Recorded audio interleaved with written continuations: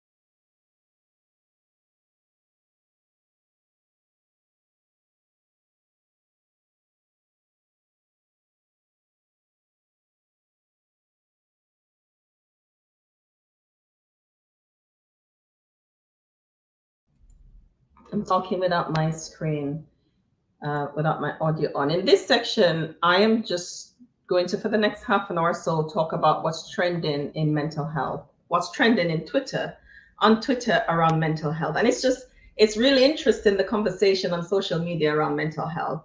And people have such different opinions about mental health. I think it's amazing to me that people will believe that there's no such thing as mental health. People don't believe that the brain can be sick, can be poorly. That you have heart health, you have other kind of illnesses, but your brain can't be poorly, and that's amazing to me that people will think that. So I'm just looking at some tweets that were trending around mental health. Um, your wealth, your mental and physical health, along with your environment, is all under continued assault right now. Most people have no idea, and that's earlier this month, and that's true. So basically, there is this thing around being careful, because there's so many things that is in our environment that is all around us. I know that there's a lot of stresses, and this evening at 9:08, I'm going to talk to Dr. Amanda about stress, because there's so many things that is stressful at the moment that our brains sometimes just don't have the capacity to manage, and we need to look after ourselves. Um, I am sure, people have opinions about types of treatment, whether or not people should take medication or not. I think that's a decision that everybody has to make for themselves. What we need to do is to make treatment options available to people so that they can make choices. What we do know also that sometimes access to care is not always equal. It's not always available. It's because also just funding and understaffed. Somebody said, I don't know who should hear this, but you should be putting a priority on your mental health. Take care of yourselves first so you can pursue your passions more fully. It's really important that we take care of our mental health. And as prioritizing our health, prioritizing your health looks like also prioritizing your mental health. It's really important. One of the ways we prioritize our mental health is to be aware of toxic people. Our environment plays a massive role.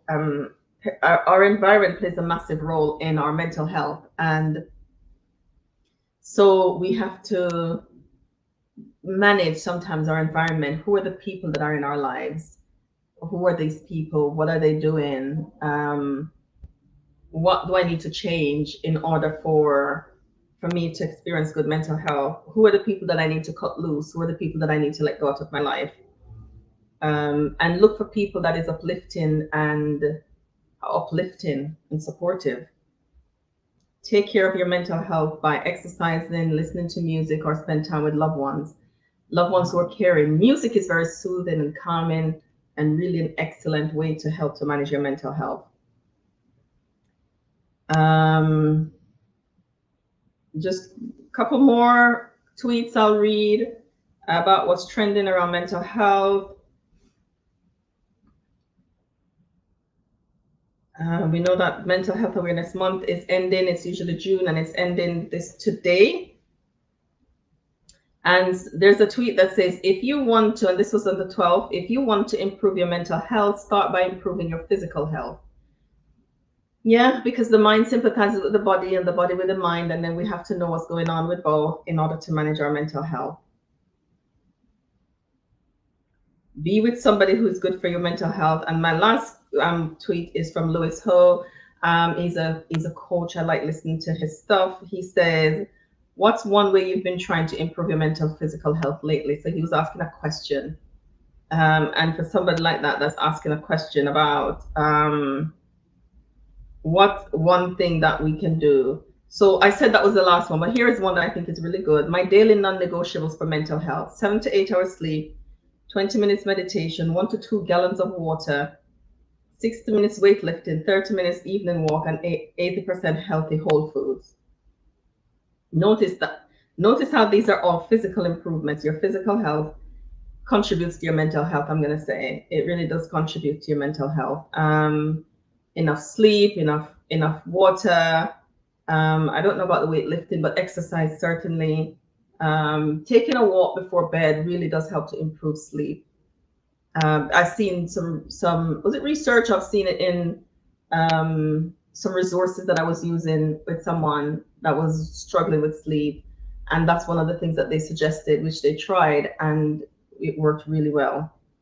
And whole foods, we know that we eat foods that improve our brain and give us good brain health. So now I'm going to just walk us through a presentation I did some time ago around the impact of trauma on our mental health. And as you know, at Wounds to Scars, we work with adult survivors of childhood trauma and women who experience abuse. So I'm going to now go to our presentation on unresolved trauma and mental health. Unresolved trauma and mental health.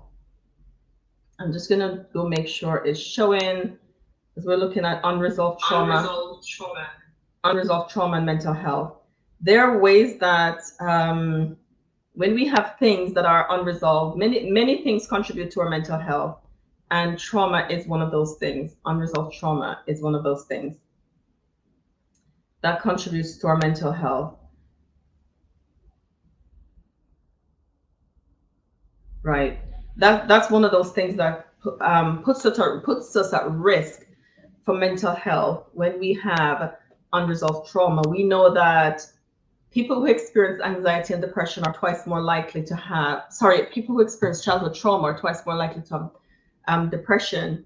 And so we want to use this time to look at what are some of those ways that unresolved trauma impacts our mental health, and why is it important that if you have experienced trauma, that you don't delay getting support, getting help. That it manifests itself in so many different ways in our lives.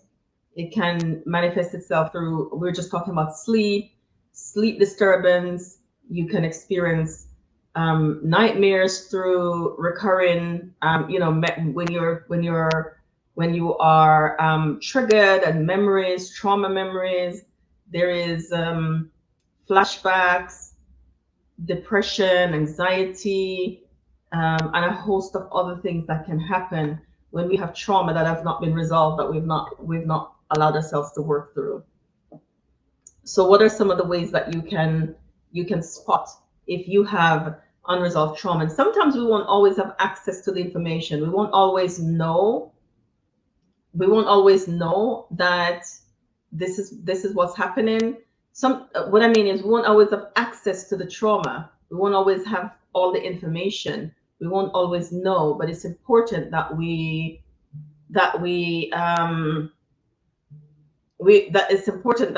acknowledge what's happening, the symptoms of what's happening. So you might have anger that you don't understand what the anger is. You might be angry, but you don't know why. And I say you don't have to know why, deal with the anger. So if you have anger that you don't understand, then it's important to deal with that. You might have flashbacks or recurring memories, and sometimes they're fragmented. They're not coming in sequence. So because it's not in sequence, and meaning it's not 1, 2, 3, 4, it might be 10, 5, 7, 1 in terms of memory and events and dates and times and experiences. You might not be able to, it might not bring memory up in a sequential order. It doesn't mean that there's not something there that needs to be processed. So what I always say to people is, you may not know all the story, but go deal with the symptoms, deal with the symptoms of what you're experiencing. So deal with that. If you have unexplained anger, irritability, frustration, deal with that. Go to therapy, get help with that. Get some coping strategies to be able to live effectively, and you're not using anger as a coping mechanism. Go and learn a healthier way of coping with your frustration, so anger is not what you're using to cope. You might not have an explanation for the anger because we don't always have access to our trauma straight away. But if you start to process where you are, then that will be helpful, right? And it's the same thing when you're having flashbacks and you're not having memories are not coming in a sequential order. You're not knowing why it's not lining up. Then it's still important to go and deal with what's happening. Then you might have trouble sleeping because sometimes of flashbacks, sometimes because of memories, you might struggle with sleeping. And sometimes this is where people tend to go to their GPs and get medication to be able to help to sleep. But I also would suggest that you think about going and talking to a counselor, a therapist about that, because there might be some underlying things that you don't have access to yet that could help you. There is anxiety, unresolved trauma, anxiety, sometimes panic attacks. And again, you might not have an explanation for it, but as long as you go to deal with the anxiety, deal with the symptom, get treatment, different types of treatment. You might be on medication and go to see a therapist. You might choose lifestyle, see a therapist. You might use group activities, exercise, whatever you do. You might also need therapy to go talk through some underlining things or what could possibly be underlining things. So what else happens? Sometimes when we have unresolved trauma, we have an inner critic. That means our thoughts or our thoughts about ourselves is so critical, really critical and judgmental thoughts that we have about ourselves that sometimes we don't know the root of. And I call them tapes that is inputted based on our experiences. Other people have given us this tape that we're using to and it's playing over and over and over again. That tape is playing those negative self-talk that we have that we didn't come from us, but we're just repeating things that other people say about us, other people told us about ourselves, and we've come to believe those things that other people have told us about ourselves.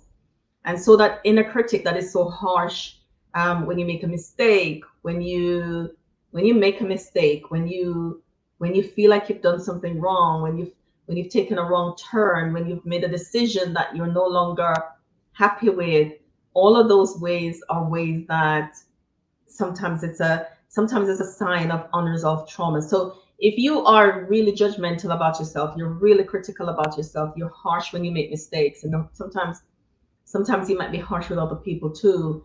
I'd like you to just investigate, stop and think, why do I do that? Who did that to me? What is the thing that happened to me that is unresolved, that I've not worked through, that I need to work through, that could perhaps stop me from being so critical and judgmental of myself? There are sometimes when there's a feeling of worthlessness, it's connected to unresolved trauma. And it varies here with the trauma. The trauma might be abandonment, it might be rejection, it might be sexual trauma, it might be living in poverty. It could just be anything. Sometimes this feeling of worthlessness is also connected to negative words that were said to you, negative words that were spoken over you. And they send a message of you're not good enough, you're not worthy, you're not worth anything. And when that happens, it leaves a mark. It tells us things about ourselves. And so even though we might experience and hear these in childhood, we grew up believing these things about ourselves. And so it's important to understand, to when you're critical about yourself, to understand, why do I think this thing about myself? Because sometimes there are people that might reflect completely different things to you, but you don't agree with it. People might say you're so good at that, but you brush it aside and you struggle to accept a compliment. And that is sometimes the unresolved, something unresolved is there. Why am I struggling to accept a compliment? Why am I brushing it aside? Why am I putting it away? So that's a feeling of worthlessness, a feeling of not being good enough. This constant, it's almost like it accompanies you. I don't feel worthy. I don't feel good enough. I don't feel like I am. when things, when people say to you, you're not going to amount to anything. You are not going to amount to anything, because people won't tell you when you're growing up you're not good enough. They won't use that language, but the behavior says it. The the attitude says it, and sometimes other words that they'll use will say it. Like, you're not going to amount to anything. It's the same thing as you're not good enough. I remember when I was in high school, I didn't like art, couldn't do it, still can't draw. But I remember we had a teacher, form teacher. I think she came when we were in third form, fourth form, but I think she was with us the last either year or 2 years before we finished high school. And I remember her telling my friends and I that we weren't going to graduate, because to graduate from the high school that I went to, you have to have a certain, you have to do certain amount of subjects, and you have to have a certain average too, because graduation was by invitation. So you have to be invited to graduation. And I remember her telling us that we wouldn't graduate. That means for us, because when people say certain things to you, you fill the gaps. And as humans, we often fill the gaps with negative messages. That's what we fill the gaps with. So of course, being 16, you fill the gaps with a negative story, because why else would your teacher tell you that you're not going to graduate? You knowing what graduation is all about, and it's by invitation. And because you were trying to hide away from art class, that I didn't feel I needed art to do anything in my life. I still couldn't do the thing. I don't know why we were doing it. But she said, you're not going to graduate. And she didn't say it with a kind face. It was a you are not good enough message that it was sending. So when we get those messages early in life, we form a story around that message that equals, I'm not good enough, you're not worthy. Low self-esteem accompanies it. There's a lot of shame that accompanies those kind of messages. And so sometimes they might seem insignificant, but it's really important to take time to process. And what by processing, I mean having the space to talk through it. So I talk about that story quite a lot. Funny, all three of us that she says wasn't going to graduate. Of course we did, because we knew that we were good at the subjects that we were good at. And we knew that we weren't at school messing about. We wanted to work. And so when we got to graduation, we made a point of going to her to say hello, because we wanted her to know that, yes, here we are. And we are all doing very well. But so that's the importance of, when we're younger, of people who have authority over us, the things that they say to us that might seem really simple, but it has an impact. And so you might find that you have low self-esteem, and that's not something that anybody wants to acknowledge about themselves. But you might find that you have low self-esteem because you struggle with self-belief. You don't believe that you're good enough. You don't believe that you can get the promotion. You don't believe that you can get the job. You don't believe that you can have the husband or the wife, that man. You don't believe that you can study this for this program. You don't believe that you can live certain way or you don't believe so many things about yourself because of those messages that you got early. And so when those things are unresolved and we don't take our time to process, those things, it really does leave an impact. It really has an impact, right? So it's important that I was looking at some of the causes of unresolved, unprocessed trauma in our mental health. And then there's shame. Ooh, shame. I read that shame is at the root of most negative emotions. Shame, then you have low self-esteem, then you have sometimes perfectionism, sometimes irritation and anger. And there's so many things that shame is the root of. And there's so many things that invite shame in our lives. Here's the thing, when we have shame, right? We all have stories, experiences that are unresolved that create shame in our life. And what I found out recently is that the people that are in our life have different stories around those stories. So my children are in doing exams, and I took my son to exam recently, and my mom called me. And while I was talking to her, I was saying to her, he's doing exams, and this is the exam he's doing today. Please pray for him. And she was sharing with him, as a way of encouragement, my shame story. Now, for her, it's not a shame story. She didn't see anything wrong with that. But my story is, I didn't pass my exams when I was 10, 11, 12, 13. I didn't pass until I was 14. So I was failing all those years. And the very first time I took it and didn't pass, there's a lot of shame. That's my first experience. It wasn't my first experience of shame, but my memory, that's the one that stands out a lot for me. And that's the one that I use when I'm doing shame in my retreats and conferences, when I'm helping people to work through shame, when I'm unpacking shame stories. And so that's one I had to heal from because I didn't pass and there was a lot of silence in my home. My mother never, to my knowledge, and I'm saying to my knowledge because there's sometimes things that we don't remember that happen. But for the 11-year-old, she can't remember anybody saying anything encouraging to her when she failed the exams.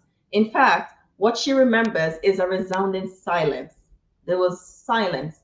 Silence from my father that was with me, silence from my mother when I went home, silence from my teachers when I went to school. Everybody thought I would pass and I didn't, and there was silence.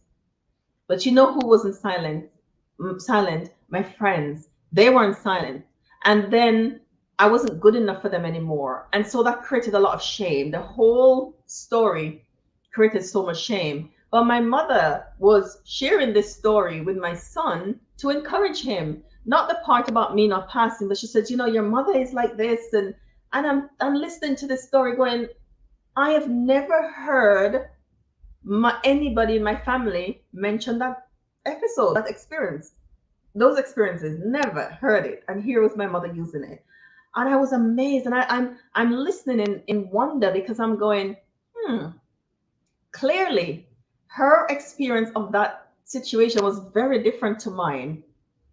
She didn't think it was a negative experience, but I did, and their silence reinforced that negative view to me.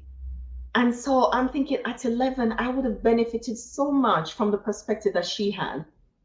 But she didn't share her perspective with me. So it stayed with me for many years as this big cloud that was influencing my life until I went to therapy and process it and heal from it and can draw meaning from it and use the experience. But I could have benefited so much from my mother's view of what happened to me. But she never shared her view with me. She didn't. Share things with your children. She never shared her view with me. So shame is one that also impacts our mental health. And wherever there's shame, there's some unresolved stuff, right? Wherever there's shame, there's some unresolved stuff. So it's important for us to understand what the story is around the shame, get help to process it so we can release it so it's not impacting our mental health, our well-being, right? Sometimes the unresolved trauma is lots of depression and anxiety, of course, and sometimes chronic pain. There are many people who are struggling with chronic physical pain as a result of unresolved trauma, but that's a whole different presentation where I do the connection between the mind and the body. Because sometimes we like to put unresolved trauma in the category of thinking, thoughts, the brain, psychology only, and we don't understand how it affects us physiologically and some of the things that we need to do. One of the unresolved things I want to talk about is just how things get passed on from one generation to the next, and how important it is that we understand what's coming down the generation above us. So I'm going to just share a little bit about adverse childhood experiences, sometimes around what we inherit from our parents and what does unresolved trauma look like in adult life. If you are struggling with sometimes, and not just you, but this is the end of Mental Health Awareness Month, I wanted to share how the things that impacts our mental health, and I'm here streaming all day except with short breaks in between around what that's like. So the symptoms, some of the ways that unresolved trauma shows up is addictive behaviors. I worked in addictions for many years, and I very rarely met anybody that was either using alcohol or whatever kind of substance they were using, and they did it because they liked it. Most of the people that I worked with were self-medicating, and they were medicating mental health or unresolved pain that they could not cope with, and they were using substances as a means to cope. So wherever you see addictive behaviors in any form, whatever that is, that looks like, sometimes there is the story before that is unresolved trauma. Sometimes an inability to deal with and manage conflict, communication, not having good communication tools and skills, not being able to relate to people, not being able to connect and attach. And the presentation I'm doing after this one will go in more into abandonment and attachment, and how that contributes to our mental health and our well-being. So also depression and anxiety once again.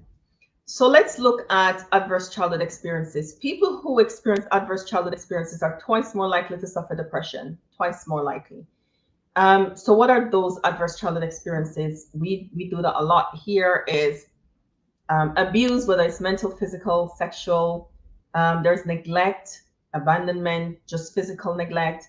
There is growing up in poverty is traumatic. Growing up with a parent with mental health. There is living in a home where there's domestic abuse. Living in a home where there is mental health, parental separation or divorce, or a family member or parent that went to prison. So those are some of the traumas that we experience in childhood that needs to be processed, because if it stays there, then it really does make us vulnerable to other mental health conditions.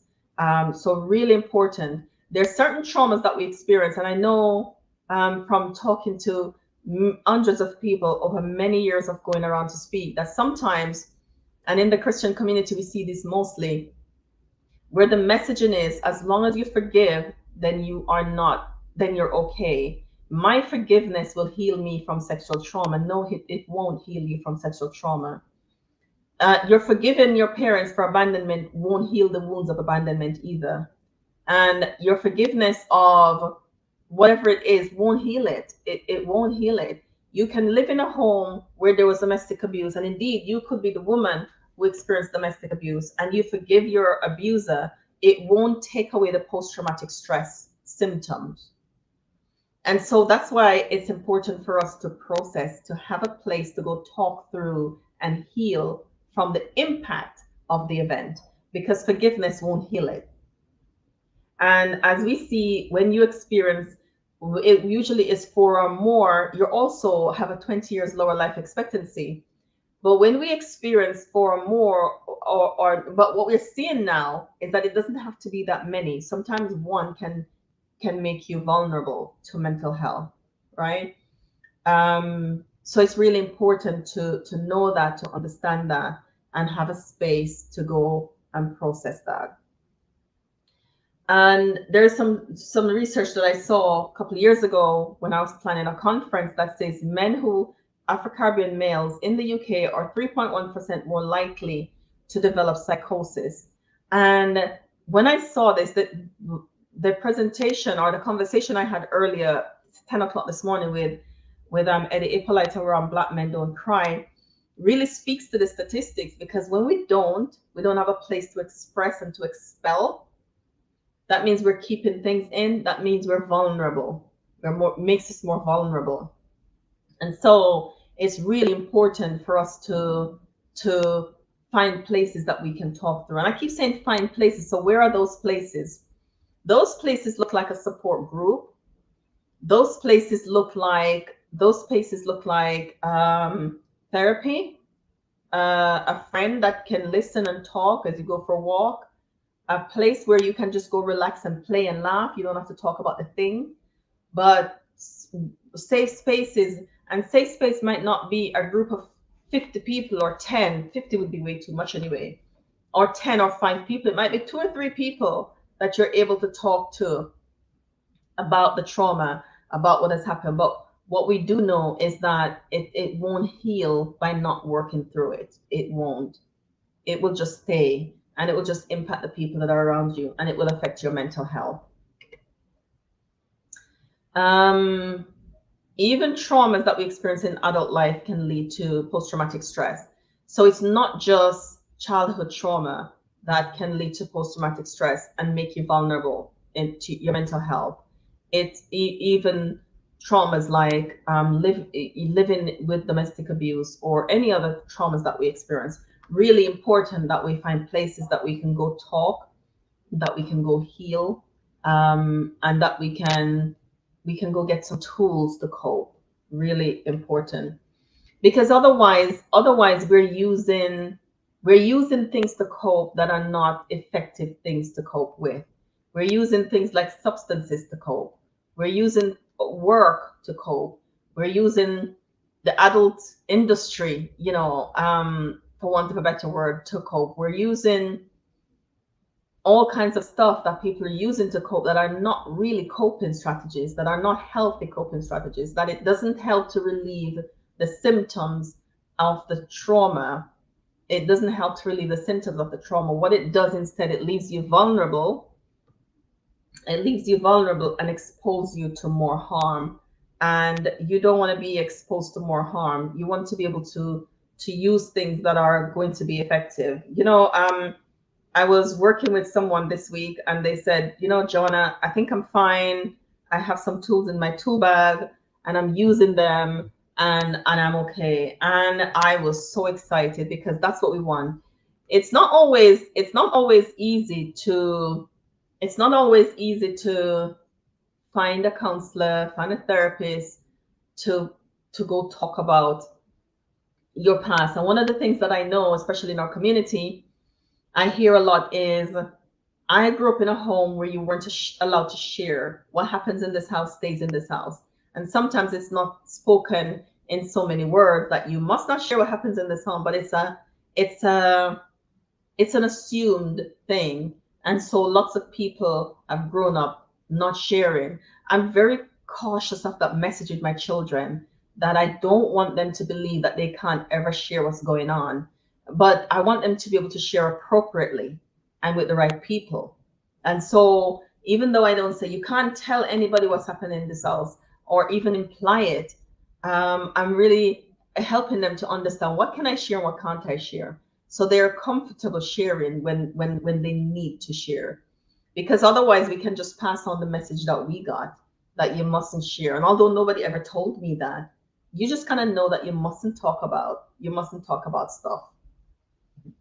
But then we come to adult and we're struggling with nightmares and we don't know why. We're struggling with our mental health is really teetering on the edge, or we're struggling with other signs and we don't know why. We're struggling with, we have unstable moods.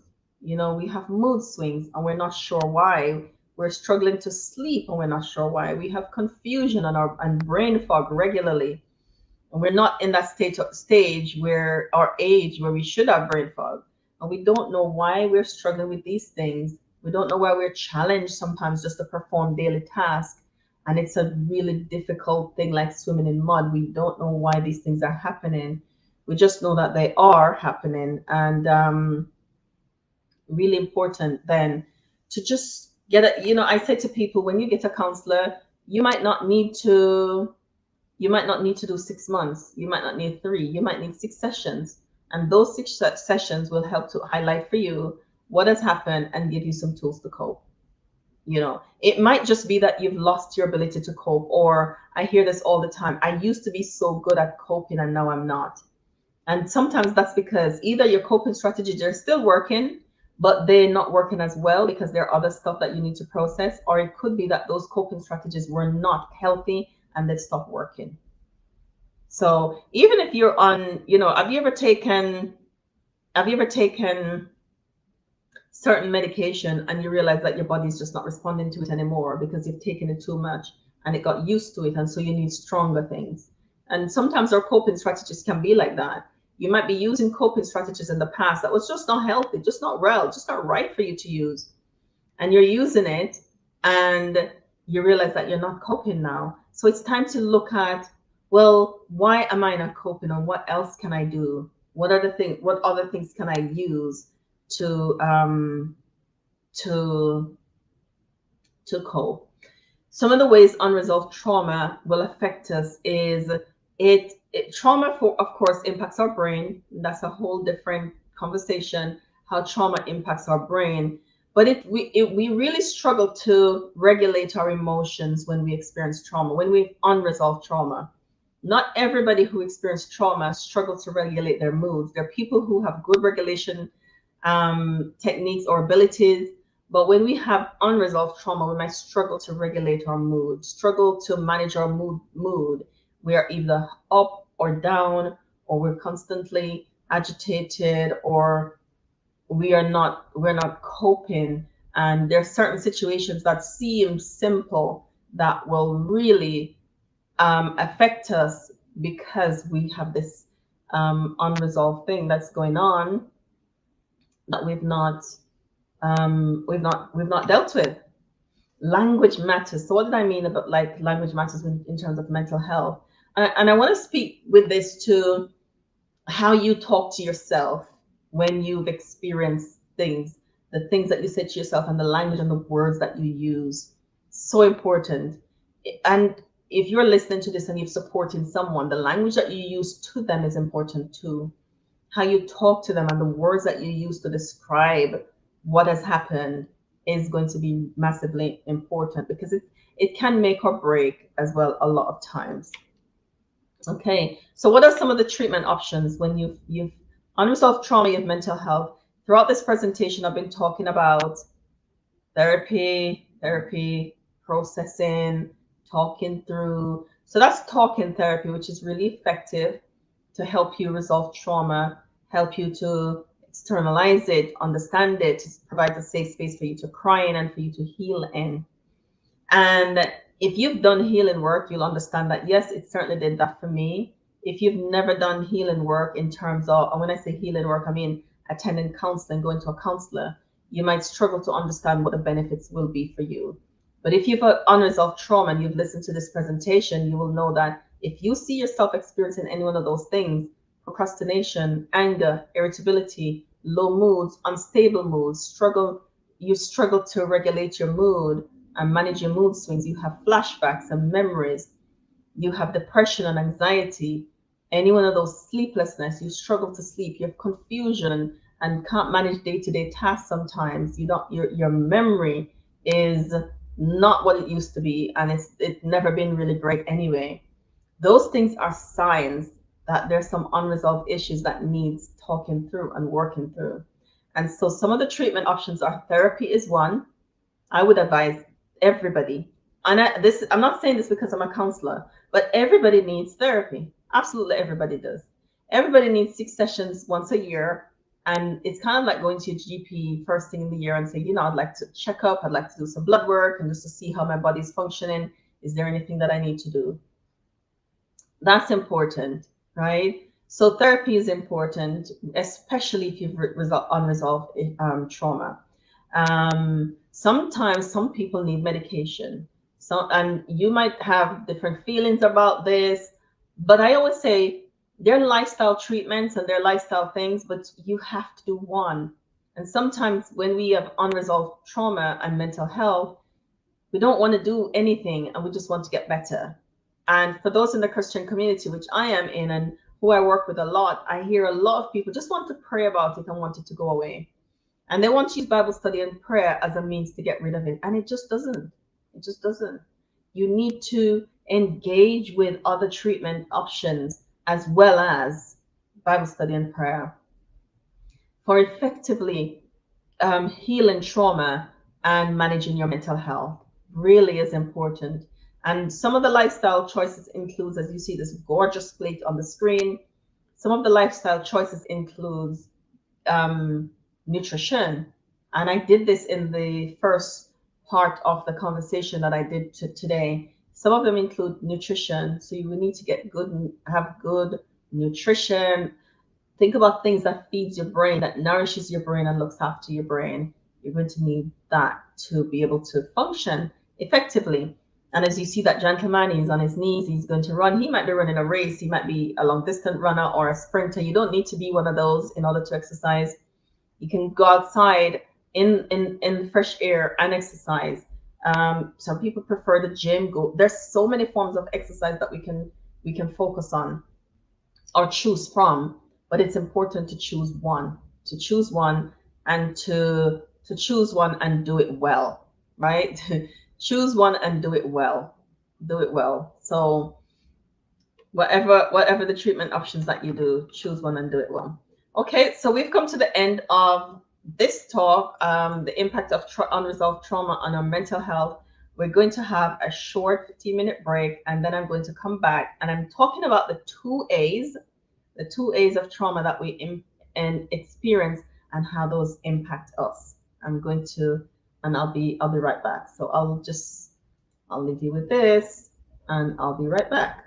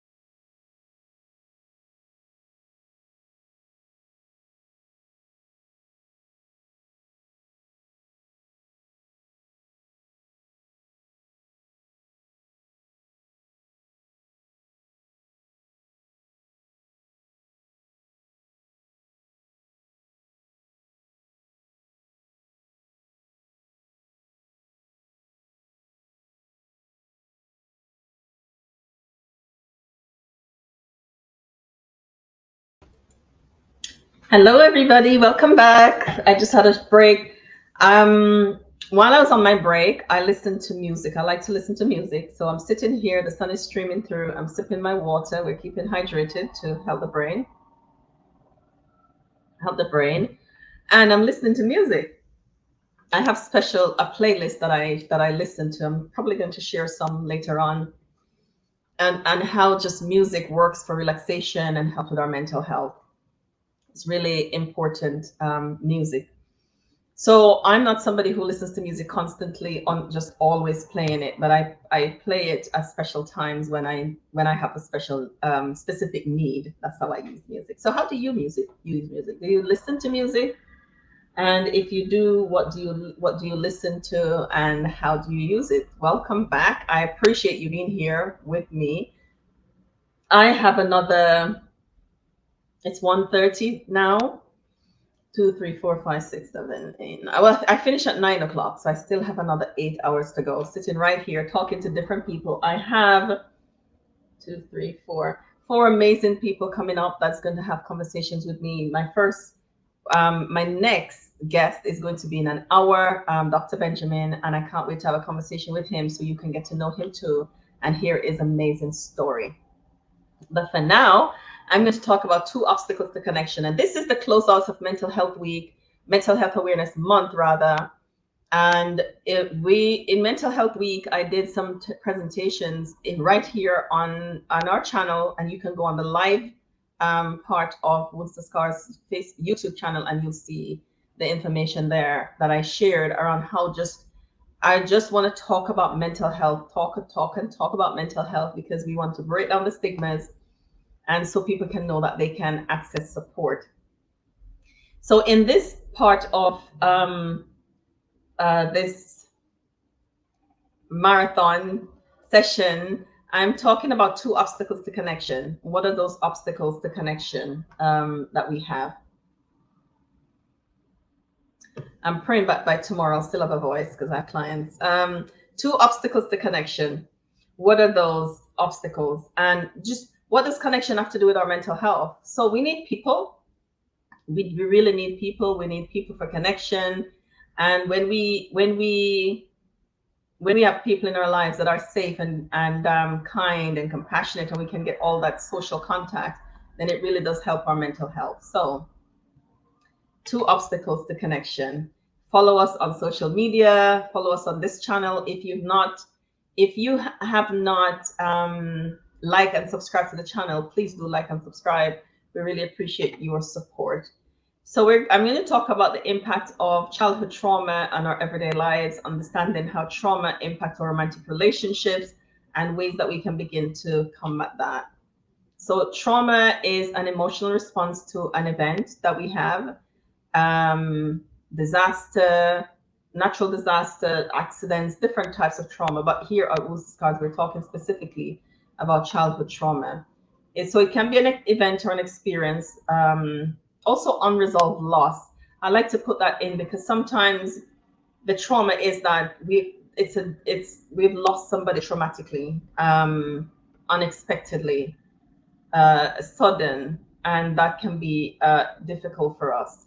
So there are types of trauma such as sexual trauma, domestic abuse, abandonment, rejection, insecure attachment, living with a drug-using parent, parental mental health, parental separation or divorce. And we know that trauma makes a lasting impact on the brain. It does affect events that have an emotional connection, stores in our brain, in our hippocampus, amygdala, the limbic system of the brain, and that's impacting. Because we have a subconscious mind and we have a conscious mind, and most of the events that we have is in our unconscious mind. In our conscious mind, we stay sober, we stay vigilant. That's where we make good decisions. That's where you're listening to me right now with. And so we want to know what are the things that are beneath the surface that we need to pay attention to. So in this time, there's two significant events that I'd like to talk about that is impacting to our mental health, to our social connections, and it's abandonment and attachment, the two A's.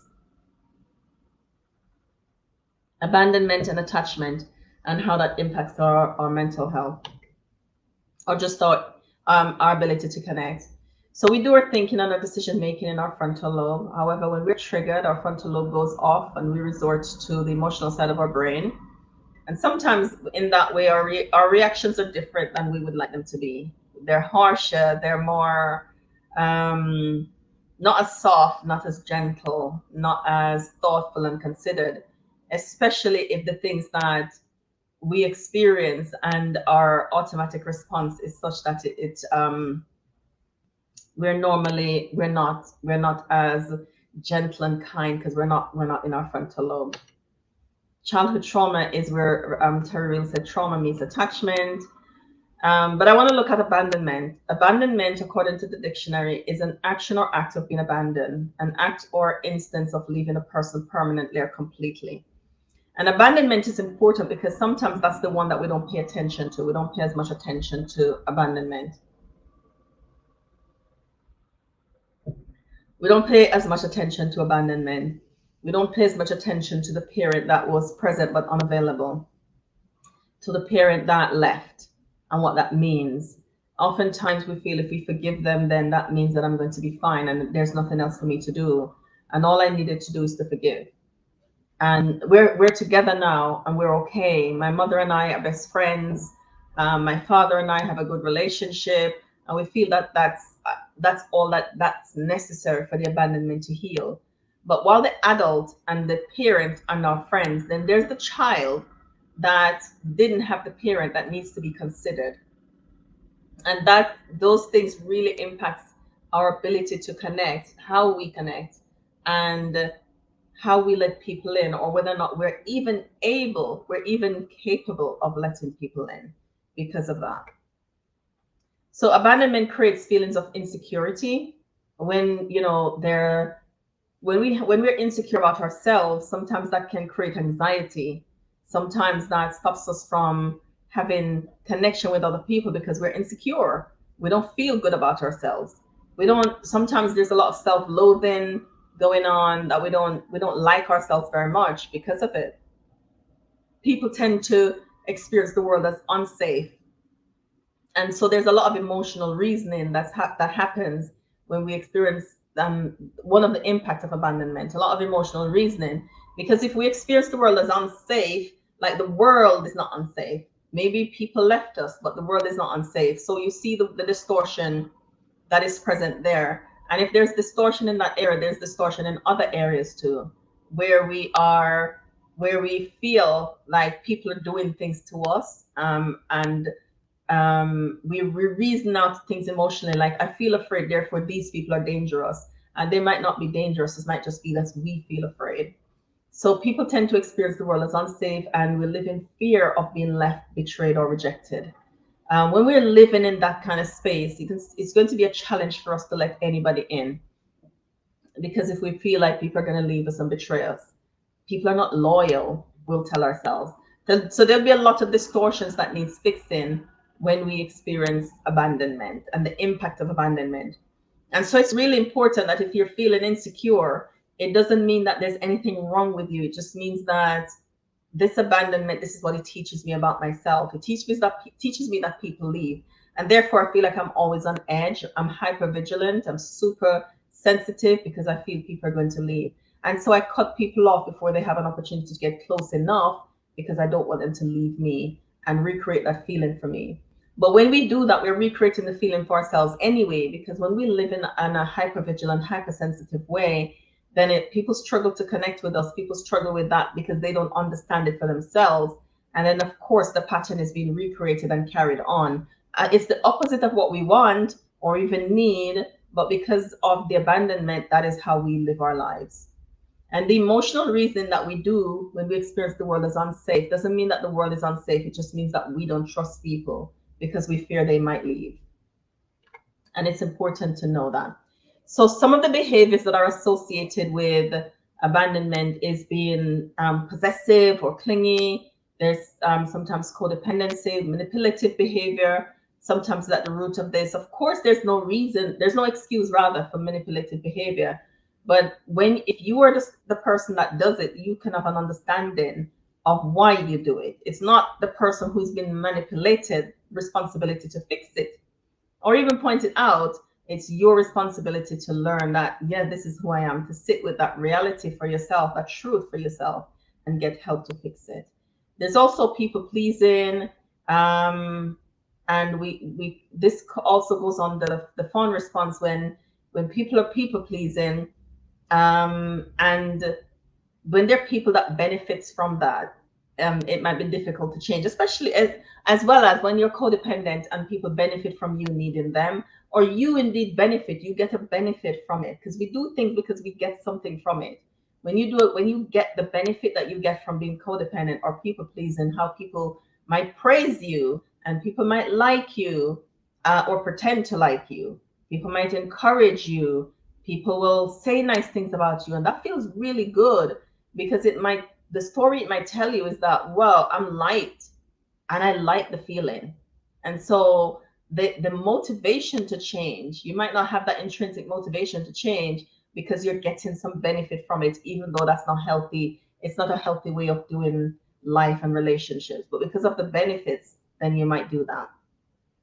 Another behavior of abandonment is with people withdraw or shut down, or you might exhibit jealousy in relationships because of trust issues. Um, because if I feel that people are going to leave me and people are not loyal, because people always leave, because we have that distorted view that people always leave. And if we feel like people always leave, we're going to sometimes try to orchestrate events that either they will go to fulfill the prophecy for us that people always leave, or or we will or we will we will leave first, or we will leave first, right? So that's some of the ways that abandonment will play itself out in relationships and impact our ability to connect and our ability to have strong attachment and connection in our relationship. I just want to go back and talk about some of the reasons why people leave. Where in the ethnic minority community in the UK, we know that immigration plays a massive role in people leaving. It recreates itself in emotional abandonment. It recreates itself in so many social issues that we have in our community. It manifests itself in the motherless home, the fatherless home. It manifests itself in the rate of people in prison and the mental health statistics. It has massive implications. And that's why it's really important to talk about it and to have a conversation about abandonment and some of the ways that it can recreate itself in our lives, because sometimes we don't know that this is what it is. Abandonment also carries on from one generation to the next. I was having a conversation with a friend recently talking about preachers that we know that go abroad and speak and leave their families. And sometimes now, some of the things that we're seeing and hearing, and we wonder if sometimes being left is as a result of. I know when my husband was traveling to go do missionary work, the impact that it had on my boys. They weren't rude, but their behavior changed immediately sometimes. It's almost like they couldn't manage, and they were younger, they couldn't manage him going. And what I noticed was that he was just recreating a pattern from his grandfather, his father, and him. And even though he was leaving for a different reason, he was still leaving and it was still having an impact. And so the way this kind of trauma will recreate itself in our along the generations is astounding. And if we don't allow ourselves to know, then we will just carry on blindly doing what everybody else did and getting the results that everybody else got. So it's really important to know your abandonment story. I see this also having massive impacts in families where the parent came to the UK, leave some children in the Caribbean or Africa, and then they join later. And the disconnection in the families, because the children that were born here versus the children that were born in the other countries and come to join sometimes never get to feel a part of the family. And there's always this rift sometimes because people don't understand why there is a broken connection. They don't understand that everybody's feeling is valid, that that it's not hatred sometimes so much as hurt that is happening in this conversation in the family, like I'm hurt and nobody's acknowledging my pain, and you who were born here are hurt too, because you're hurt on behalf of, and everybody's hurt. And because we don't know the root of the hurt, the conversations can't be had, and sometimes families break that don't need to break.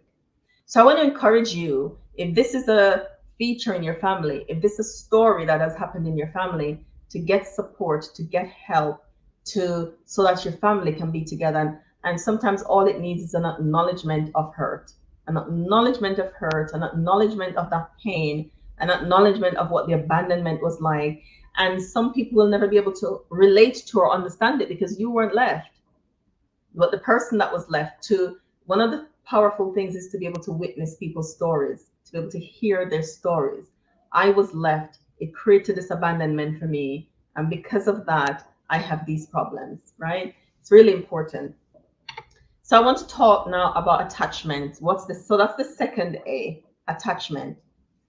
And attachment is a word that's used by psychologists to describe the relationship between children and their primary caregivers. So if we experience abandonment, it's very likely that we will not be able to have secure attachment, or because we didn't have secure attachment pattern ourselves. We would have to be aware of it and to work really hard at changing the pattern. So we experience abandonment, secure attachment is a given. So let's put this in the context of, I was talking about the people who travel and speak and don't take their families with them. You have broken attachment with throughout those children's lives. And when you have broken attachment, you have the problems that comes with broken attachment. Some of the problems that come with broken attachment are some behavioral problems. There might be depression, there might be anxiety, might be insecurities, low self-worth. Some of the things that we talked about earlier that comes with abandonment, because that's what the child is experiencing. You've left, and it doesn't matter if you leave to do if you left to do something amazing. All that matters is that you left, and for that child, you weren't there, and you have broken attachment. And so when you come back as the parent with the authority, with all of the things, and all they're doing is you were there, and so now they have to learn how to live with you again. And then when you leave, they have to learn how to live without you again. If you're gone for a week, 2 weeks, sometimes I know people have gone for months, they have to learn to live without you again. And so when you return, so there's this insecurity, there's this inconsistency that is happening that creates confusion. And if that creates something, creates a lot of confusion for the child. So this broken attachment when you're leaving and coming back and going and coming is broken attachment, right? So there's attachment, and it's a word used by psychologists to talk about the relationship between children and their primary caregivers. So there's secure attachment. I'm going to go through all four. Insecure, one person sometimes might be a combination of different types of attachment. So insecure attachment, there's an easy flowing relationships. You're okay with connection or aloneness. You experience parents then as being available and comfortable with communication, connection. And so you develop this safety in relationships. You feeling safe, you're loved, you feel loved, you know it, you're comfortable in relationships because that's what you experience with your caregivers. And then there is avoidant attachment. Avoidant attachment, as a child, no one was present as a parent or caregiver, and as a result, you fell back into yourself due to neglect, because there was nothing to attach to. So an avoidant person learn how to care for themselves, learn how to care for their own needs. They have developed a way of managing emotions. That means I don't need people, because you can't trust that people are going to be there and available when you need them. And so you learn how to care for yourself. In relationships, it might look like this as adults, like you're in a bubble. And oftentimes, because that's where you're safe, that's your place of safety, your bubble. And when you're in that place of safety, that's where you go look after yourself. When you're sad, you go there. When you're mad, you go there. When you're glad, you go there, right? You go there for all the emotions, because it's not safe to show anybody Its vulnerability will be very difficult because relationally people were present to hear your stories.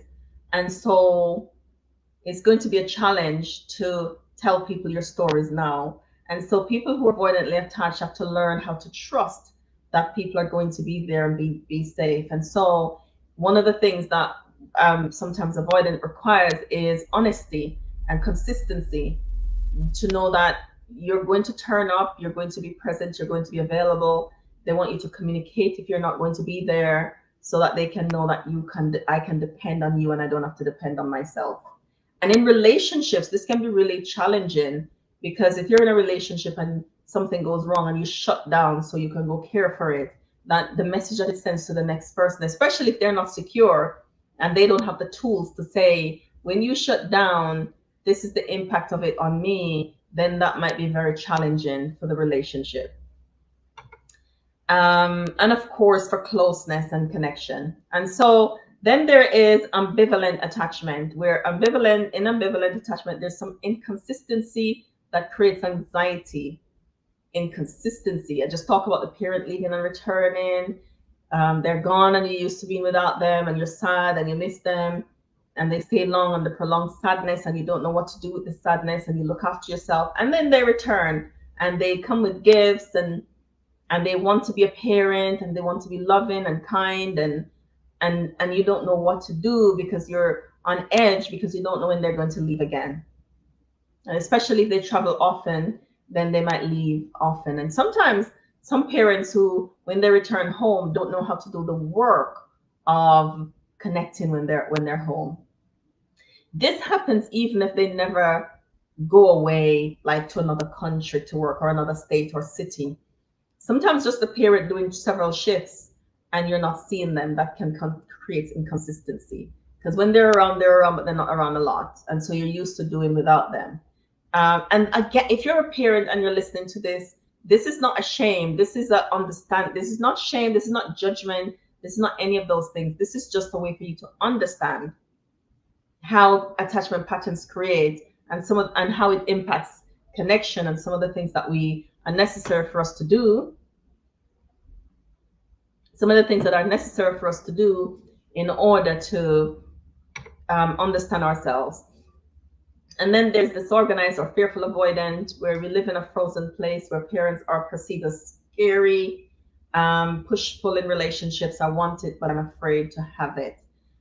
Sometimes a complete shutdown of emotions and inaccessible, where the others might come out every now and again, where the avoidant depend on themselves, the anxious depend on somebody else to meet their needs. The fearful avoidant is not really sure. Can I depend on me? Can I depend on them?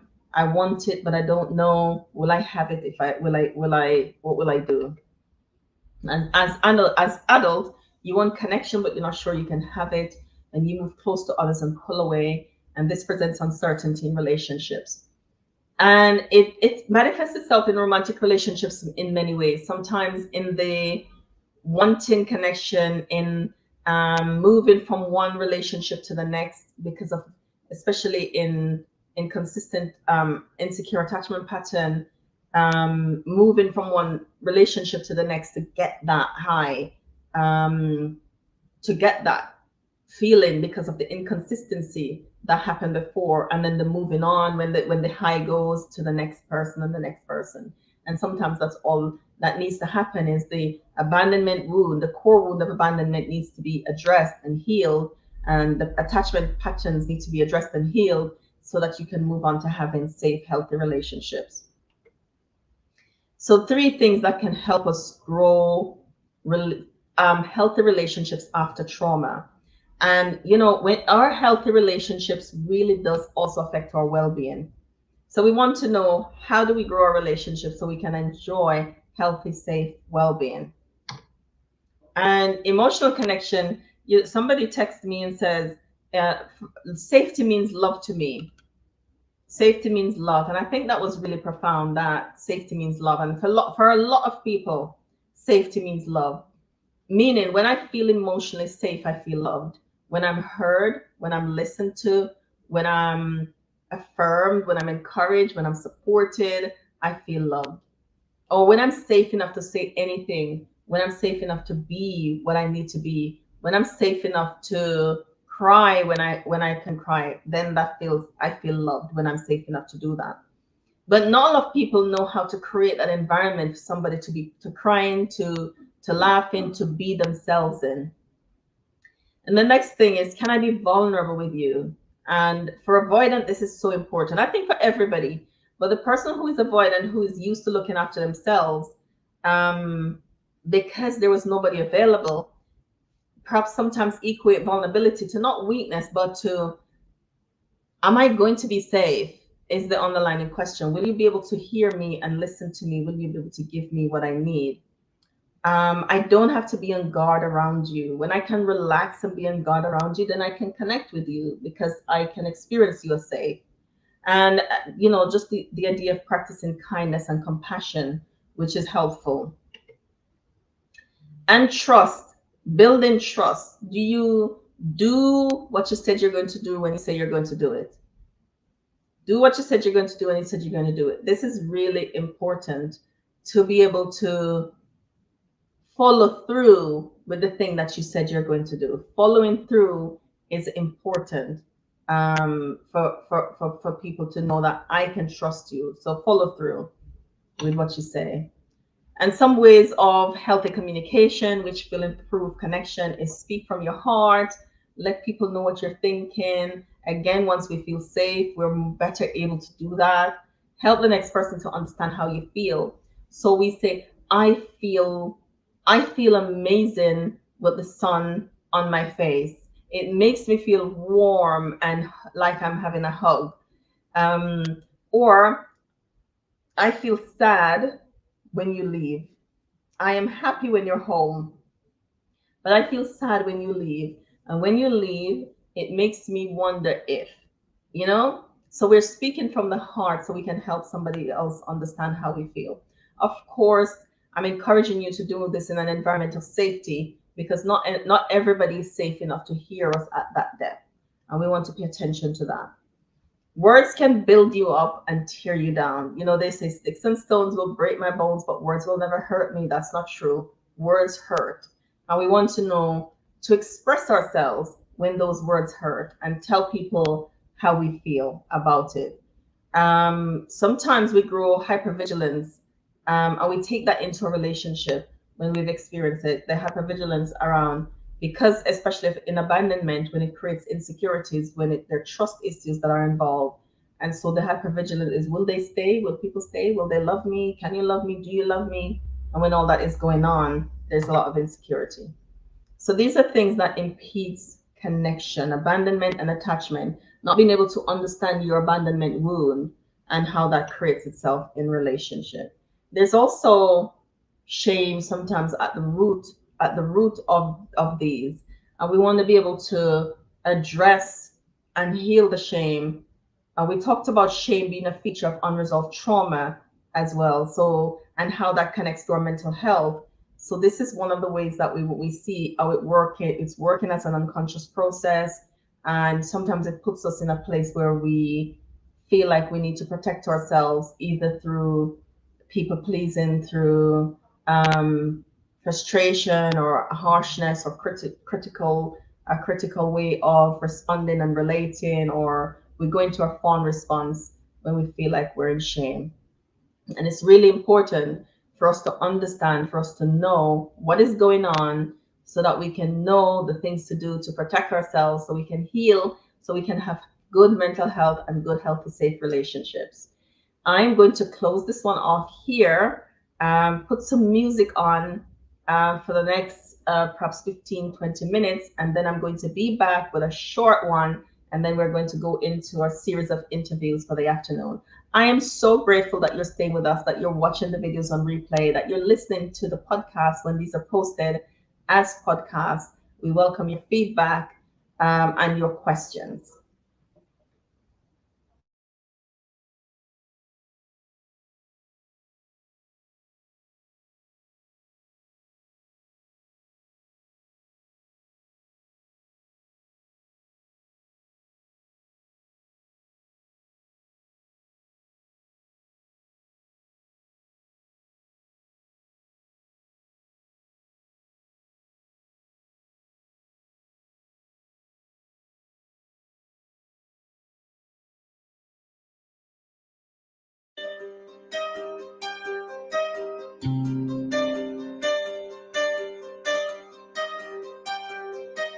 I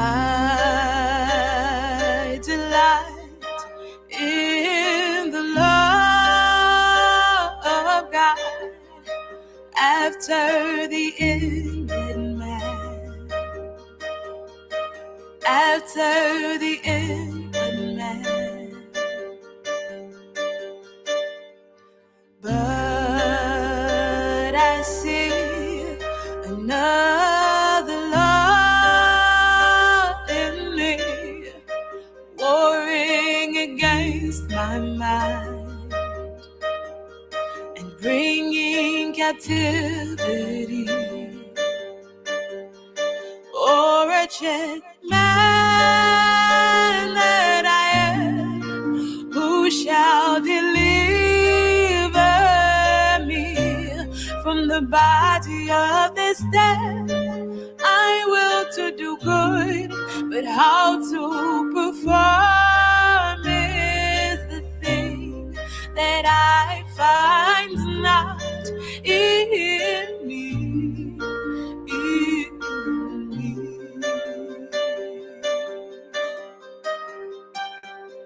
In me. There is therefore now no condemnation for those who are in Christ, walking not after the flesh, but the love, the spirit of life in Christ Jesus has made me free from the law of sin and death. Although in my weakness there is no hope, there is a hope in Christ Jesus, for he overcame and justifies unto sanctification.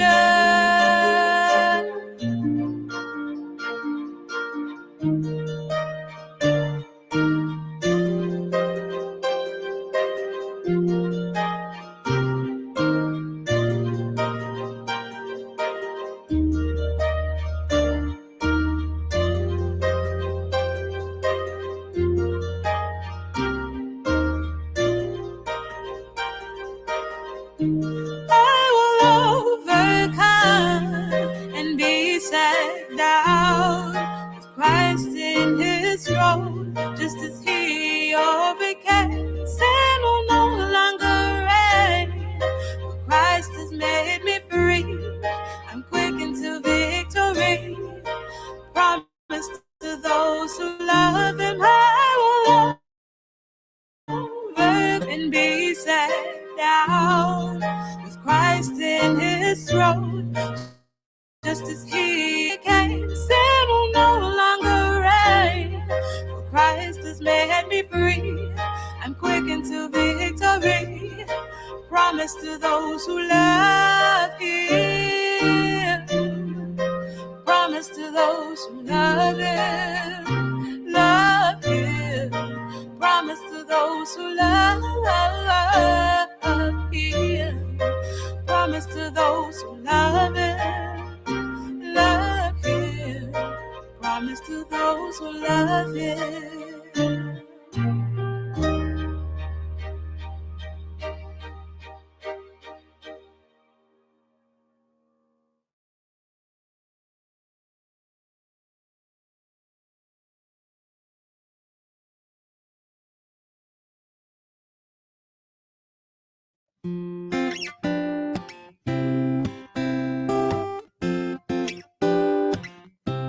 The law of the Lord is perfect, converting the soul. The testimony of the Lord is sure, making wise the simple. More to be desired are they than gold, yea, than much fine gold. gold, much fine gold, sweeter also than the honey and the honeycomb. The statutes of the Lord are right, rejoicing the heart.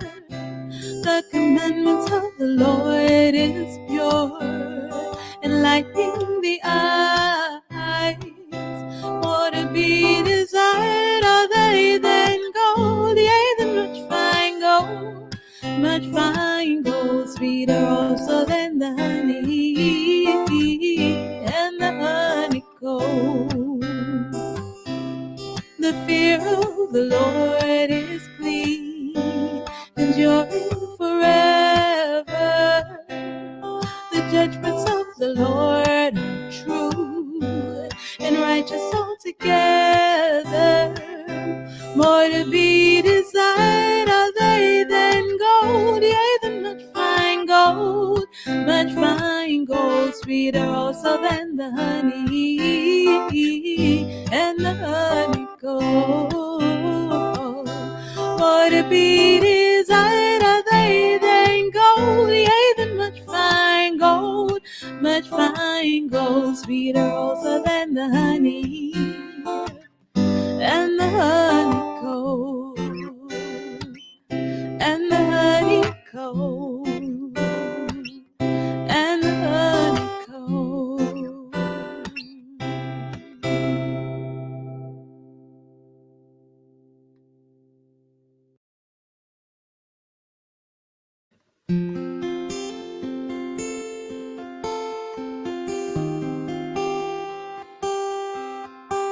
Persuaded, yeah.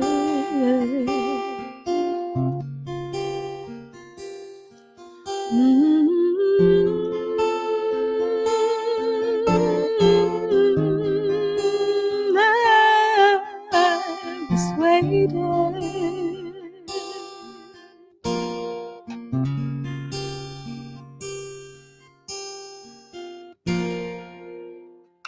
I am persuaded. Nothing can separate us from the love of God, for He has promised, and He always keeps His word. Yeah, yeah. Who can separate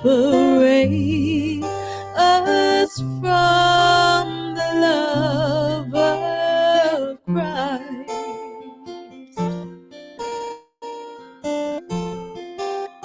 Shall tribulation or distress or persecution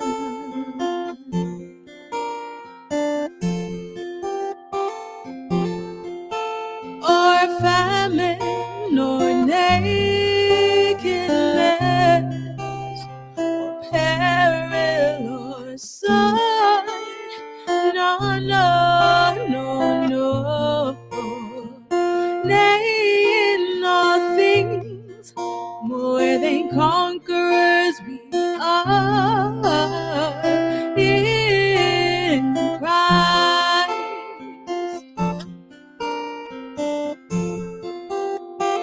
I am persuaded that nothing can separate us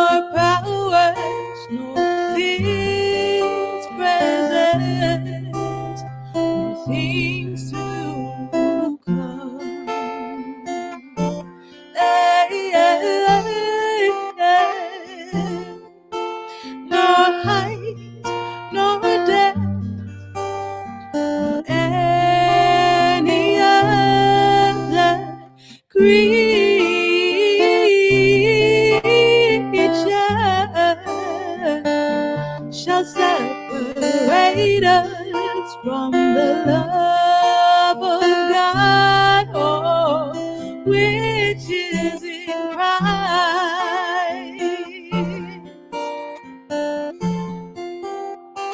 I am persuaded nothing can separate us from the love of God, for He has promised, yeah, and He always keeps His word. His word, oh, His word, His word, His word.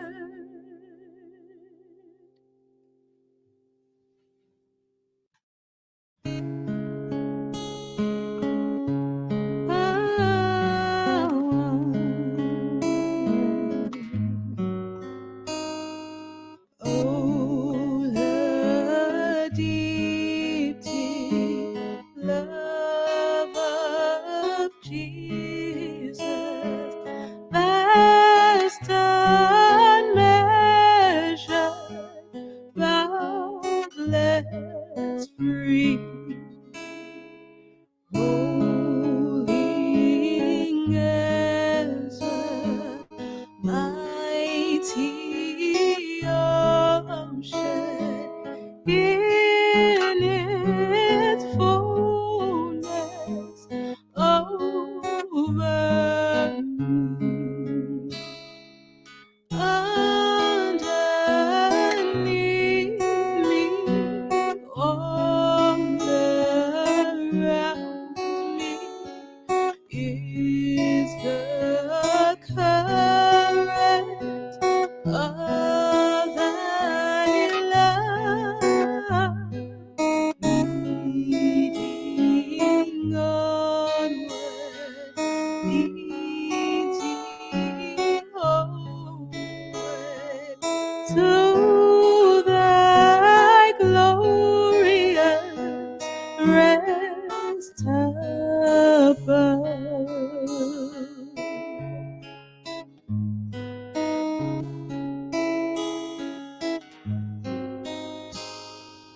Oh, the deep, deep love of Jesus, spread His praise from shore to shore. How He loveth, ever loveth, changes never, nevermore. How He watches o'er His loved ones, died to call them all His own. How for them He interceded, watches over them from the throne.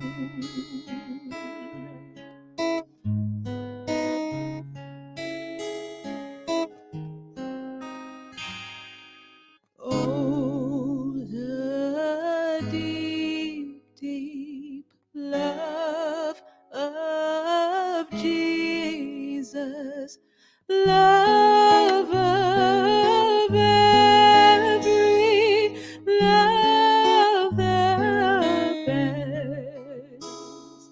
'Tis an ocean vast of blessing, 'tis a haven sweet of rest. Oh, the deep, deep love of Jesus, 'tis a heavens to me, and it lifts me up to glory. For it lifts me up to thee. Oh, the deep, deep love of Jesus, 'tis a heavens to me.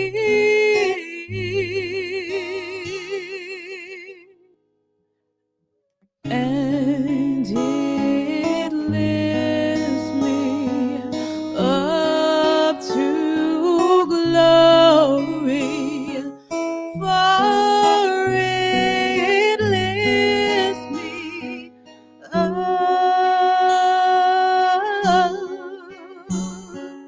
to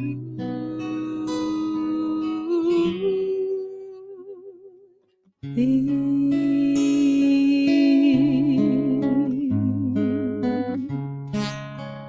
Oh, the love of Jesus.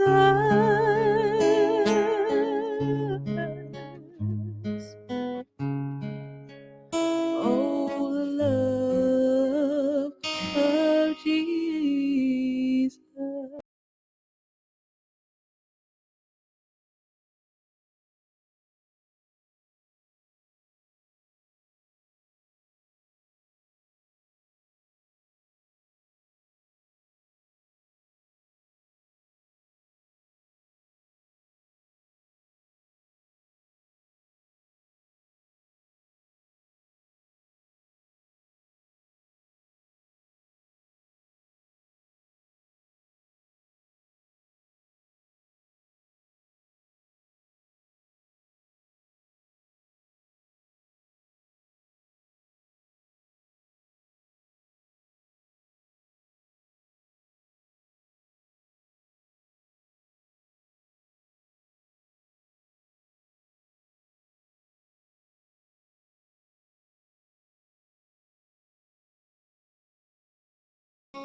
The Lord is my shepherd, I shall not want.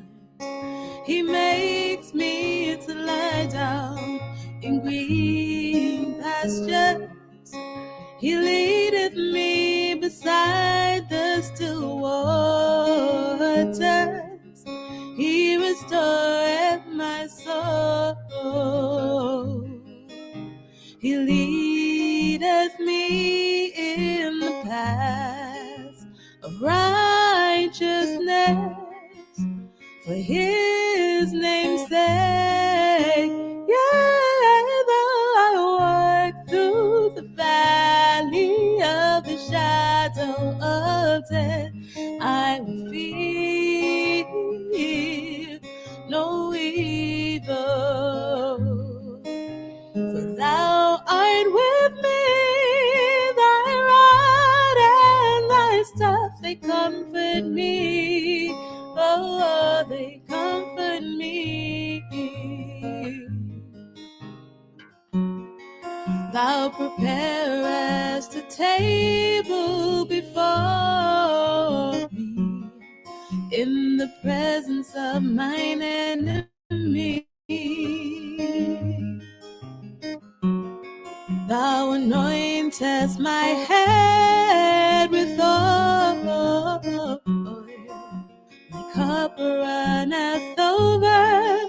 Oh, surely goodness and mercy shall follow me all the days of my life, and I will dwell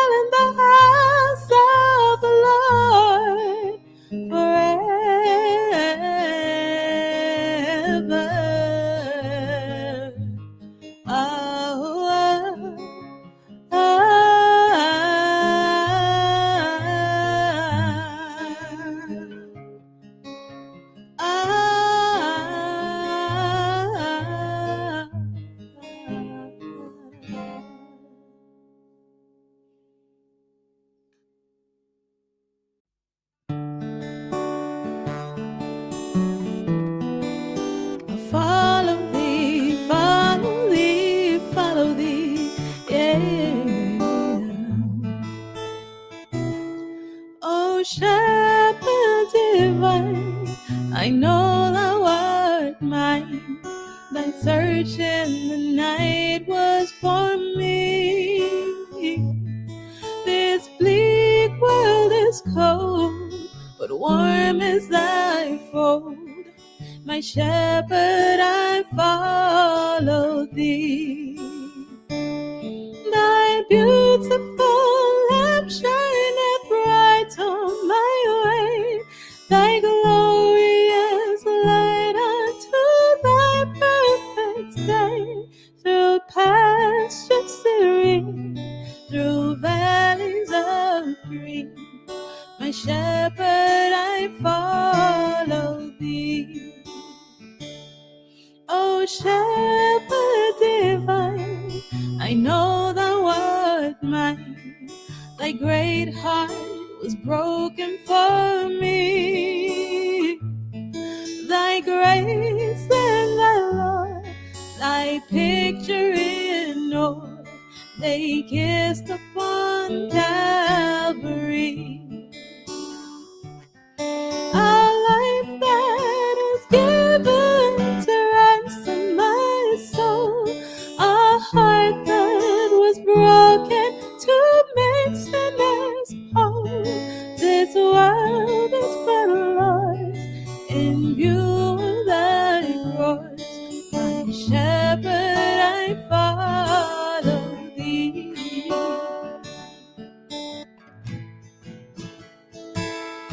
Oh, shepherd divine, I know thou art mine. I hear thee say, follow thou me. Thy message today illumines my way, the spirit of prophecy. I thrill at thy marvelous love to thy shame, the way thou dost lead to the still waters deep.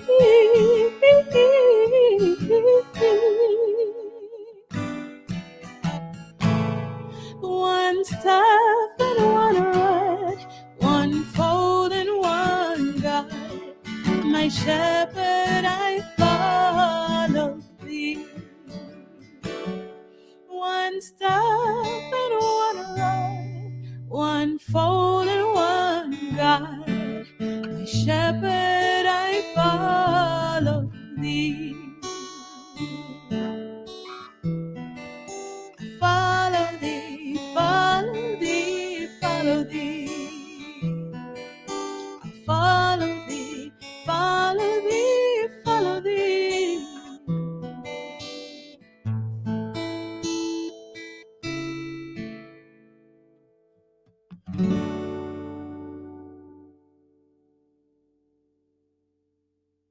I will follow thee, my Savior, wheresoe'er my lot may be.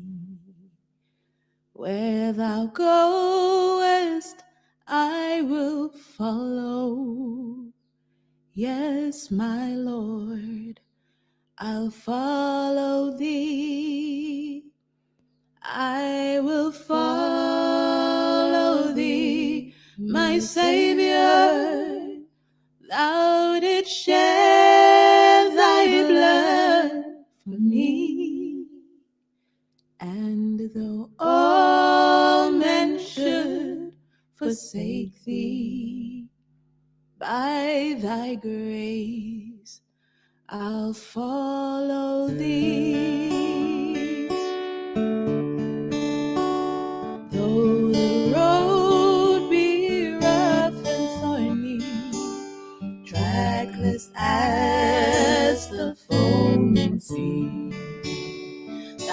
has trod his way before me, and I gladly follow thee.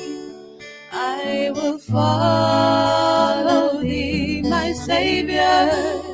Thou didst shed thy blood for me, and though all men should forsake thee, by thy grace I'll follow thee.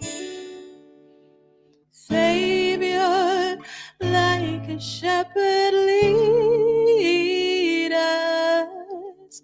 Much we need thy tenderest care. In thy pleasant pastures feed us. For our use thy folds prepare. Blessed Jesus, blessed Jesus, thou hast bought us thine we are. Blessed Jesus, blessed Jesus, thou hast bought us thine we are.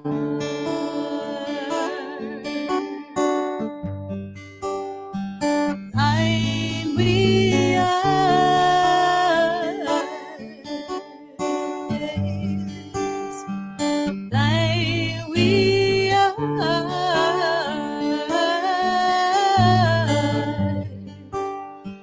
Thine we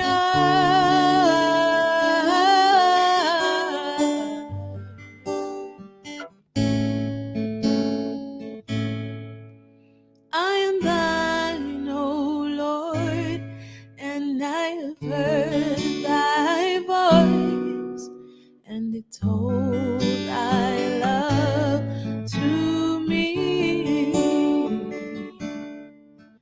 But I long to rise in the arms of faith and be closer drawn to thee. Draw me nearer, nearer, blessed Lord, to the cross where thou hast died. Draw me nearer, nearer, blessed Lord, to thy precious bleeding side.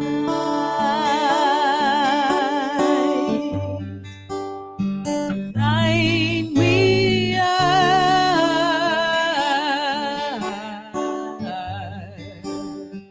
Thine we are.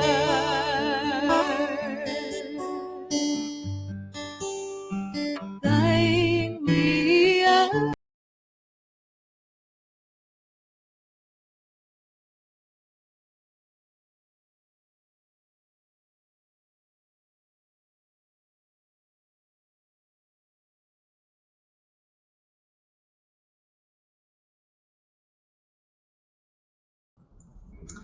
I hope you enjoyed that half an hour of music. That Karen is an extremely talented young woman, musician, singer, and I absolutely love how she sings. And I decided to just share that with you while we transition into the next part of this live streaming day.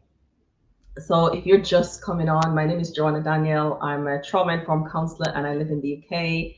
I've been streaming live here on this platform since 9 a.m. this morning, and I sound like my voice is going because I'm not used to talking all day. Even when I go and present, I will do a presentation in the morning and one in the afternoon, or one in the morning, midday, afternoon, never for hours at a time. So pray for me and my voice, because I'm committed to doing this live stream today to close out Mental Health Awareness Month. to give just tools and strategies to cope with mental health.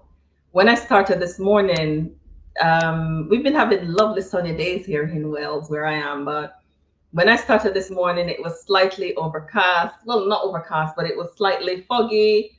There was no sun. The sun was trying every now and again to peek out, and it was not really happening. It was nice and coolish. But as the day progressed, it's what now? It's 14:35. It's 14:35 now, so it's 25 minutes to 3. And the sun is just coming, so I can really feel it. I hope wherever you are, it's sunny, not only outside but also sunny in your heart, and you can experience joy where you are. And what we're doing here on this program today, that it will be of benefit to you. And we welcome you whether you're watching this live or you're catching on the replay. Don't forget to like and subscribe to our channel and to share it with those who you think might benefit. If you're listening to this on this podcast, please don't forget to also subscribe. Follow us on Spotify and on Apple Podcasts. We appreciate you on the Stories That Shape Us podcast. So we are looking at now for this segment. After this, we are having some speakers that are coming on. We're having Dr. Benjamin, we're having Joyce, Allison, and Dr. Amanda that is coming on this afternoon. So I won't be here on my own. This is the only slot that I'm here on my own for the last maybe 2 hours. I've been here on my own. Right, so I'm talking about reading. Readers are leaders, and reading really does help with our health, with just understanding what's going on in our minds and our bodies, helping us to understand our traumas, what we experience, and how did other people manage. And so it will help us understand that we are going to be able to manage too. It helps us put in context the things that we've gone through, helps us make sense of it. Sometimes reading helps us make sense of the world.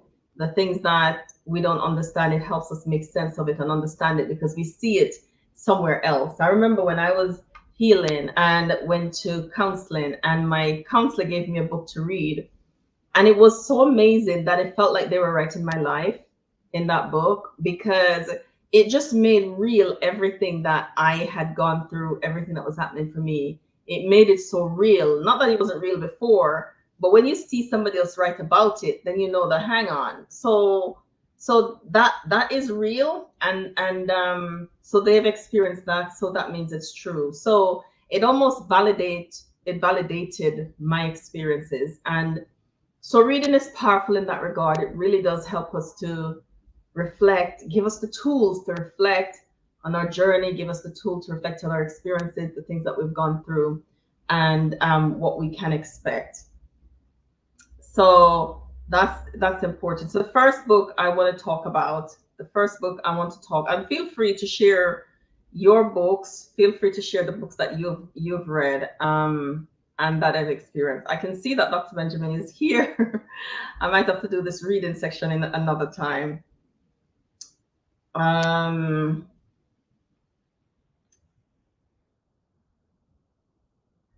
Okay, I'm going to continue this reading section another time because I know he's a busy person, so I'm going to put him up now. Hi, Dr. Benjamin.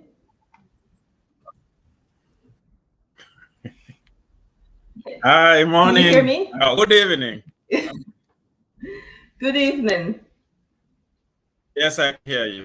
Can you hear me? Yes, I can hear you. Okay. Can you hear me? Is that better? Yes, I can. Yes, I can see you and I can hear you, yes. Well, it's good afternoon for me. I know it's good morning for you. I think it's freezing a little bit.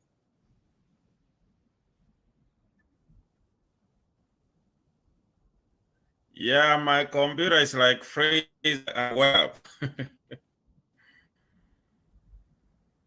Yeah, it's freezing a little bit. Is it better? I hope so. Let me try the bigger laptop. Right. Yeah. Do you want to, let me remove you from the stream while you Is it better now? Okay, yeah. Well, let's see what happens now. Is it better now? Right. Yes, it's not Okay. freezing, yes. The lighting is not Okay. as good as you were before, but the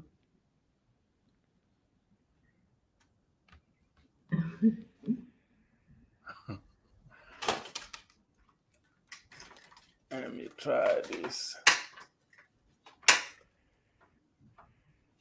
Is that better? No. Still dark? Okay, yeah, let's carry on. Let's carry on, yes. Yeah, let's carry on. It will fix itself. Okay.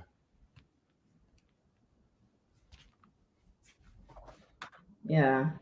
Let me try.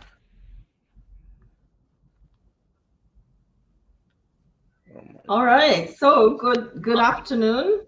Good morning for you. Good morning, yeah. What time is it where you are? It's like 8:41 right now in the morning. 8:41. Oh, Yeah. bless you. All right. Well, we appreciate you coming on. You have something really special coming soon, and I know everybody's going to like it. So we're going to talk about that. So, but Yes. before we start, Dr. Benjamin, do you want to introduce yourself to people? Tell them a little bit about you. Yes, I can. All right. My name's Dr. Benjamin Mungay. I've been in the US for more than 25 years now. I came as a young gentleman, maybe 19-year-old, struggled all my way up until where I am.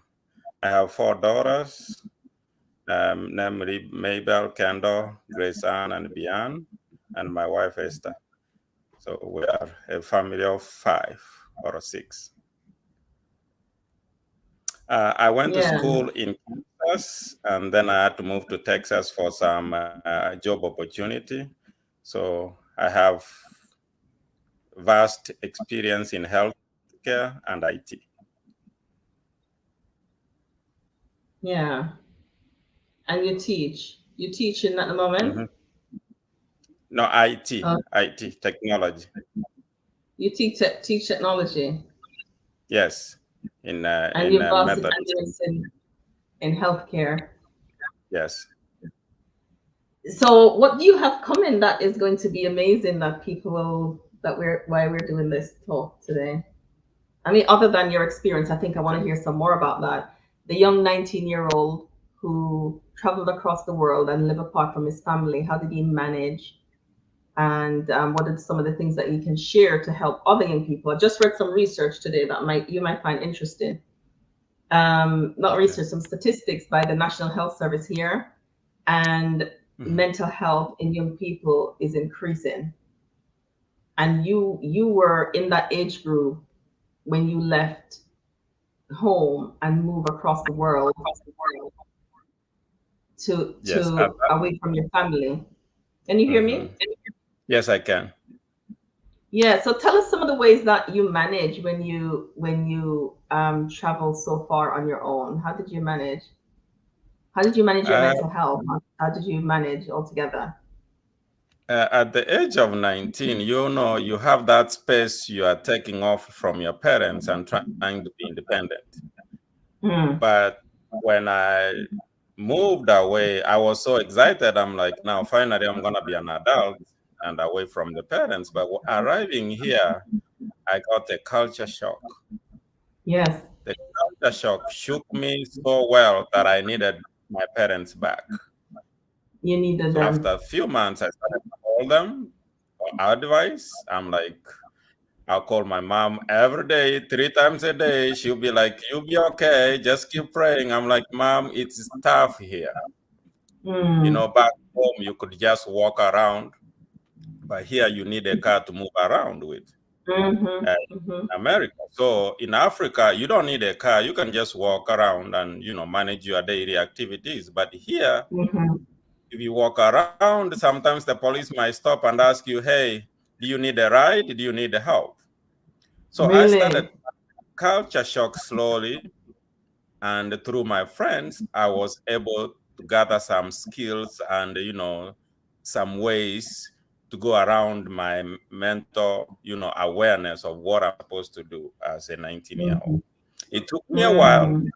I would say maybe 4 years before I could get everything together. Took you 4 years? Yeah, 4 years at least to get everything together, to get the routine daily, to know that you're supposed to go to work. In Africa, people don't work, they can just go to the farm, get a few things here. They don't have bills in Africa, but here you have bills that are chasing you. So I had to get accumulated with all these things together at the age of 19. It's not easy, but it can be doable. Then I found God. I was a Christian. I moved closer to God. So every time I used to go to church and stay with the youth and learn the new way of living in America. And that's how I got enculturated better way. Right. I hear two anchors that you use. Your parents and God that anchored you in that period. Is that right? Yes, my parents and God anchored me towards a better version of me. But I find it incredible that, because sometimes you have teenagers that leave that leave just to go to the next city for university, and they don't cope really well. They don't use their parents as much. I want to know some more about your parents. And this is one of the editors say that they want to spend some time with you and listen to your stories about your dad, because they're so moved by that. They wanted to hear some more about it. So that sounds like, to be anchored with our parents. I just talked about attachment and connection in the presentation before. And you must have they sound like amazing people. Yes, my dad was a teacher, like a lower grade teacher, and my mom was a peasant farmer. But my mom, through her prayers, ensured that the family was together, and my dad ensured that we got the education that can propel us to somewhere better in life. So when we were young, I wasn't taking education serious, but being the baby of the family, my dad could push me. Hey, I want you to be a doctor. Hey, I want you to be this. I didn't see what is the need of being a doctor. He made me learn so many languages. I know how to speak 4 languages fluently. Wow. And at that time, I didn't know why he was doing this. But when the opportunity came, I got a scholarship to come to the US to study, is when I realized, what? My dad was doing the right thing. When I was trying to rebel, he was trying to nurture me into somebody who can grow up and be somebody somewhere and be identified. So through him, I learned a lot. I was able to stay with him when I was like a teenager. After school hours, he would sit down with me and tell me, hey, son, you want to come? We have a chat. Sometimes as a teenager, you don't want to talk to your parents. But he would sit down with me and just give me live examples and tell me, hey, this son followed his father's footsteps and look where he is. Or this daughter follows his father's or mother's footsteps and look where she is. So through those examples, when I came here, they made sense. I could sit down and remember the stories that Dad used to tell me when I was young. And I'm like, you know what? He made sense now, because now I can see it and I can live it. Yeah. And I must, you must have used those, the memories of those. I was going to ask, did the memories of those keep you when you were in America on your own, so far away from them? You couldn't take the bus and go back home. Yes, the memories kept me going, because every time I feel homesick, I could always remember, my dad sitting beside me and telling me, hey, son, if you work hard, if you do this, you'll be somewhere in the world where you can be recognized. Then you can travel. Now I can travel back and forth and go see them and come back. Yes. Yeah. But most teenagers, I think the issue they have, I don't fault them. They have everything, the other opportunity that they have. But once they reach that age of 18 and they leave, they always see a parent like, is a block on what they want to Mhm. do. But when they have made bad choices is when they want to come back to the parent and say, hey, I know I was bad. I know I did this, but I need now guidance. It might be late. It might be, maybe a Yeah. few years. It might be late to fix some of the things that they have already done. Yeah. What advice would you give to a child, a young person at that age, about how they interact with the advice that they're given by their parents? What? I'm saying, what advice would you give to a young person of that age about how they interact with the advice that their parents give? I always tell, even my daughter, she's like 13 years old. I always tell her, you know what, I may give you an advice you may not like, you may not wish me to tell you, but think of it like I'm your teacher. When a teacher tells you, hey, you are wrong here, you got to remember, wrong is wrong and right is right. Down the road, whatever you did wrong will come, catch up with you. So if you disobey your parents, even the Bible says you have to obey your parents. When you don't obey them, the parents will let you, free. The world will teach you. Oh If yeah. you don't let the parents teach you, the world will teach you. And when the world teaches you, it's in a Hard. terrible state. It's not going to be in a good shape. So that's when you will think, oh, the world is really battering me down. Let me go back to the parents because the parents can listen to me. My mom or dad Yeah. can love me. The world is not going to love you when it beats you down. No. Let's listen to wise, God-fearing, kind, and loving parents. Exactly. But sometimes children get to a certain age and they feel like they know, so they don't have to listen because they feel like they Listen to know the more than parents. you. Yeah. Yeah. I wonder about the challenges for you, and maybe that's for another book and another time. Raising children in a different society than you grew up in. I know. That's another topic. They're different world altogether. Yeah. The things that they have access to that we didn't have access to, and Yeah. how different we interact with them. But yeah, thank you. I'm so intrigued by. So Dr. Benjamin has a book that is coming out soon, and we're going to have links below this video when we post the video. Tell us some more about your motivation for writing that book. The motivation for the book is basically anchored from, when I came, I was young. I told you I was 19 years old.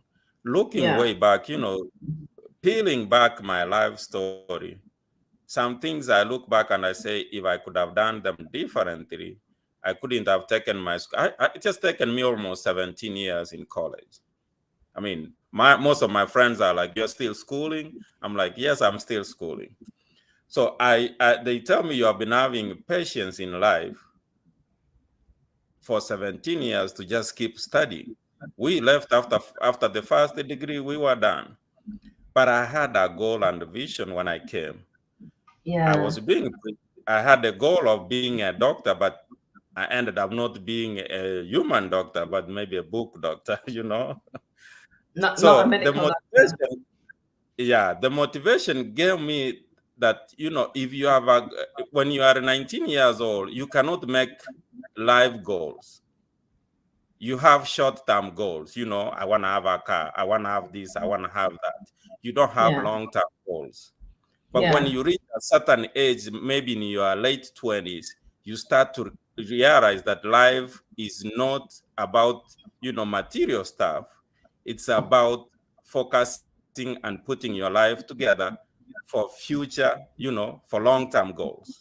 That's when you start now to have a vision. What do you want to be in life? What do you want to achieve? What kind of family do you want to have? So that's what motivated me to write the book. Yeah. And you're right. When we're in the teen years of our lives, we're more in the emotional brain. We're not thinking about the future. We're not considering the future at all. It's the here and now. And as you were talking, I thought, I need to cut this little clip for my teenagers because that's right where they are. Now they're Yeah. thinking about the car and the holiday and the They thing. They're just not thinking want the about new iPhone, new phone, new this. They don't think about, 10 years from now, would I be no. able to afford this phone? It doesn't matter. It doesn't matter whether or not they can. They're just dreaming about it, you know. Exactly. So I think that little clip I'm going to edit the video and save that little bit for them, because every time they plan another trip or buy another car in their head, I'll play Yes. that. So did your father help you with long-term planning, or is that something you learned as you were there and as you were having these new experiences? Is that when that came home to you, or you had a reference for it? I had a reference to it when I was in middle school. I didn't know this, but my dad surprised me that I wrote to him a letter when I was like maybe 10 years.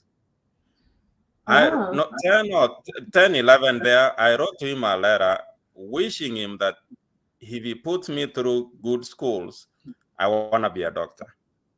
So when I Really? went home, when I went home to visit the first time from the US, he gave me a handwritten letter on my own. And they said, son, Wow. I want you to read this. So when I read it, I was like, oh my, I was so young. How did I think that I want to be a doctor? So then when I came back, I said, why did daddy give me that letter? Because initially I have been a nurse, I was not pursuing PhD yet. I was a nurse. So my dad always, when I told him, he reminds me, he said, you had a vision when you were young. You wanted to be this. So every time those memories, when I talk to him, he's like, don't forget what you wrote to me. You wrote to me when you were young, you want to be a doctor. So finally, I said, you know what, let me do this. Let me get my goals together. I said, let me pursue this, go around it, Sometimes in life, we don't get what we want, but we can go around it and go to, to get the end results. It might take longer, but you'll get the end results. You do. So was that because I know as children, we have several things that we want to do as we grow up. That early desire was planted there by your dad. Did you change because you had to, or because you think that's not for me? I'm going to become a doctor, but not a medical doctor. I didn't want to be a medical doctor. When did that change? It changed actually. Initially, when I came to the US, I was doing pre-med. So after doing 1 to 2 years, I had a car accident that changed my life. Oh. So when I was in the hospital, when I don't think I touched it deep into my book. When I was in the hospital, the nurses were the ones every day taking care of me. They are the ones even who bought clothes for me, brought food for me. So then I was like, what is this nursing all about? So then that's how I ended up changing from pre-med, and I went to nursing school to give back what I was given. Somebody took care of me when I was in bed. That's amazing. Yeah. You were so touched by their care, you wanted to give back. Exactly. Because I had no family. I was by myself. But somebody somewhere who didn't know me took good care of me. I healed and I was able to, get back to my normal routine. I can imagine how old were you? You were in your early 20s when you had that accident. Yes, I was in my early 20s. In a country on your own, and on your people own. who were and that's why I told you, when you are in your 20s, I think the mindset is you just want to do things in a hurry. Yes. Yeah. Even when you drive, you feel like, these people are driving slow. I need to drive faster. So, but as you grow, as you age, you reach in your 30s, you start to realize, what, why am I getting all these speeding tickets? I'm wasting a lot of, finance. I could be saving this money, for my school, for my, even buy my parents something, For example, your son can say, hey, instead of me getting tickets of $200, I can buy mommy something of $200. So I started to reason after I reached like 25, 26 there. I started to slow down and say, you know what? I need to slow down, obey the speed limit, and, be a good kid in the road. Right when the brain starts to develop in a different way, they say Exactly. 25. It sounds like everything was happening right on time. Yeah, it went right on time. But that's why it's important that, books like yours and stories like yours, because it really does give young people an idea of what it looks like. And from somebody else, because we can say it, but it just doesn't hit, it doesn't land as well as it could. So that's why it's important that people like you share your story so that others can hear it. Young men can hear it, young people can hear it as they go away to just how the world is. It sounds like you had some kind people along your way, Dr. Benjamin, as you were there, that really helped Yes. you, and some of it helped to shape some of the work that you're doing. Yes. The most people that I met on the way, I think when I was like in one of the universities in Kansas, this professor actually the one that me to know. It's breaking up a bit. When I was doing my microbiology, raising a little bit, that I was good in biology. I mean biology and mathematics. He looked at me and said, "You are on the wrong profession. You should have done a mathematics degree instead of a nursing." Can you hear me? Yeah, I hear you now. Yes, it's clearer now. Yeah. So such people mentored me. He took me in, and they come on your toes until you become something different from nursing. Right. He nurtured me when I went for my master's, and then he told me you can go around it. Is it freezing? It was freezing, yeah. Can you hear me now? Yeah. So you were mentored by somebody. The professor at one of the university helped me nurture. Yeah, he nurtured me and was able to push me. I think he's right now is like 80s, in his late 80s.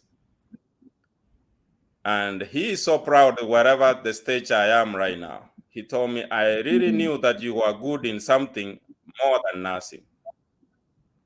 Ah,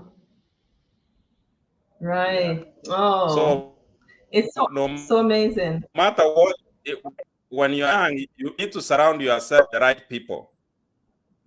Yeah. Yes, indeed. And people will see things in you and pull that out to help support you on your journey. Exactly. Yeah. You said something. I mean, the book is beautiful to read. I'm going to encourage everybody to get it when we put the link. We will let everybody know when that is. A really beautiful read. The editors said they really enjoyed your story and want more. They want to hear more.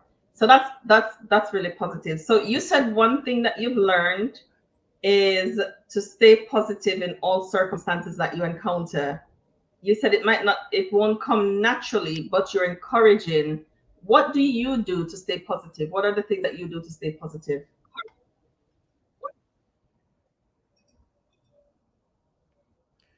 Most things that I do to stay positive, I find hobbies that I like. When life beats you so much down, don't choose wrong choices. For example, if I chose, I went through some life challenges, which I could have resulted, to choose wrong paths, like, be a drunkard, be somebody who just lose hope. But I said, once bitten, twice shy. Even a child, when they grow up, when there's a call, they'll stand and say, I'm not gonna walk. They keep trying. I looked at life and I said, you know what, this is stepping to something better.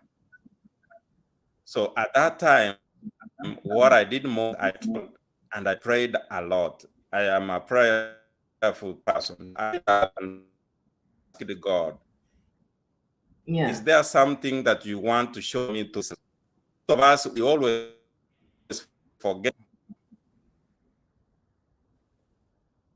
We always forget that, God is there to guide. He knows your life challenges. He knows where he's going to take you. So when you ask him, hey, God, help me, lead me to where the final destination of my life will be, God will show you the way. But young people, they always want to have, they want always the shortcut. They don't want the long way. They don't want to, put more effort into their, lifestyle, If they are in college and college is so hard and they're in 20s, they're like, oh, I might as well just drink to death. No, you don't have to drink to death. You can go, if you like basketball, you can go play basketball. If you like tennis, you can go play tennis. If you like bicycling, do some activities that can get your mind off your stress. Yes. When you do like that, if you like listening to music, you can listen to some good music that, can get that mind off. Then you can backtrack and start again fresh. Yeah. And that's what you talked about. When you get challenges of life, like when you get challenges in life, it's like you are resetting your brain. Challenges are an opportunity to reset, you're saying. Exactly. And you talked about the power of choice in those moments, the power to choose, the power to make decisions, and decisions that can get you out of situations that you're in. The power to do? Make decisions. The power of choice at those times.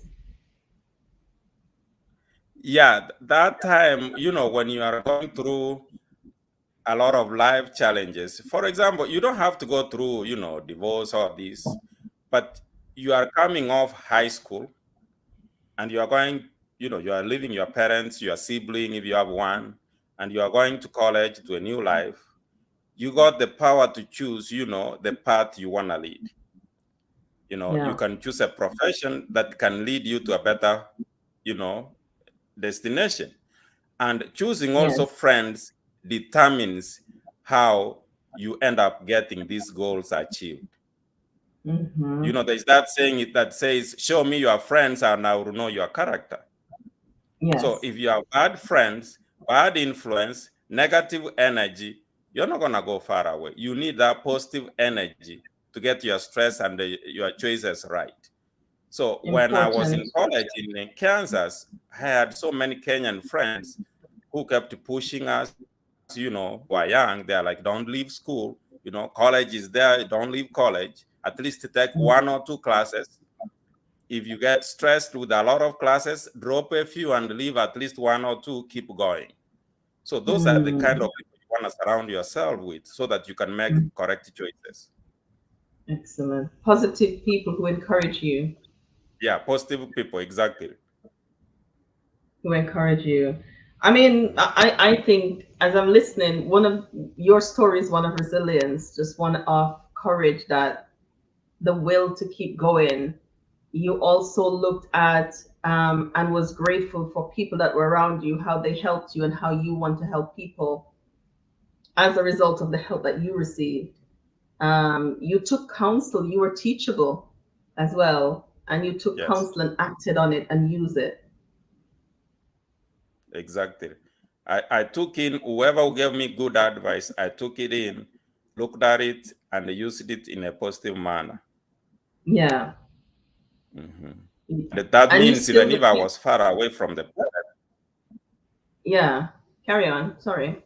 I still I, I still found a community that is similar to the parents and gave me Mm, guidance for my yes. mm-hmm, mm. Yeah.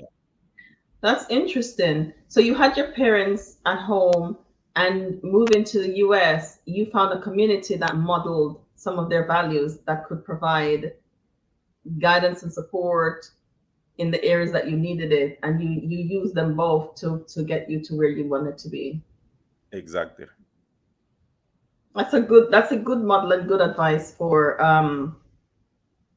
young people. I know you have a heart for young people to learn this and to know that you can do it. And here are the steps. Here are some of the principles that you can use. As we wrap up, Dr. Benjamin, are there some principles that you can share? Three or so principles that you can share with young people based on, I don't know, sometimes we write and we can't remember what we write. I know I'm like that. But are there some principles that you can share with young people that will help them to, when they go away, a lot will be going away this September to college, to universities, moving Yes. away from home and going out in the big wide world. Because when you're 18 and 19, you think that you know everything. You know everything in this world. Yeah. Are there So some principles that you can share that might be helpful? yeah, most principles that guided me is knowing that you are a human. When you go out there, the body that you have should be taken care of. So respect that body that you have. Whatever you do wrong, that if you want to indulge in using drugs or alcohol, 20, 30 years from now, you'll be wishing that, oh, I wish I did not do this when I was young. So make correct choices when you are still young. Respect that body that you have. Now, in college, take that patience, to learn. You might not get it the first time, don't give up. Try again the second time. The second time you'll get it and move on. Yeah. Now, and another principle that helped me is perseverance. You know, in everything that you do, you'll get a teacher, one professor you might get that, doesn't like how you write, your papers, maybe doesn't like, you come late to class. But Mm-hmm. don't throw your hands up and say, you know what, I'm done. Let me just go out and do what I need to do. Continuous perseverance of what you do, you'll end up finishing that class or a coursework. Right. Yeah. And then being grateful in what you have. Some parts That's of this world, they don't have what you have. Mm-hmm. I have little daughters. I usually tell them, always be grateful what you have here. You got plenty. Mm-hmm. Some people don't have that plenty. True. Use it in a wise way so that it can make you grow in a good manner. And then Yeah. grow spiritually. Sometimes we forget the spiritual part of us. Mm-hmm. You might not like going to church. You don't have to go to church all the time, but take that Bible and read at least once, at least once in a while, read that Bible. The Bible has everything that frames your work. Mm. Yeah. It has everything that you do. If you read it from the first book to the last book, you'll be surprised what you find. Yeah. Yeah. I love those principles. I think that we will share those standalone on its own, because I love those principles that you shared around, especially the one on gratitude. There, be grateful for what you have, not look at what you could have next or what the next person has, but Exactly. look at what you have and be grateful for it. Exactly. That's good. I love that. I love that. So thank you so much for taking the time to come on. I know that your day is just starting. Ours is halfway. Yours But we is really almost appreciate done. you. Yeah. We will let everybody know when the book is out in a couple, less than in not too long from now, I'll say. Yes. And we will let you know when it's posted. I'll put it with the link below this video. And we'd encourage you to get it for yourself and for your young people. I have a son, and I'm having one for my son because I want him to sit and read it. Because sometimes his dad and I will tell him things, but it just doesn't make sense to him. You know, like, I'm going to go out in this world and do all these things. But I want him to read. Huh? He might be able to get, a different perspective from a different person. Absolutely, absolutely. And that's the value of community, isn't it? So you talked about community, and even though you are thousands of miles away from us, it's still community that we can use to learn and to share. So get it for your young people as a way of, maybe do it in a small group where you can read it and discuss the principles. I think that would be an amazing way to use the book as a resource, Dr. Benjamin. If you're at university and you run an international society, because I know here there are lots of students from around the world that come to study. And as an international student, I was an international student. I know how difficult it is to transition and to integrate into a new place. So get the book and use it in your small groups to encourage and support each other. I think you'll find it as a really good tool to use in that way. Exactly. Anything you'd like to say before we close out? No, thank you for having me. Your evening and it's morning here. I appreciate it. Yeah, it is. Thank you so much. Thank you so much for coming on. We appreciate you. Take care. Thank you so much. Yeah, you take care.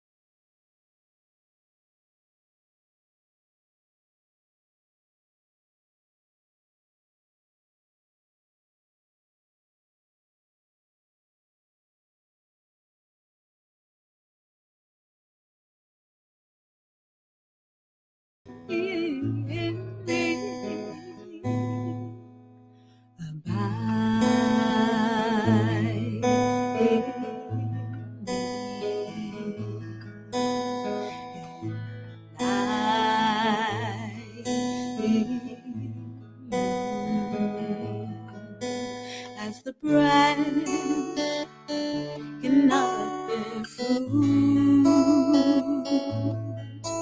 of itself, except it abide in the vine, nor can ye except ye abide in me. Abide in me. If you abide in me,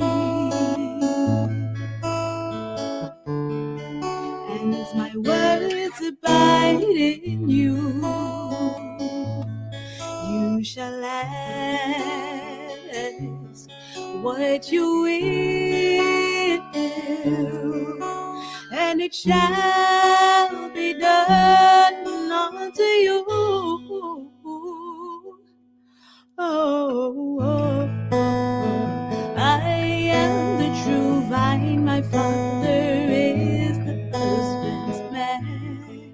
Herein is he glorified, that you bear much fruit. Then shall you be my disciples, if you keep my commandments and abide in my love. If you abide in me, and as my words abide in you, you shall ask what you will, and it shall be done unto you.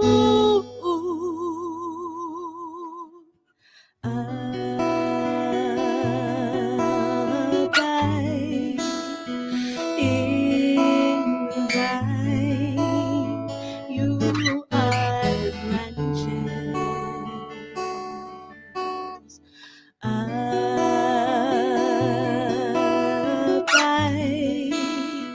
in the vine, bring forth good fruit.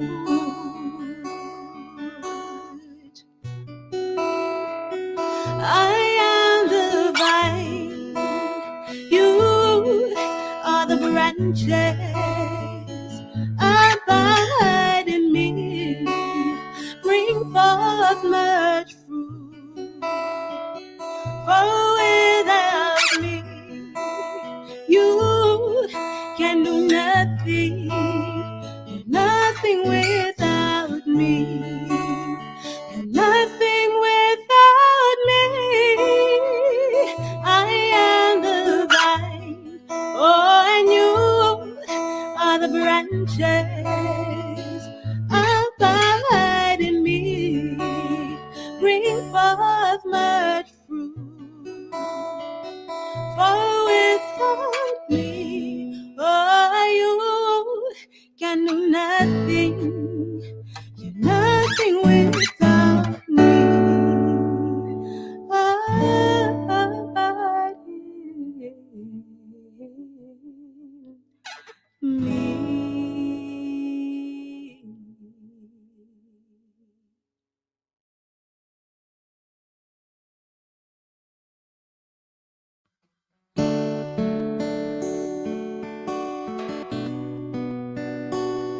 Day by day, and with each passing moment, strength I find to meet my trials here, trusting in my Father's wise bestowment.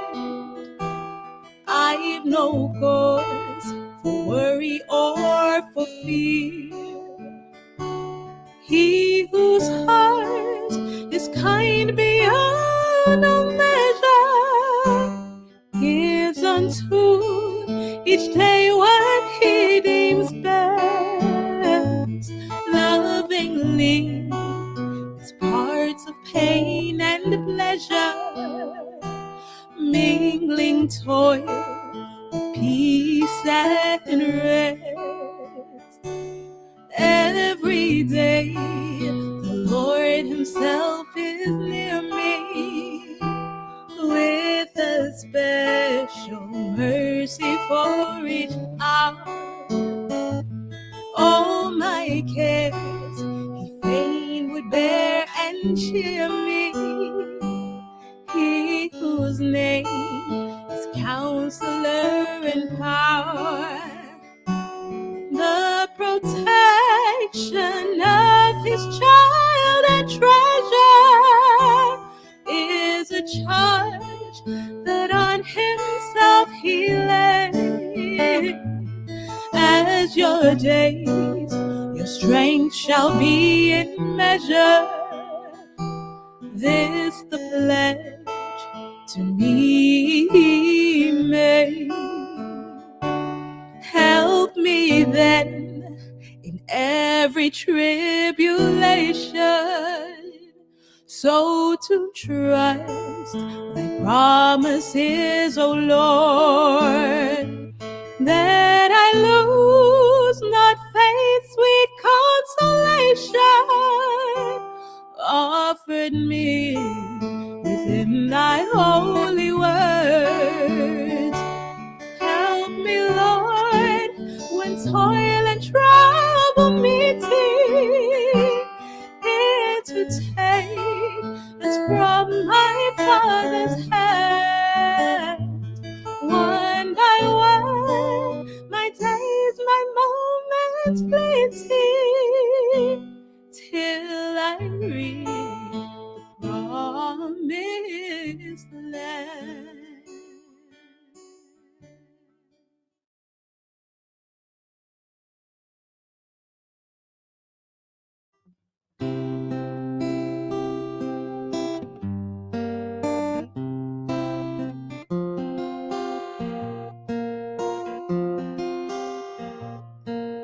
When all my labors and trials are o'er, and I am safe on that beautiful shore, just to be near the dear Lord I adore, will through the ages be glory for me. Oh, that will be glory for me, glory for me, glory for me.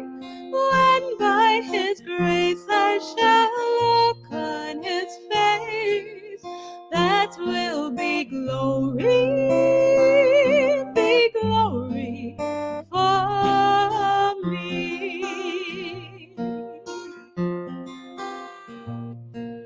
When by the gift of His infinite grace I am accorded in heaven a place, just to be there and to look on His face, will through the ages be glory for me. Oh, that will be glory for me, glory for me, glory for me. When by His grace I shall look on His face, that will be glory for me.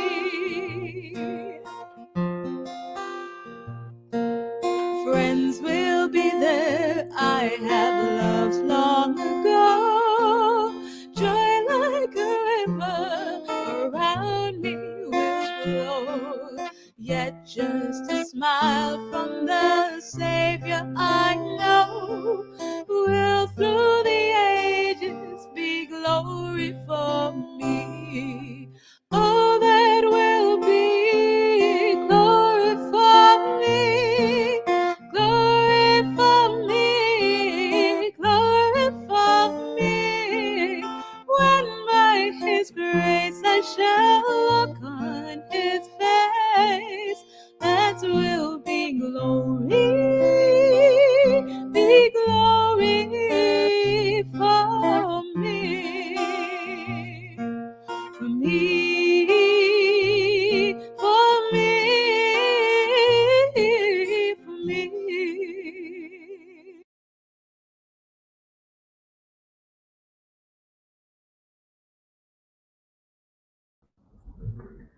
Beautiful. That was beautiful. Thank you. I love the music by Karin. As I talked about earlier, music is useful to help to manage our mental health and our well-being. In this segment of the show, I am going to show a recording I did some time ago with a young another young woman, beautiful young woman, and it's called Finding Rest After Grief. And I wanted to deal with that in this section. If you have any questions at all, you can put them in the chat, or you can put them in any questions that you have in the chat, or there's a private chat section as well if you don't want to put them here, where everybody can see. So I'm going to now introduce that interview that I did with this amazing young woman, and here we go.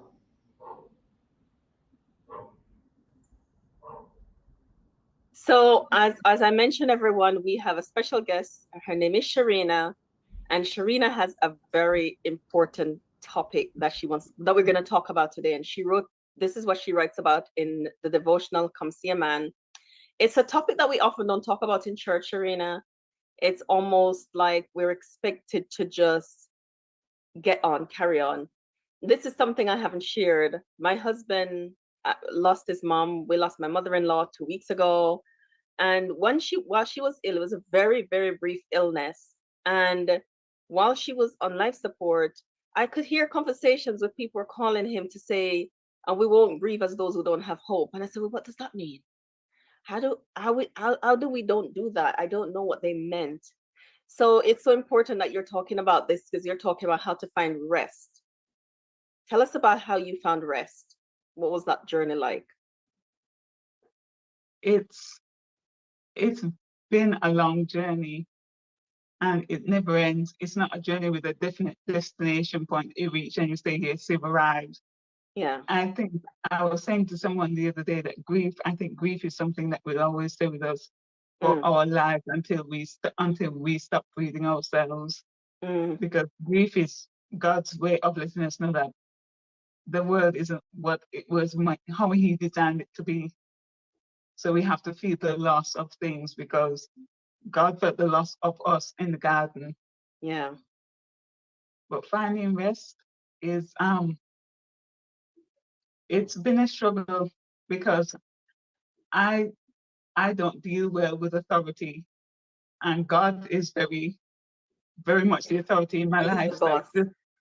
So He's had to train me and teach me how to listen to Him and how to hear His voice. And even now, I still don't listen to Him. Not because I don't want to, but because I'm so used to just doing my own thing and being independent and thinking that I know what's best for me. But sometimes you're just and grieving, healing is such a long, tedious, long-winded, roundabout journey that it's just like, wow, you're on this journey and you just want to say, am I healed yet? It's like when you have kids and you're on the journey. Are we there yet? Are you there yet? You sometimes, are you healed yet? And it's not a journey with, like I said, with a definite destination. There's so many ups and downs and valleys and hilltop moments. It's like, I think I was saying to you just before that today's the anniversary of my father's burial. And 2 weeks ago was the anniversary of my dad's death. And these 2 weeks have been a huge struggle for me, because to some people you would think he died in 2019, and to some people would think, well, it's been a while, you should be over it. I think I should be over it, but grief is never ending. So did you thinking you should be over it, did you kind of take on what everybody else said? Like, okay, like almost there's a expiry date on grief, like we should grieve this long and then we're fine. Did you take that on, like what everybody says, without knowing? Because sometimes we internalize those values and we don't know that we're doing that. I think it's a case of doing things and you don't know, because everybody else, you're the one who it's happening to, and everybody else will be like, oh, sorry, but loss of your dad. Oh, sorry to hear if I've passed. And the next day, they've moved on, and you're just like, but why is the world moving on? And my heart feels like it's breaking every single day. And you keep on wondering to yourself, is this going to end? Is this feeling ever going to go away? Mm, And I'm sorry to say that it never does. It gets mm, easier to handle, easier to live with. But mm. there are times now when, like, even just before when I mentioned about my dad's funeral, and I thought about it, and literally I couldn't breathe for 5 seconds. I was just like, the pain just felt so fresh to me. It hit you again. And Mm, what's ironic is that I'm currently at the moment I'm designing a funeral program for somebody else at church's mom mm-hmm. who just passed away. And I was looking at my dad's funeral program because I designed that as You well. And I designed was it. just like, I couldn't help it. I even as much as it hurts to look back at the pictures, that's all I have of him. Mm-hmm. So you have Mm, to sometimes you have to take the pain, feel the pain in yeah. order to actually heal and move past it and learn to live with it better and function Learn with it better. learn to live with it better. Not deny it. Learn to live with it better, you say. How Yeah, did you do that, Sharina? How did you learn how to live with it? it was hard at first because there were times when after my dad's death, like a year after, I wouldn't think about him every single day. And then I felt guilty because I felt like I was forgetting him or like I was ignoring him when I wasn't thinking about him every single day. Mm, And then it just, I remember I did an interview with my pastor just after, I can't really remember when I did it with him, but he was talking about grief and when he was talking to me about grief, he mentioned that grief is God's way of telling us that the world isn't what he wanted it to be. And I right. just remember thinking, gosh, if I'm grieving for my dad, imagine how much God's grieved for all the people that he's lost over the years, Okay. all the heartache that's happened over the years. And Right. I think it's that parallel. It's never going to be the same because I've only lost a few people in my life, but God's lost so many billions and billions of people over the years. And he has to look back and think to himself, all this started with one Mm, man's mm, seeking independence, and that's it. mm, mm, One man's downfall, and this has led to a lifetime of pain for God. And then mm. when he lost Jesus on the cross, we have to remember that when Jesus went to the cross, he was going to the cross on a maybe. It wasn't definite that his sacrifice would be recognized and would be accepted. So he was going to cross on a maybe. And then that period of time when he took on all of our sins and he Mm, was cut off from God, God would have been absolutely devastated. mm, I mean, mm. parents would know. I'm not a parent myself, but parents would know. I'm talking about the moment when you feel like your child is gone or you don't know where your child is. Yeah. That moment of panic when you lose touch. And can you imagine that God felt that 10 times more than we could ever dream of or imagine of feeling? Every time something happens to us, God feels it as well. He's crying with us. And it was just, I think for me, it was one thing that was annoying was the fact that I felt like people were just saying, oh, they're sorry for my loss, just out of habitual, like they Yeah. felt like that was what they Yeah. wanted to say. Yeah. But Yeah. it really didn't mean anything to me because at the time I was just going through a daze. I didn't want to speak to anybody. I didn't want to Mm, communicate with anybody. I just wanted, if anybody had to be there for me, then they could just say it in silence. mm, mm, mm, mm. So how did you get to that place? Because it sounds like that question from your pastor had you on this parallel. You were able to have this understanding of God's grief. How did you get to that place? Were you always at that place spiritually where you could view your story through um that context? Were you always at that place? No, I most definitely wasn't. It happened to me, I think, when I finally accepted the grief part and drawing a parallel to God when I was doing Arise, the Mm. Arise online course. I think during the pandemic they offered it I for love free. their course. Yeah, yeah. They offered it for free, and I was just like I was trying to consume every single content, every single moment of it. And there was one when Ty Gibson said that every time every time someone's been raped, someone's been molested, someone's been killed, God's been there. God's been feeling the same pain. And it was in that moment that I realized, my goodness, how can God even, I can't cope with losing my dad. I can't imagine God pain at losing everybody every single day, every minute, like how people died so often, and you're thinking God's heart is breaking constantly. Constantly. And that my pain isn't going to last forever, because once I hold on to that hope, Yeah. it's that hope that's kept me going, to be honest. Yeah. So was that a part of the finding rest, that you found rest after grief? It was, I think hope and rest go hand in hand. Hope and rest. It's that once you accept that you've got hope, then you can find rest, then you can relax and find peace. It was hope for me, was an essential part of it, because my dad wasn't a Christian when he died. I don't know what state of mind he was in at the moment when God decided to put him to sleep. Sure. But beforehand, my dad was a Christian, but he wasn't. My dad believed in God, basically. Okay. And the thing is, my dad was always, it's like my uncle always says, because we got in contact with my uncle shortly before my dad died. And he would say that every time he called and spoke to my dad, you can't understand a word my dad would say.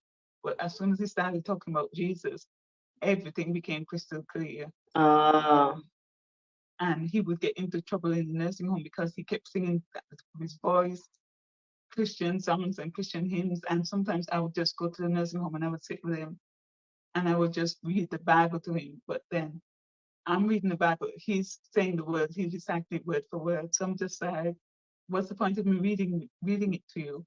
He knew it. I just want you here with me. Did some of your rest and hope come from those experiences of him reading the Bible with him and of him talking about God in the way that he did? It came from the fact that when he was in the hospital, I remember I prayed and I prayed and I prayed that he would make it right with God before God took him. Right. Because I knew that at that moment, I guess I had a feeling that it was going to be his time. He would come back from this time. So instead of praying for God to preserve his life, his mortal life, I prayed for God to preserve his eternal life. Okay. And it got to a point when I was praying, and then I just felt peace. And I stopped praying. And sometimes I wonder, maybe I wasn't praying for the right thing. Maybe if I prayed to God to preserve his life more, maybe he would still be here. There's a part of grief that will do that, isn't it? When we bargain, when we wonder if I'd done this differently, and if I'd done that differently, would the outcome have been different? And we don't know, like, It was a case of getting over my guilt.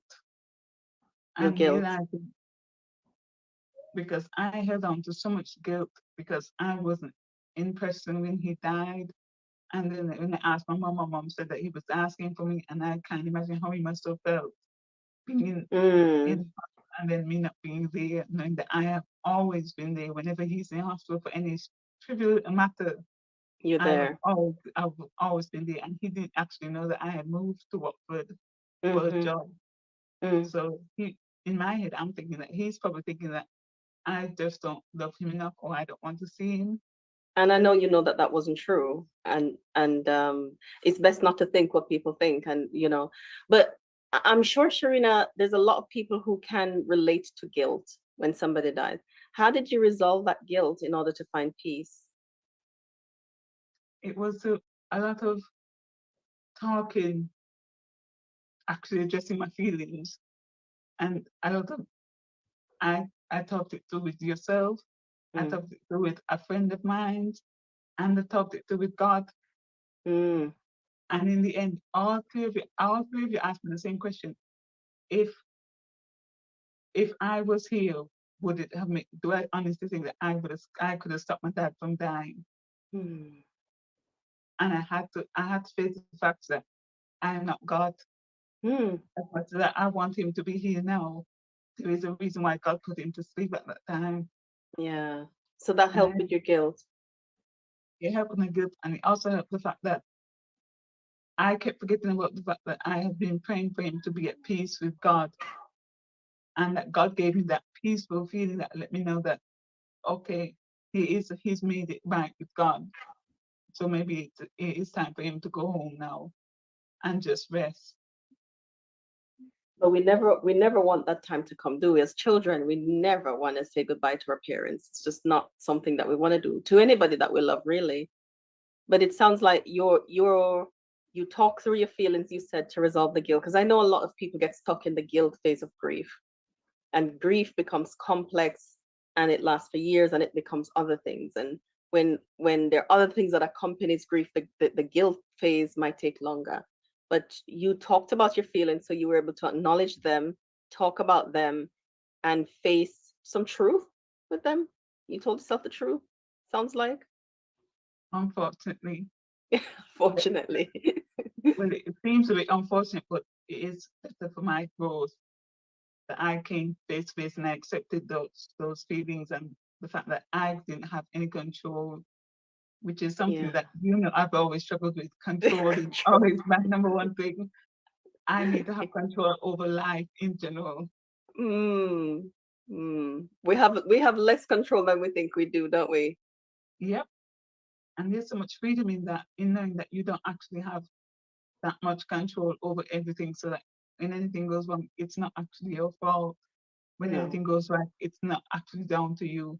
You just need no. to give God praise where praise is due and just keep it pushing. Mm-hmm, mm-hmm. And it's so important. I want anybody who are listening to, if they are in guilt for anything, it sounds like acceptance is a really crucial part of releasing guilt. I am not in control. We have very little control over anything, much less who whether or not somebody who we love, that we want them to stay, we want them to remain. I see this process happening right now, the bargaining and the guilt and all of that happening, and it's heavy and it's difficult. But allowing yourself, as Sharina said, to feel it, to talk through it, to work through it, it's a way to resolve it. Did you ever get tempted, Sharina? I know sometimes people do, to hang on to guilt longer because it brings some kind of solace, even though it's not good solace, but it's almost like hanging on to it makes me feel like maybe I'm doing something. It's it's a point where you start feeling that the guilt should be like you should feel guilty. Like Yeah. it should be a part of you, because if you're not feeling guilty, then it kind of feels like you've moved on and you don't feel like Uh-huh. you should move on, or like you're owed the chance of moving on. Like you should always be in pain. You should always Yeah. feel that pain and always feel that grief. Mm. But if Isn't it's that isn't something, that something we know that's not the Lord's desire for us at all, to be in that place. But here you are saying, I found peace. I found rest after grief. So does moving on feel like, I mean, here you are on the anniversary, what, 4 years later, saying, I choked up today. I still remember, my heart still break. Does finding rest means that you ever forget, or you ever not remember, you stop loving? What does finding rest means for you, and how can that help other people? finding rest is accepting the fact that you aren't responsible, that you have never been responsible for that person's life or whatever happened to that person or how that person may have died. And it's finding rest is a way of literally just releasing yourself, Yeah. of just going, it's a big breath out, just to know that, just to release yourself and realize that you aren't in control of everything. That God, it's God's responsibility. So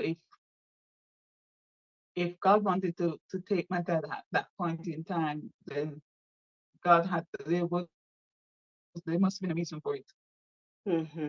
So it's finding rest to me now looks like I often I will still look to photos of my dad and me, or of my dad, and it's every time I get together with my sister, we always reminisce about the times when we were kids, or when my dad used to wake us up at 5 o'clock in the morning to take us to the beach before we went to school. Oh, wow. And when my dad would be that, when my dad moved to Antigua and we went to visit him that was like the longest night of my life, because he took us everywhere in Antigua. He was showing us off to all of his friends, but we weren't going by bus or taxi or anything. We were walking everywhere. I was like, is this man insane? And he would be charging ahead of us, walking like a kid with boundless amounts of energy. And me and my sister would just be taking the behind him, just making the way how he was walking. He was just excited, wasn't he? He was happy and proud. It was Yeah. just, and it was the things like always remembering him, but always remembering the good times. As well as you have to remember that the bad times as well, because the bad times keep you grounded. It makes you realize that that person wasn't perfect. Right. But I recognize that my dad was a flawed individual. Mm. But the times that I remember, that the good times were really good times. Mm-hmm. I remember as a kid, like my dad would tickle me so hard to wet myself when I was just like 5, 6, 7. And that's one of the happiest moments of my life, remembering that time. Remember those times. So your grief sounds so healthy and balanced, where you are going, he was flawed, he wasn't perfect, we weren't perfect, but so I hold those times and also remember the good times. I'm not trying to not remember those times or not having to deal with those things, but I can remember both. And I think that's the thing, because people think when you see in the news that someone has died, you always think that person was so kind and loving, but then you're thinking to yourself, every person that dies isn't kind and loving and sweet. But then you're just like, that's the image that everybody wants to portray of somebody. But when you're dealing with your own grief, you need to remember the good times as well as the bad, because you need balance. You need balance. Otherwise, Yeah. you remember things that are distorted, or sometimes your mind will reject things that are actually bad. But because you've sugarcoated it all, your mind will just reject them. So you didn't sugarcoat yours. You hold him for who he was, the man who you knew, but you were still able to do this appropriate, healthy grieving and get out on the other side of what it looks like now, how different it is from when you started to where you are now 3 years later, and you're finding rest where you can have this healthy relationship with it, with your memories, as you move forward.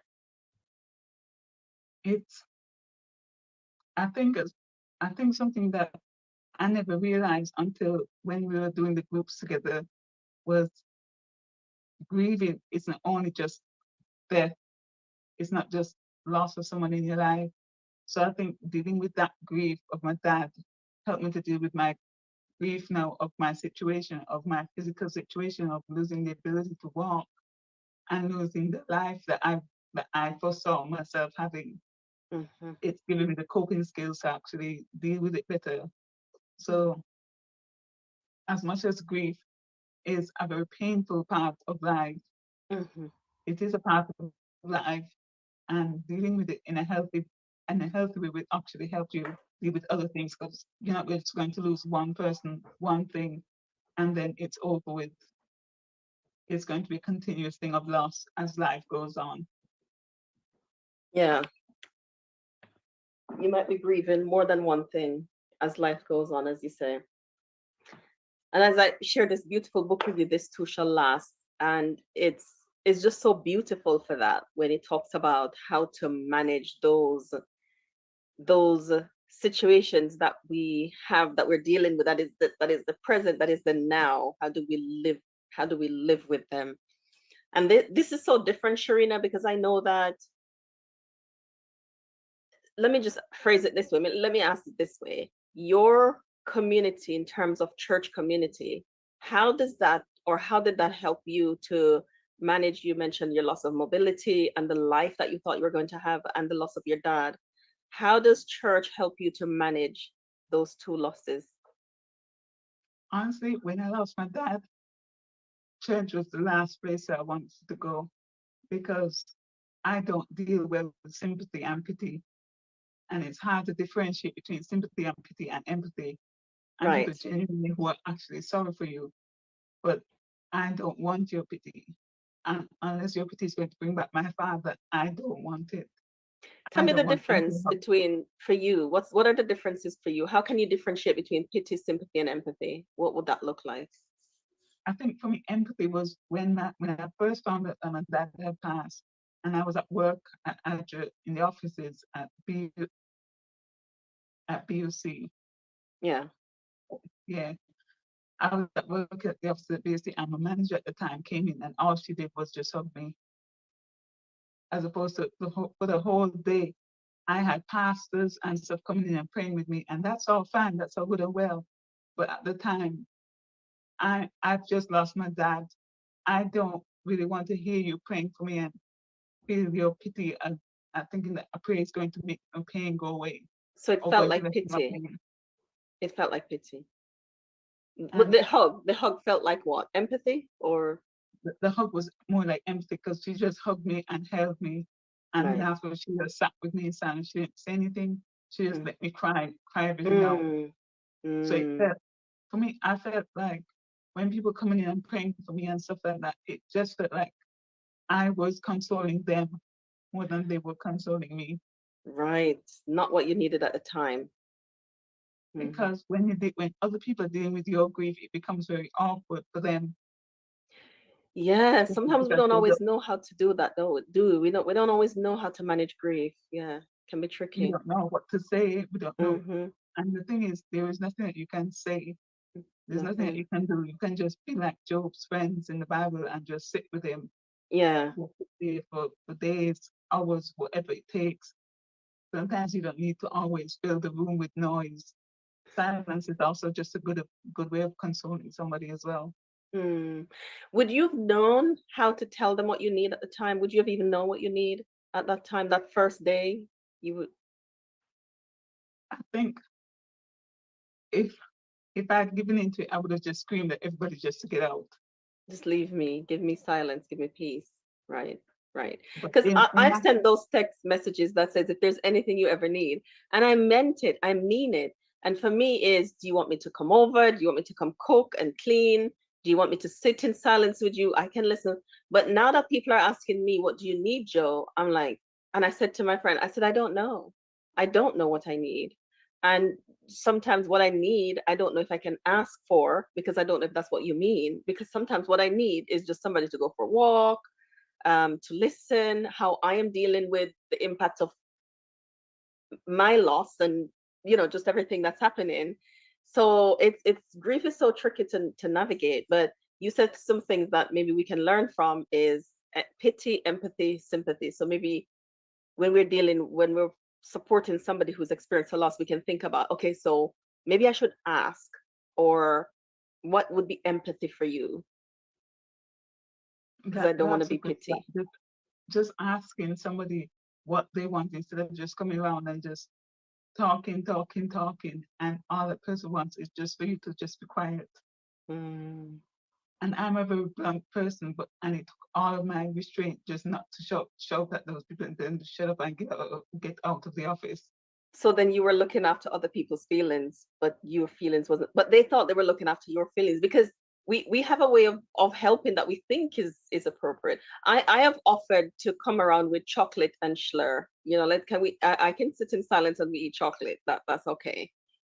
It wasn't what was needed at the time, but that was my awkward way of saying I come and sit with you. But not everybody wants that. Right? Sometimes we can be unsure of what to do when somebody's grieving. And it's only in hindsight. I think that's why I say hindsight is 2020. Because Yeah. when I've gone through it and I had buried my dad, that I look back and I was just like, people are actually offering me comfort in the only that they know how to. Yeah. But it wasn't what I needed or wanted. Yeah. Did it disappear after a while? Did those offers, when did it stop? Does it still come? Does people still offer that It stopped pretty much the day after. the day after? And I'm not even talking about the day after my dad's funeral. It would be like, I went to church today, and then the next Sabbath, it would be like nothing's the same. It Everything's wasn't different to me. mentioned. It wasn't mentioned again. So this rest that you found, you literally did it without that community. You had to learn how to walk this process and this journey and find rest in Christ. And now you're saying to other people, I've written about the rest that I found and what he has been to me through this process. And that's what you're sharing with others. It's like when I was healing, when I was learning to heal from this, my come see a man moment was in the fact that I could look back through the eyes of Jesus and say, my dad lived a good life. He was 79 when he died. And he might have spent the last 5 years in a nursing home, but before that, my dad lived all over the Caribbean. He had his kids, he had grandkids. My dad loved his grandkids, loved his grandkids. And yeah, he was a flawed individual. He wasn't a perfect dad, but he was my dad. He was perfect to me. Perfect and to that's you. all that really matters. That's right. That's right. You know, thank you for sharing your story, Sharina. And I know that it's going to help a lot of people, because grief is not something that we know how to talk about too well. It's awkward. It's awkward. We don't know how to talk about it. I'm learning how to have conversations about it with my children. Since I lost a friend 3 years ago, and we talk about it. What would happen to me? What would happen to you? What we would do? How we would be? And I read somewhere, I think it's in the From Scratch book, that the conversation about death is a conversation about living. So how do I want to live? And what are the choices that I want to make? And how do I want to make those choices?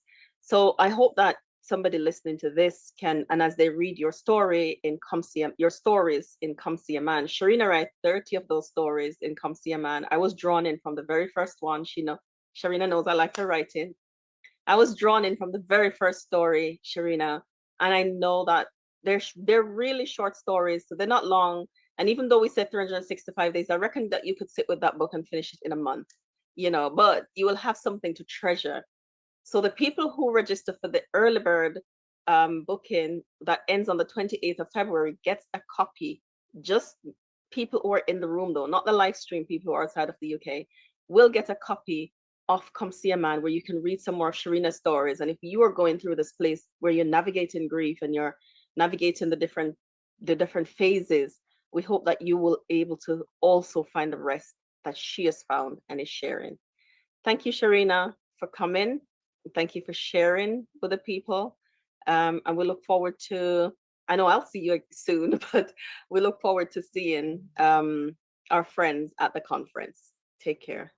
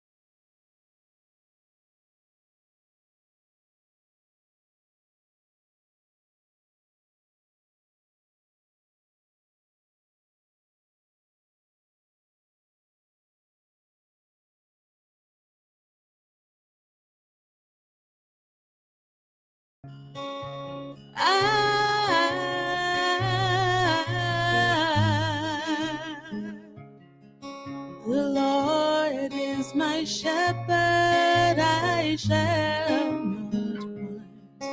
He makes me to lie down green pastures. He leadeth me beside the still waters.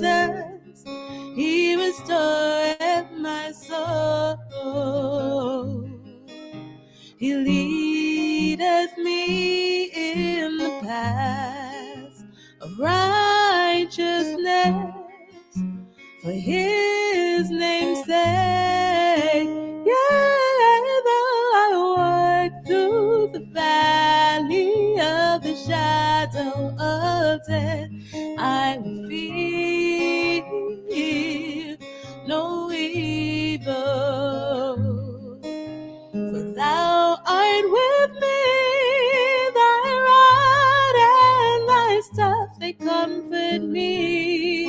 Oh, they comfort me. Thou preparest a table before me in the presence of mine enemy. Thou anointest my head with oil, my cup runneth over. Oh, surely goodness and mercy shall follow me all the days of my life, and I will dwell in the house of the Lord forever.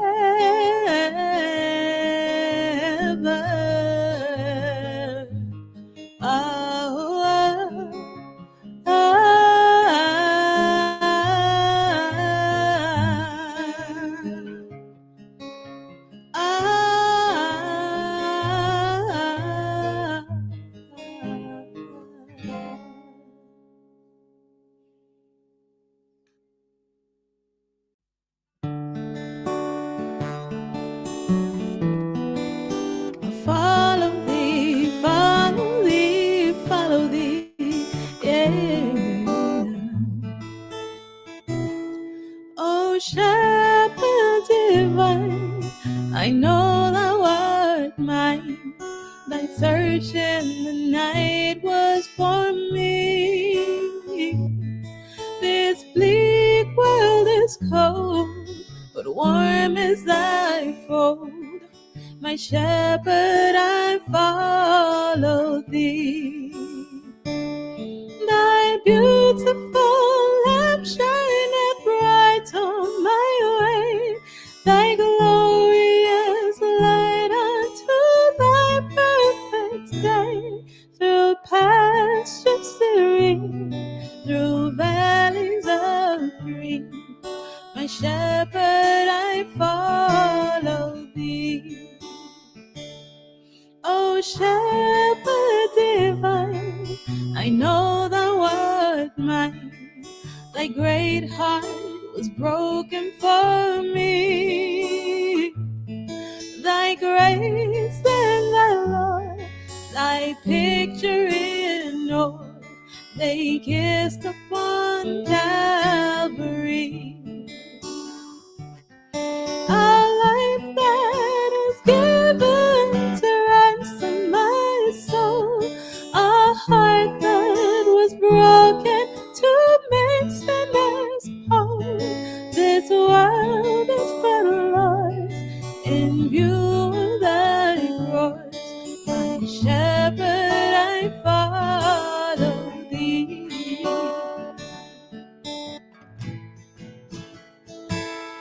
Oh, shepherd divine, I know thou art mine. I hear thee say, follow thou me. Thy message today illumines my way, the spirit of prophecy. I thrill at thy marvelous love to thy shield, the way thou dost lead to the still waters deep.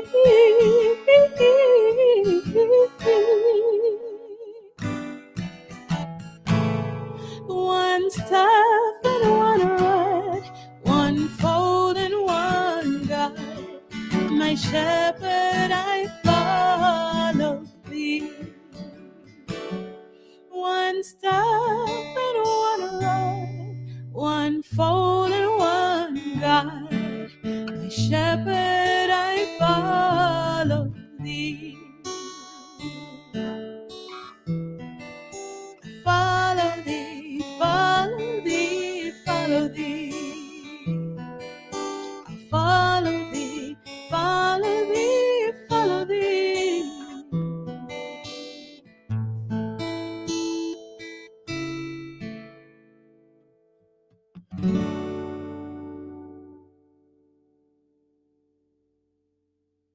I will follow thee, my Savior, wheresoe'er my lot may be. Where thou goest, I will follow. Yes, my Lord, I'll follow thee. I will follow thee, my Savior. Thou didst shed thy blood for me. And though all men should forsake thee, by thy grace I'll follow thee. Though the road be rough and thorny, trackless as the foaming sea, thou hast trod this way before me, and I'll gladly follow thee. I will follow thee, my Savior. Thou didst shed thy blood for me, and though all men should forsake thee, by thy grace I'll follow thee. Savior, like a shepherd, lead us. Much we need thy tenderest care. In thy pleasant pastures feed us. For our use thy folds prepare. Blessed Jesus, blessed Jesus, thou hast bought us thine we are.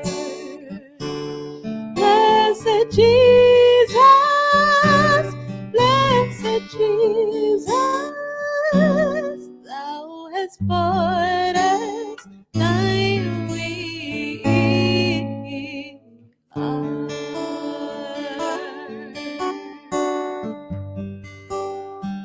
Thine we are.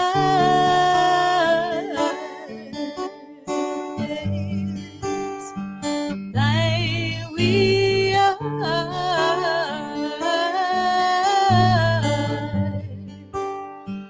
Thine we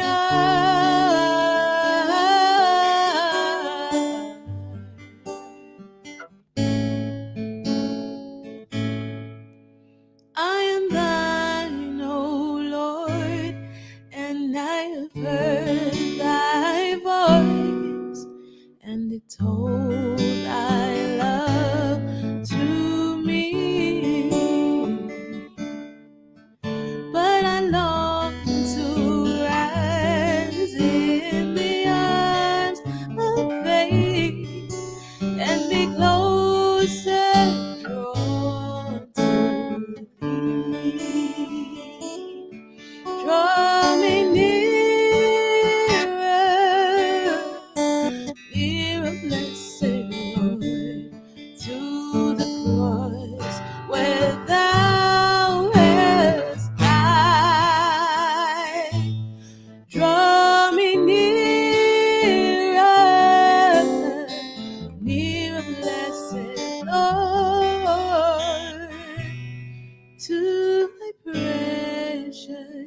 bleeding side.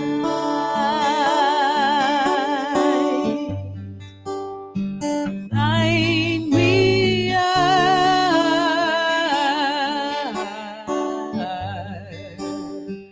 thine me thine.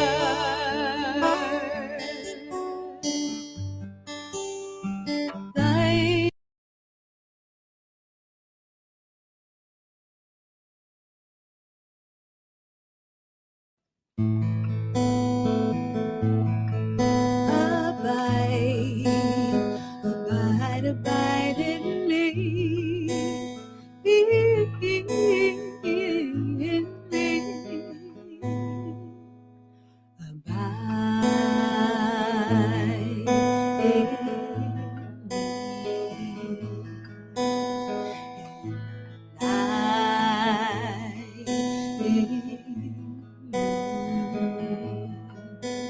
as the branch cannot bear fruit of itself, except it abide in the vine. Nor can ye except ye abide in me. Abide in me. If you abide in me, and as my words abide in you, you shall ask what you will, and it shall be done unto you. Oh, I am the true vine, my Father is the husbandman. Herein is he glorified, that you bear much fruit. Then shall you be my disciple, if you keep my commandments and abide in my love. If you abide in me, and as my words abide in you, you shall ask what you will, and it shall be done unto you. Abide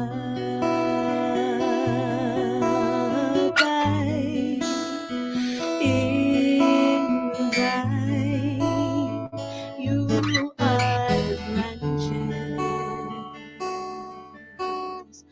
Abide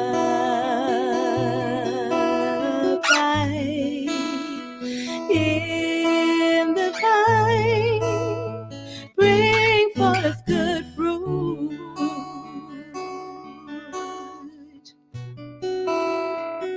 I am the vine, you are the branches. Abide in me, bring forth much fruit. For without me, you can do nothing. Do nothing without me. Do nothing without me. I am the vine, oh, and you are the branches. Abide in me, bring forth much fruit.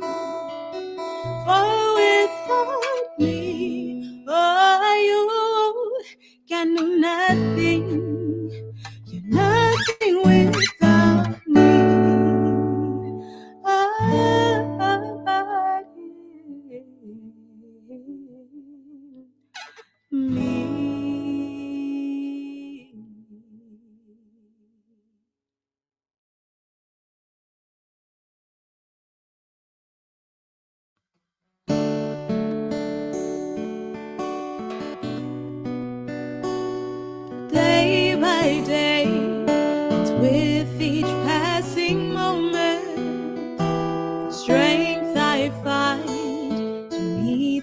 trials here, trusting in my Father's wise bestowment. I've no cause for worry or for fear. He whose heart is kind beyond all measure gives unto each day what he deems best. Lovingly, its parts of pain and pleasure, mingling toil with peace and rest. Every day, the Lord himself is near me with a special mercy for each hour. All my cares he fain would bear and cheer me. He whose name is Counselor and Power, the protection of his child and treasure is a charge that on himself he laid. As your days, your strength shall be in measure. This the pledge to me he made. Help me then in every tribulation, so to trust thy promises, O Lord, that I lose not faith's sweet consolation offered me within thy holy words. Help me, Lord, when toil and trouble meet thee, here to take as from my Father's hand. One by one, my days, my moments fleeting, till I reach the promised land.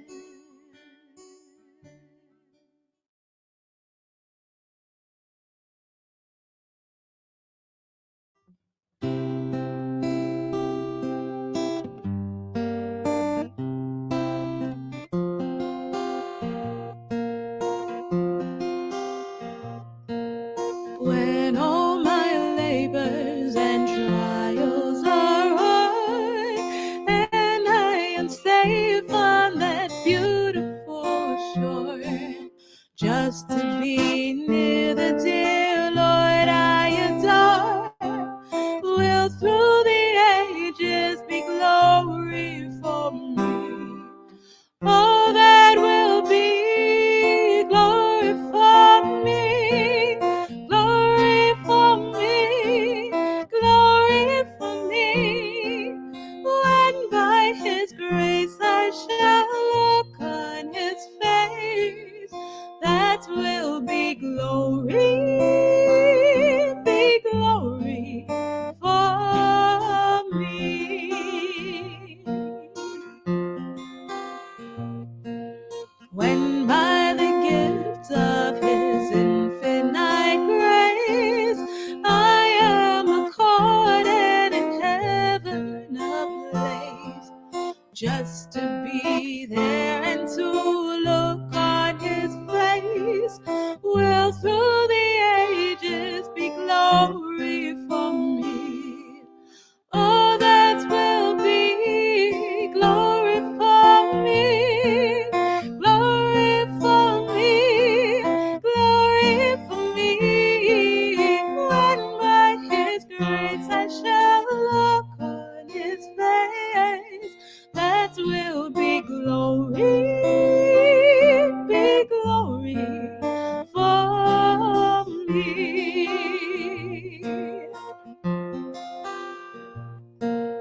Friends will be there I have loved long ago.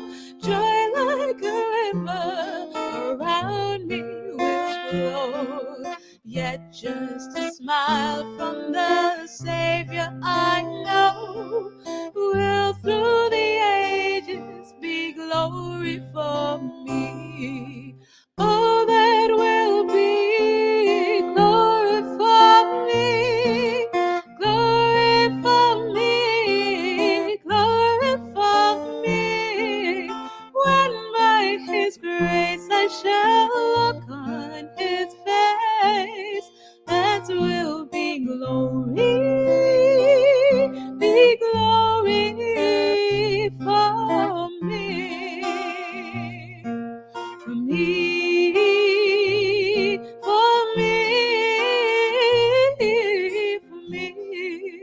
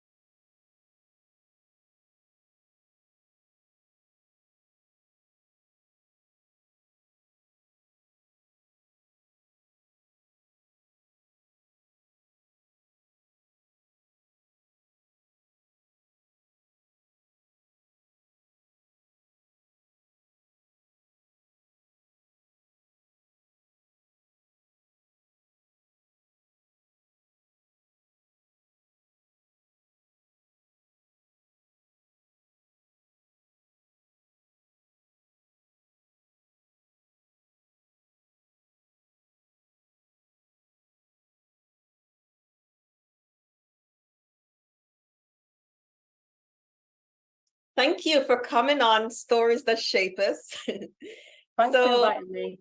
I just said your name and that you're a wife and your mom. She's a twin mom like myself, with gorgeous children.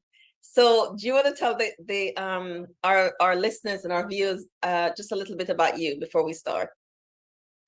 Okay, so my name is Natalia, and yeah, I'm a mother of 4 children now.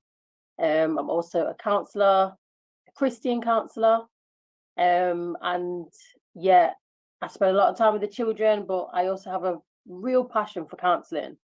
And with that passion, I've actually started a ministry called Christ Therapy, which basically started with me, to be honest. It started when I went through depression myself, back in 2019 after having my twins. It was a really tough time, and I don't know, I was going through it. It was a really, really dark time for me, and I just really just wanted to cope with Christ.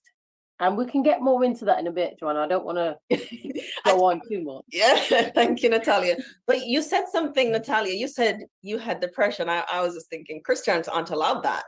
How did you manage depression? And I know I'm being cynical, like saying Christians aren't allowed, because I know that it doesn't matter. It's no respect of persons. But how did you manage depression in settings where it's frowned upon? Well, I'll be honest with you. I couldn't really turn to my family at that time because they're actually not Christians. And they might be thinking like, you're meant to be the Christian. I remember I'm supposed to be joyful around people. I'm not supposed to like be sackcloth and ashes around them. Right. So I kind of hold that down like from my family, and I didn't really have that relationship with them when I did become a Christian. Yeah. And then it's like in the church, it's like being Black as well. I'll be honest, I'm just putting it out there. It's like I felt as if I'm supposed to just be strong and, you know, just pray on it and everything will be all right. But in all reality, it wasn't all right. And yeah, Yeah. I did reach out to some sisters in church and they did pray for me, but I kind of needed more. It was getting to a point where I just felt so isolated. Like one time, I had to make a phone call and just say, I need help. Literally, I need help. Help me. And at that point, that's when I ended up going into therapy myself as a counselor. I went back into therapy. And honestly, I believe that was an answer to prayer because I was praying to God. I literally was praying. I was like, Lord, where are you? Like, you said you're going to be there for me, but I don't feel you. Like, I literally need help right now. Like, Yeah. I'm struggling. I can't see you. And it's like, God bless me with counselor. And I went through that healing process and it was hard. I had to do a lot of work. It was so hard, but by the grace of God, we're in 2023 and I'm not depressed anymore. Oh, I'm praising God with you. But you said two things, Natalia, that really stands out for me. You said postnatal, and just so many women that goes through postnatal depression and don't get support, don't reach out for help, struggle alone. Was there any accompanying shame? Because I think that's one of the big reasons why women struggle alone. Does that resonate with you? It does, because a lot of times with depression, if people don't understand it, they can be like, why are you throwing a mood swing? Why are you acting different? Why don't you want to come here? Why don't you want to do this? Like I said, like you kind of isolate yourself. And sometimes I did used to flip. Sometimes I'd have mood swings because I'm exhausted. Yeah. I'm tired. I'm breastfeeding. You know, mothers out there, you guys understand how this is, right? And it was a lot. And it's like, it is shameful. It's not shameful to me, but it was shameful to some people for me to even talk about being depressed, because it's like, oh, no, we don't talk about that. It's like the way how people can view depression and mental health. It's like, you know, you need to be in hospital or there's something wrong with you, like just snap out of it. That sort of mentality. And at that point, that's when Joanna, I started making videos. I started vlogging because that was my way to escape, to really like share my truth without people labeling me or saying that I'm being dramatic or they've done it. Why can't I do it? Get on with it. It was a lot. It was a tough time, but I thank God for that time, because I really believe that it actually did shape me to be the woman that I am today.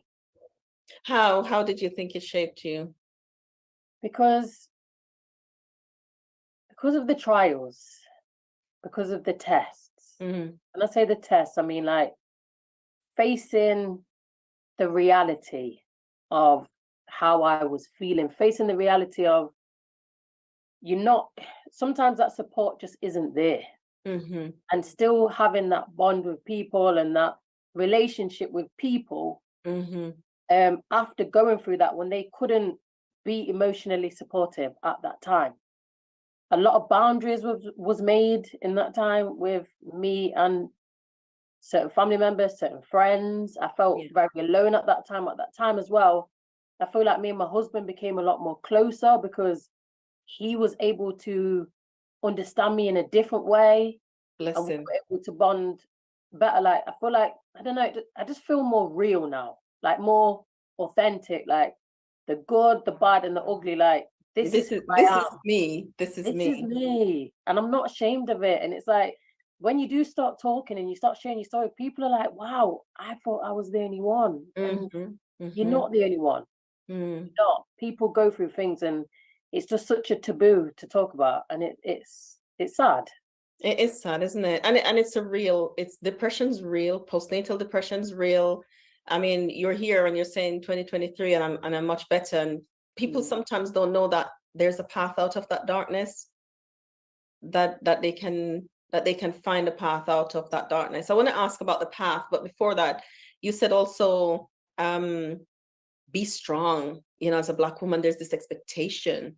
And if we added a Black woman who was a Christian, did that make the messaging of being strong harder for you? To me, it did, because, like I said, it's like it's embarrassing to even cry. Ah, So once I was at church and someone was preaching, and I really thank God at that time for that pastor who was preaching, because he did a prayer bit at the end, where they do the altar thing. yeah. They come down if you want to pray. And I went down to pray, but in my head I was thinking, please, help me. It's like inside I was crying, Yeah. somebody help me. Yes. But anyway, I went down there and I started crying, and it's like, it can be to be vulnerable. You're never taught to be vulnerable. Well, I No. was taught to be vulnerable. I grew up having a strong mom who Mhm. paid the bills, and she was the mom and the dad. Mm. And it's like, you got to be independent. And yeah, being vulnerable, I've had to learn that. God's had to teach me to be vulnerable, to be feminine as well, because a lot of time I think this persona of being strong, to me, I feel like it's masculine. Yeah. I prefer to, tap into my femininity, what God's blessed me with, and understand that vulnerability or being authentic in your feelings is Yes. strength. That's It is strong in my eyes. absolutely. I believe that that's what strength really looks like. We've been duped into thinking it looks like not crying, not needing help, always okay, always have it together. We know that that's not true. Nobody ever, everybody, we all need somebody, we all need support. I really wanted to say that, because I think there's this expectation of us. I remember when I started healing from sexual trauma, I'd had all 3 children already. The youngest was a baby. And I remember I was prayer ministries leader at church. I was doing all the things and all of that because my coping mechanism was work, right? And so I remember thinking, I have to give these up. I'm going to give them up, because I really needed to focus on healing. And I said it to 2 women. I still remember where I was standing, and I said to them, I'm going to give up prayer ministry. And they just said, nobody asked me, they've known me for all these years serving, and nobody says, Joe, how are you? What's happening? It's like, be strong, sister. They said, and they were giving me all these advice. And I said, I don't want a sermon. I said, I don't want a sermon. I'm just letting you know that this is what I'm going to do. Well, I'm glad that you did that. Couldn't do a sermon. When you were just saying that as well, Joanna, that reminded me as well. Once when I was going through this depression, I was on the phone to my counselor and I started crying when I was on the phone, and the kids were there and they were young. They're still young now, but they was younger at the time. And I'd walked off into another room, and the counselor was like, are you all right? And I said, I'm feeling overwhelmed right now, and I don't want the children to see me. And she said, don't be afraid to let your children see you be crying or be vulnerable, because then they can see how you feel, and you can be authentic around your children. You're showing them that mummy feels sad sometimes, mummy feels happy sometimes. It's a way of life. But I was always taught to, hide your tears, don't be emotional. And it's sad. It's sad that people don't really pick up. Naturally, we don't pick up on these things. Yeah. And we want to give our children a full range of emotions to access and to feel, and to know that they can feel it and what to do with it. I was listening to my daughter's podcast today, and she was talking, and I'm smiling to myself, and she's knowing when she's in the emotional brain, and she's knowing what to do to calm down. And I'm just like, thank you, Lord, that she has some tools to use when life is happening, because life happened to them too. So I'm really glad that you were able to, your little people will grow up with emotional language, and that's how we build resilience. It's not through strength, don't mean we don't feel. So here you are, you're a young mom, you're a Christian woman, and you're dealing with depression. But you said, again, some key things that I just want to pick up on. And I believe every woman who's healing needs a supportive husband. If you're married, that is, or needs supportive people in your corner.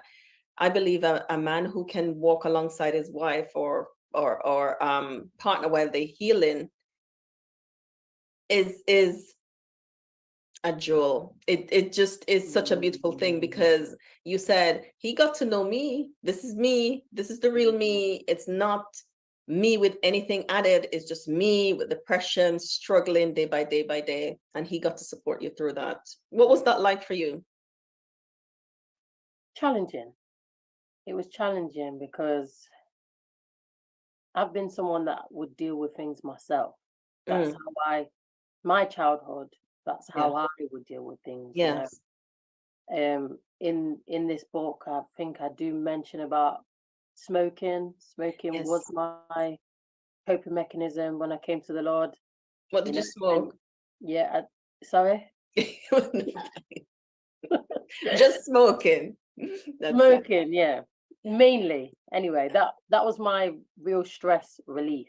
So going through that time, my husband, he, trying to cope with the Lord was very hard. So anyone who's ever had any kind of addiction, you go through mood swings, you go through anger, you go through sadness. There's a lot of different emotions that come with it, and it was a really challenging time for us because he had the pressure of the household and the children, and while I was going through this journey of healing.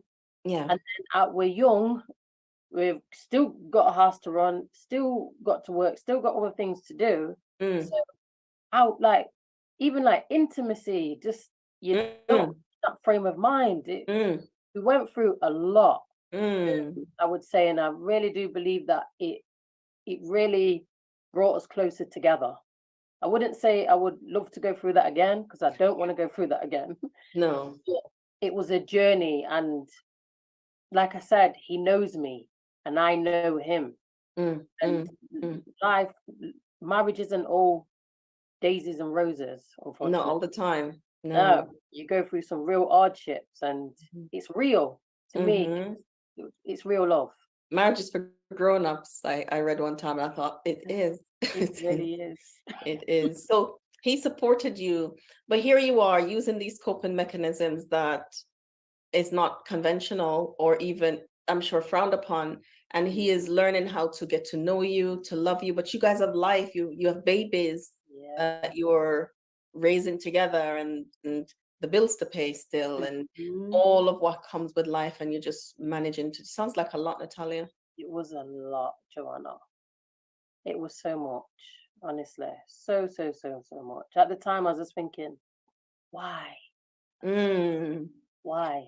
But what's important is that here you are telling the story at the end, as you've been through it, and and you're looking after yourself and all that kind of stuff. And that's the message I want people to get, that we're not talking, and all of these stories that we're sharing from Come See a Man, we're not talking while people are living it. We're talking while people have done the work, right?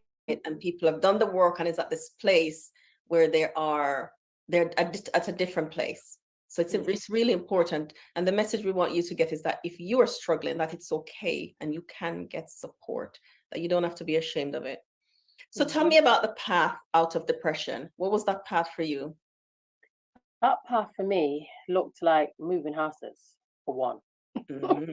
I know that it's like it was psychological, and it was like physical, like moving out of that space where we lived. I'm not going to go into too much detail, but Sure. Our living circumstances was not ideal. So literally like moving into a new property in a different area, a whole new life, basically. A whole new life. And that really gave me that space to breathe, to really know myself, like even as a mother with these little children, like give them the best that I can give them. So that was number one. Number two was like giving myself that time. Like, okay, what do I need? Okay, right now I think I need some time for myself. I need to either go to the sauna or go and do some exercise. Exercise has been amazing for me on this happiness journey. Honestly, Joanna, it's like medicine, I tell people. It really is like medicine. So I would say moving away, exercise, and therapy and literally just sitting at Jesus' feet and just crying, just weeping. Mm. Like my husband always makes jokes about me saying that I'm like the weeping prophet. He always says that. But I am. That's how I express myself. That's how I feel better. That's how I release. Like I Tears cry. are wonderful. Yeah, I cry. They're wonderful at tears. So you just go tell Jesus the way it is. Mhm. You didn't have to fix the prayer. You just told him how it Just was. told him, literally, just tell him. Tell It's him. like until I really went through that, that's when I really began to really know Jesus, because it's like I was labeled as a Christian. I went to the church, I did what I'm supposed to do, Mm. but really knowing Jesus, I think it's like staying consistent, really having faith and holding on to him in those times when you're questioning where he is, in those times when you're thinking, why? Mm-hmm. Those are the times when, for me, that's when my journey began to really knowing Jesus. Because your journey with him now became authentic. It just became Yes. about you and him and nobody else, no doctrine, no nothing, just Mhm. you and him.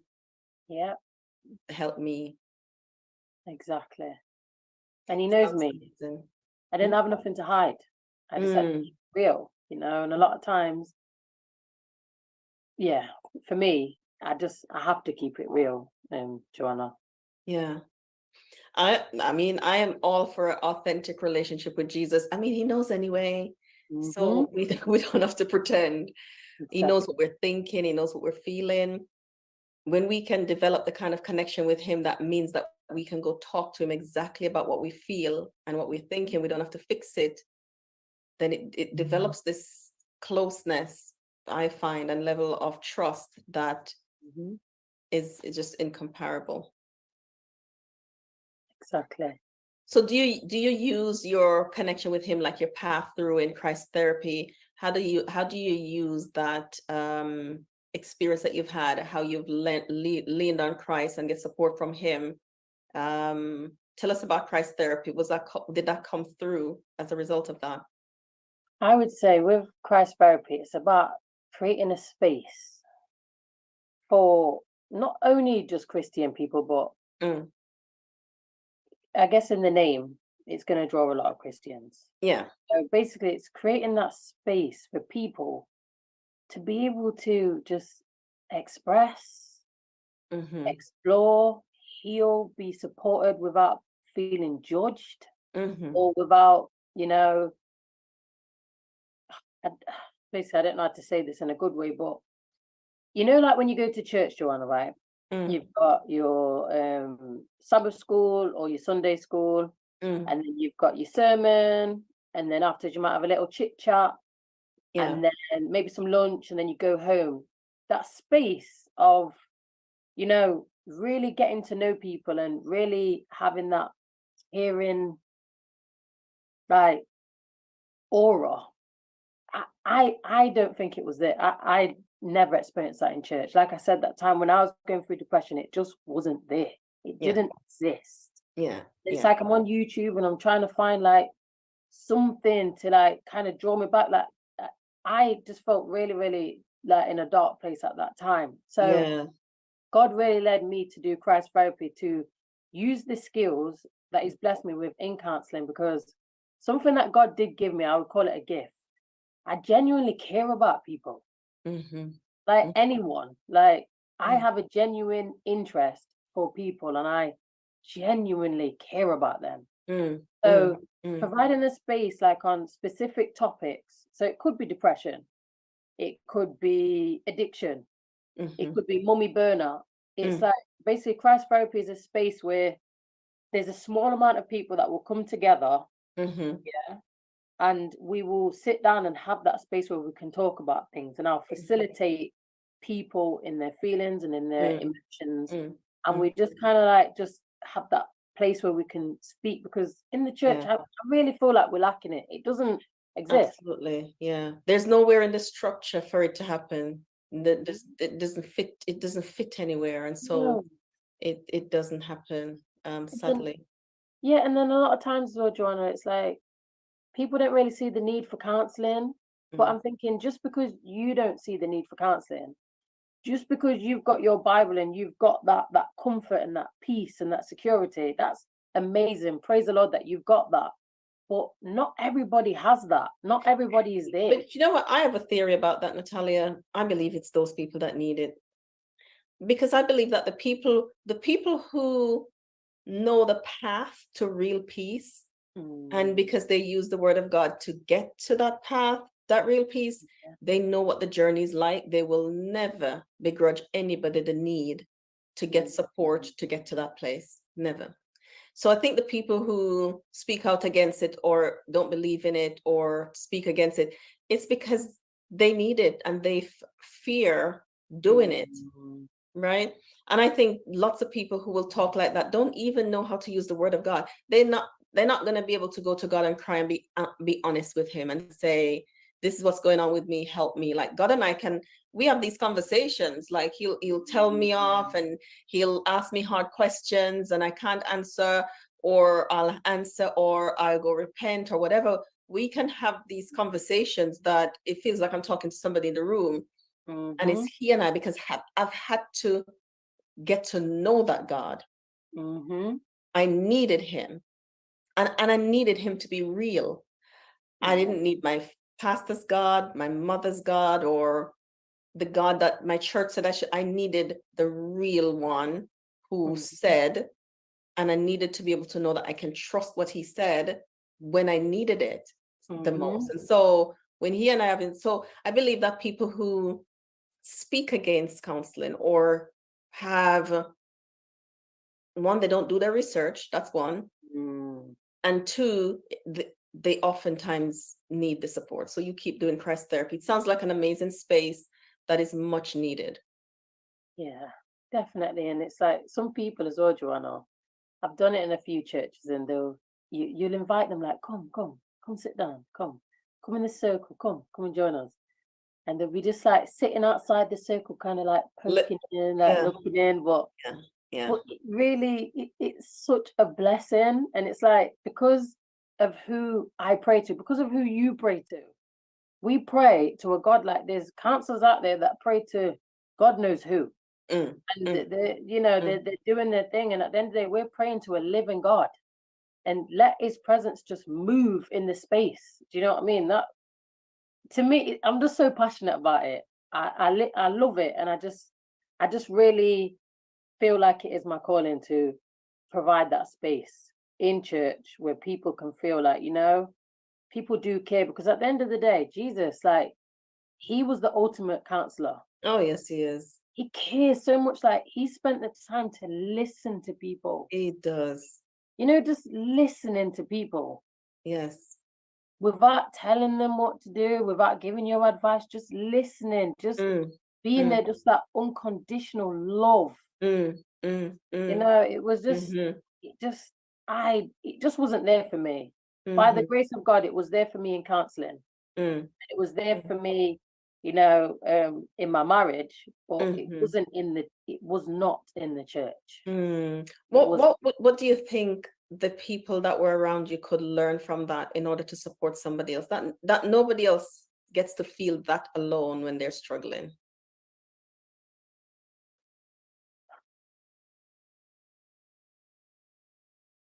I think we need to just look, if you read even The Desire of Ages, Joanna, you can really get to know how Jesus was. Like, he literally laid down his life for people. He inconvenienced himself for people.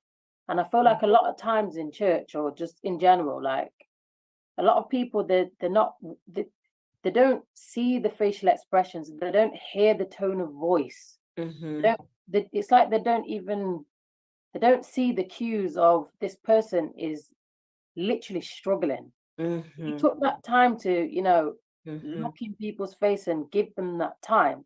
You'd realize, like, the Holy Spirit would show you, let me see how I can help or be compassionate towards this person. Because these things matter, Joanna, and I'm not going to go into details, but many times suicidal thoughts are real.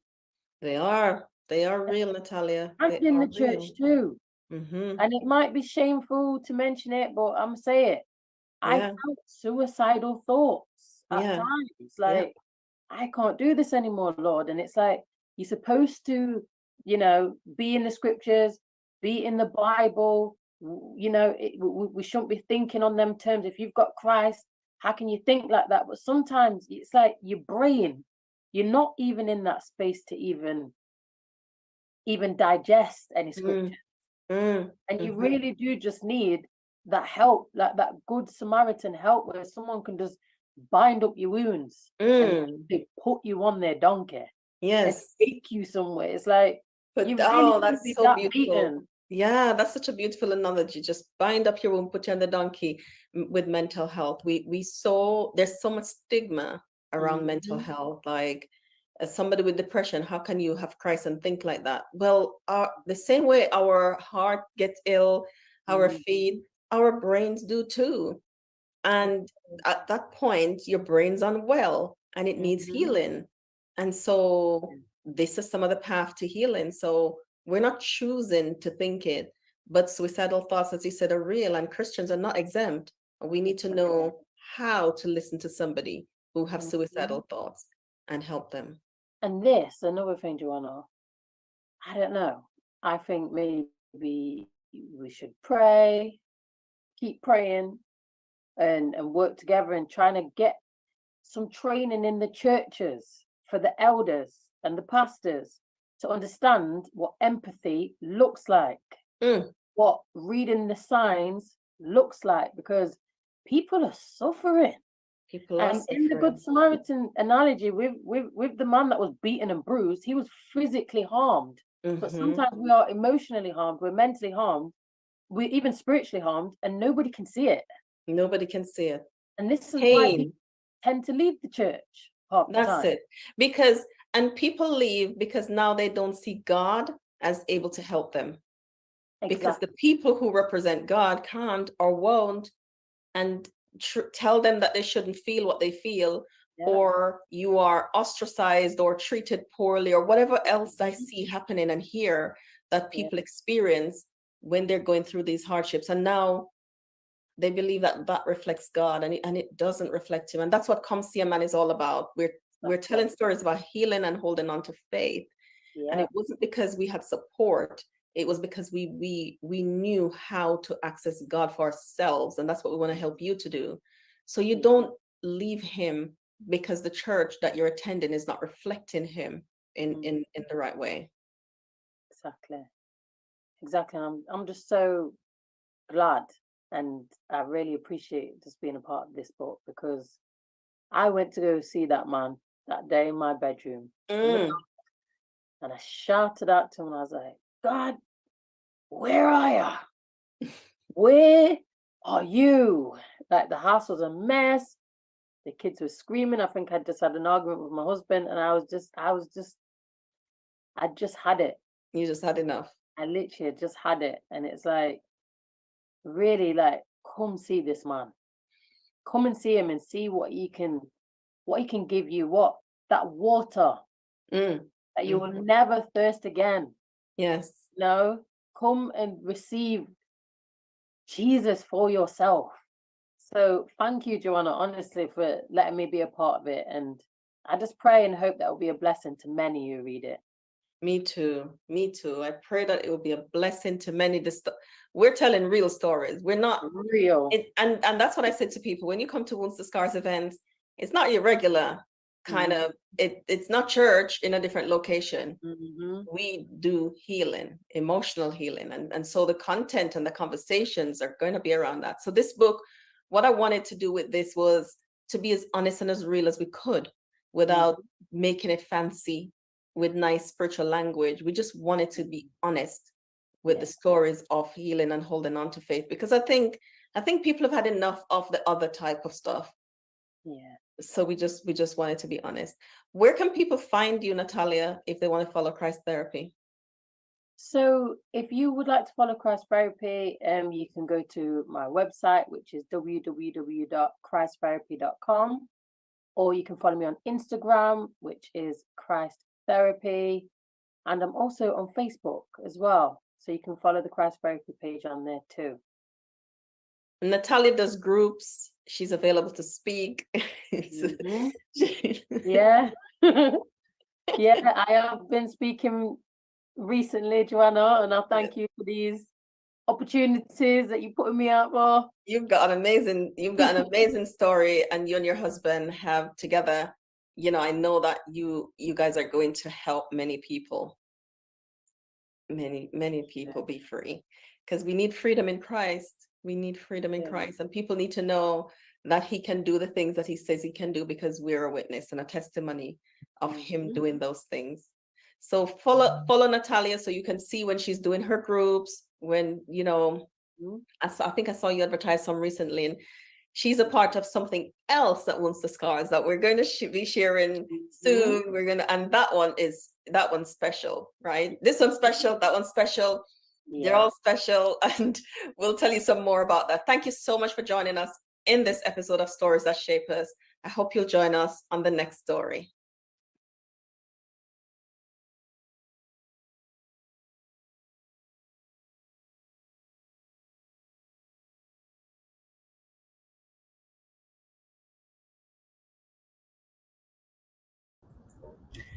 Hello, everyone, and we are back live. We've been streaming some of our content that was produced before. We've been playing music and just giving you a chance to relax and to listen. I have my next guest that is ready, and we like to have conversations, my guest and I'm going to bring Joyce in the room now. We're talking about postmortem care and mental health. Welcome, Joyce. Hello, how are you? Oh, your hair look amazing. What did you do? Radical again. You cut it all off. Yeah. Oh. So this is me after how many hours now? Oh, I don't even know. 8 hours? Yeah. 8 hours of being on here, trying to just organize everything in the background as well, and just being present. It's not as bad as I thought it was going to be, but I'm feeling it. But you know, there've been people that have been coming on and in back and forth, and I really appreciate the people who come. Afterwards, you'll have access to all the videos we'll edit, and you'll have access. So thank you for coming, Joyce. Do you want to introduce yourself to people before we start? Right. Okay. Yeah. What do you want to tell them about you and Birth Miracles Hope? Well, are we live? We're live. Oh, sorry. All right. Yeah.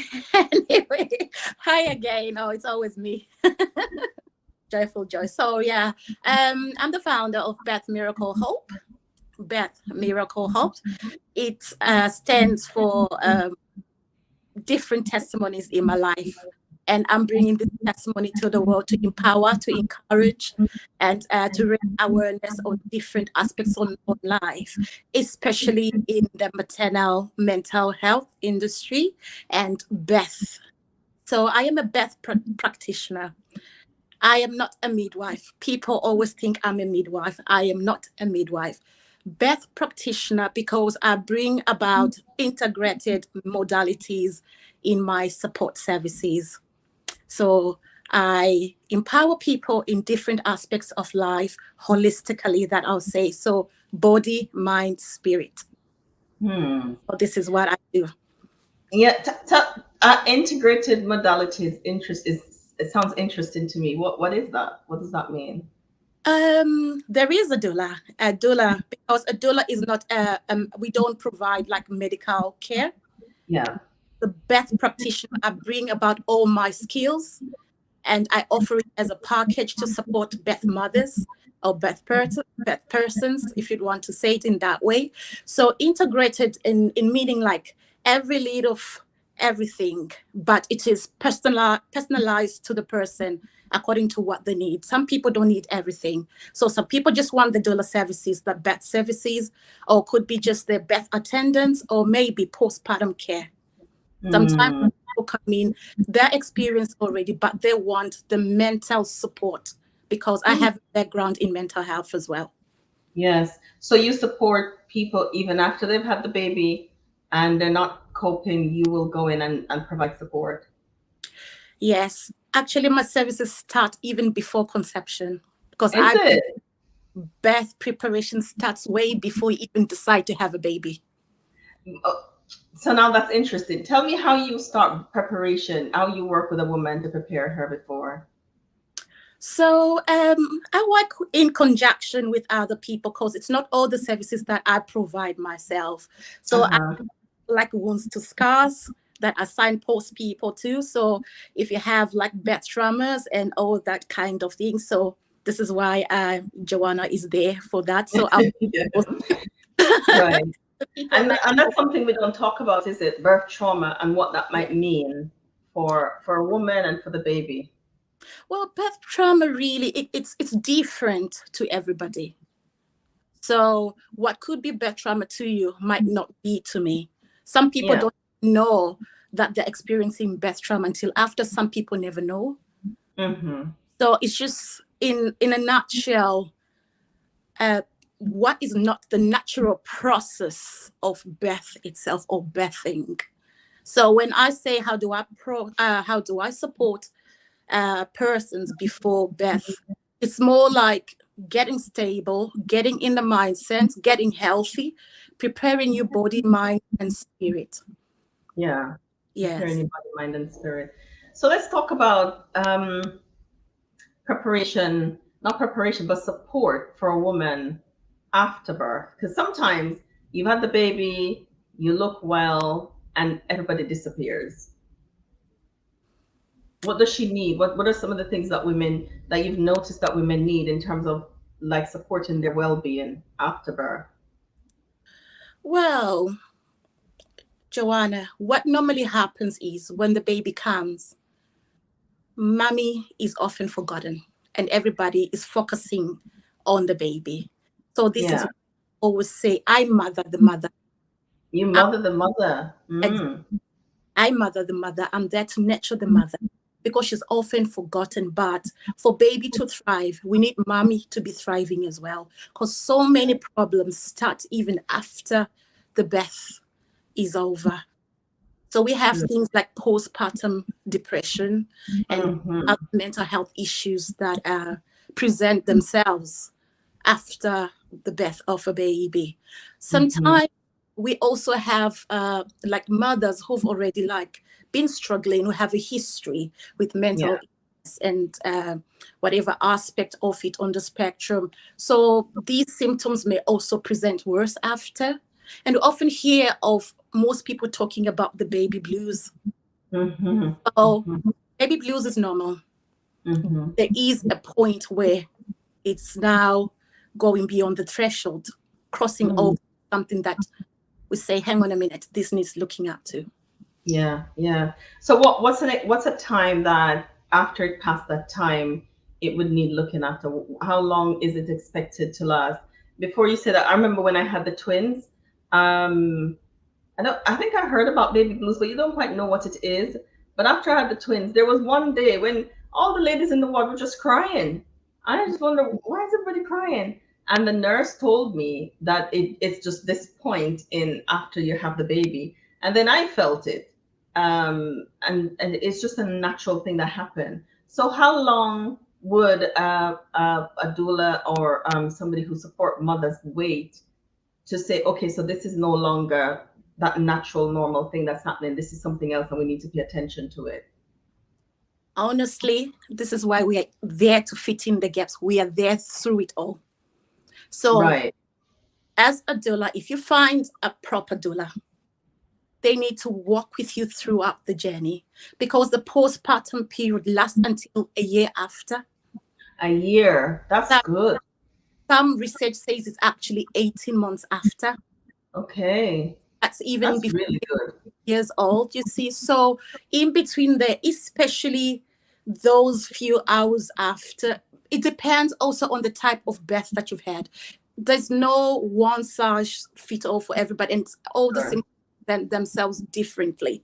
So within the services that you need to ask for, or that you need to add on to your postpartum care, you need to have a self-awareness of yourself as well. What is normal me?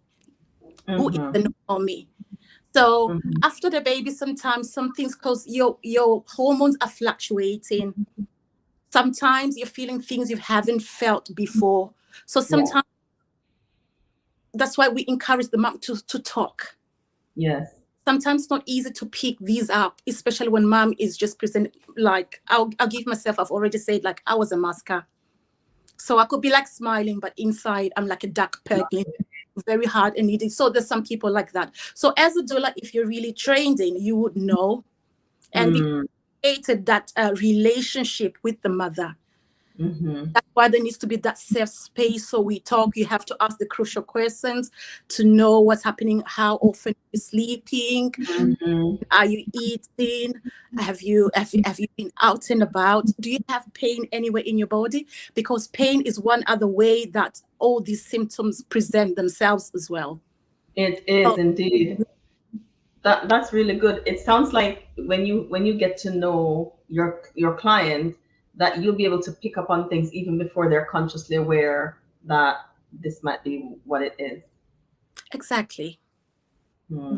That's the goal anyway. Sometimes it's not easy, because even as you get some clients, some still hold on because of whatever issues they're dealing with that are not resolved.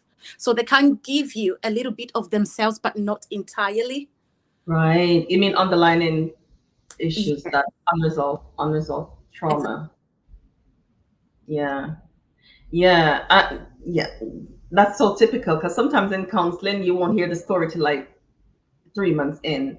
You'll get to hear, and I think maybe it's just the thing around people being safe. That when people are safe, then they might share more, and it takes a while for them to feel that. But when you're walking with somebody else, and I suppose that relationship that you'll have is very intimate because you're seeing them in their homes, you're seeing them in a relaxed atmosphere, so you get to notice a lot. exactly. And the other thing is the typical postpartum care. The earliest that most women have is the 6 week after they've had the baby, where they have actually a professional come to see them. Not Yeah. everybody has a health visitor come after the baby's born. Not everybody has the midwife. The midwife is just there normally for the first 7 to 10 working days. Yeah. Sorry, not 10 working days, 7 to 10 days. But after that, you're all alone. So it's Yeah. usually in that window that these things need to be picked up, when all the changes normally manifest themselves. Yes. Yes. The Yes. time, the 6 weeks, and these issues are there and they're presenting themselves to others, it might be too late because they may be going on for a long time. Yes. So, Yes. so as a doula, really, you need to provide ongoing, continuous support. That's what we say. Mm-hmm. Ongoing continuous support. And for the woman that's listening and don't have a doula, don't ignore the low mood, the lack of sleep, if you're not eating, if you're irritable, sometimes not wanting to hold your baby. It's what are some of the things that women who don't have doula can look for, the signs that they can look for to let them know that their mental health, there might be something postmortem that needs care. Well, could be like detachment with the baby, Mm. not wanting to touch the baby, not Mhm. wanting to look after yourself, your hygiene, sleeping down. A most common sign that people can pick is like, when you have the brain fog, sometimes Yeah. you can't think straight, you can't concentrate. Some people also present themselves with something like ADHD symptoms, where Okay. you feel so overwhelmed, maybe clutter in your space. That's one classic sign as well. Most people think, oh, that woman is just letting themselves go, but they don't realize that's actually a symptom that is telling that that woman needs help. She needs help. It's not because she doesn't clean or any one of those things. Having a baby is such a life-changing thing in your body, your mind, your life, just everything. It's so true. It's so true, because it's been 9 months you've been carrying this baby. Hmm. And it's just not overnight that your body returns back to normal. See? No. And in some communities, I know of Africa, for example, Zimbabwe, Zambia, I know South Africa, for example, 1 year after the baby is had, mom is returning to work because that's all they get as maternity leave. But your body is not yet back to normal, especially after a C-section. Right. It takes time. It takes time for your body to get back to normal. And a woman can feel guilt when we talk about not being able to hold your baby or connect. And of course that have implications, but there can be so much guilt around that it will compound the feelings of low mood and shame. That as well. And you know, if you're not breastfeeding, for example, another classic sign, because you're let down, reflexes working, so there's something happening because your body is going through stress or something else.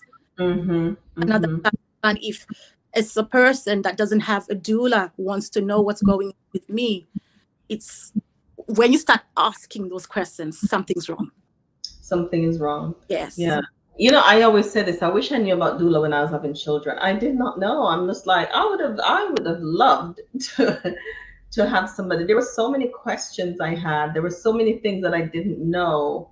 And with my mother not being in the same country, and having twins and leaving one in hospital because she was unwell, and then going home, and the guilt and the shame and the connection that you have to work to achieve because it was broken.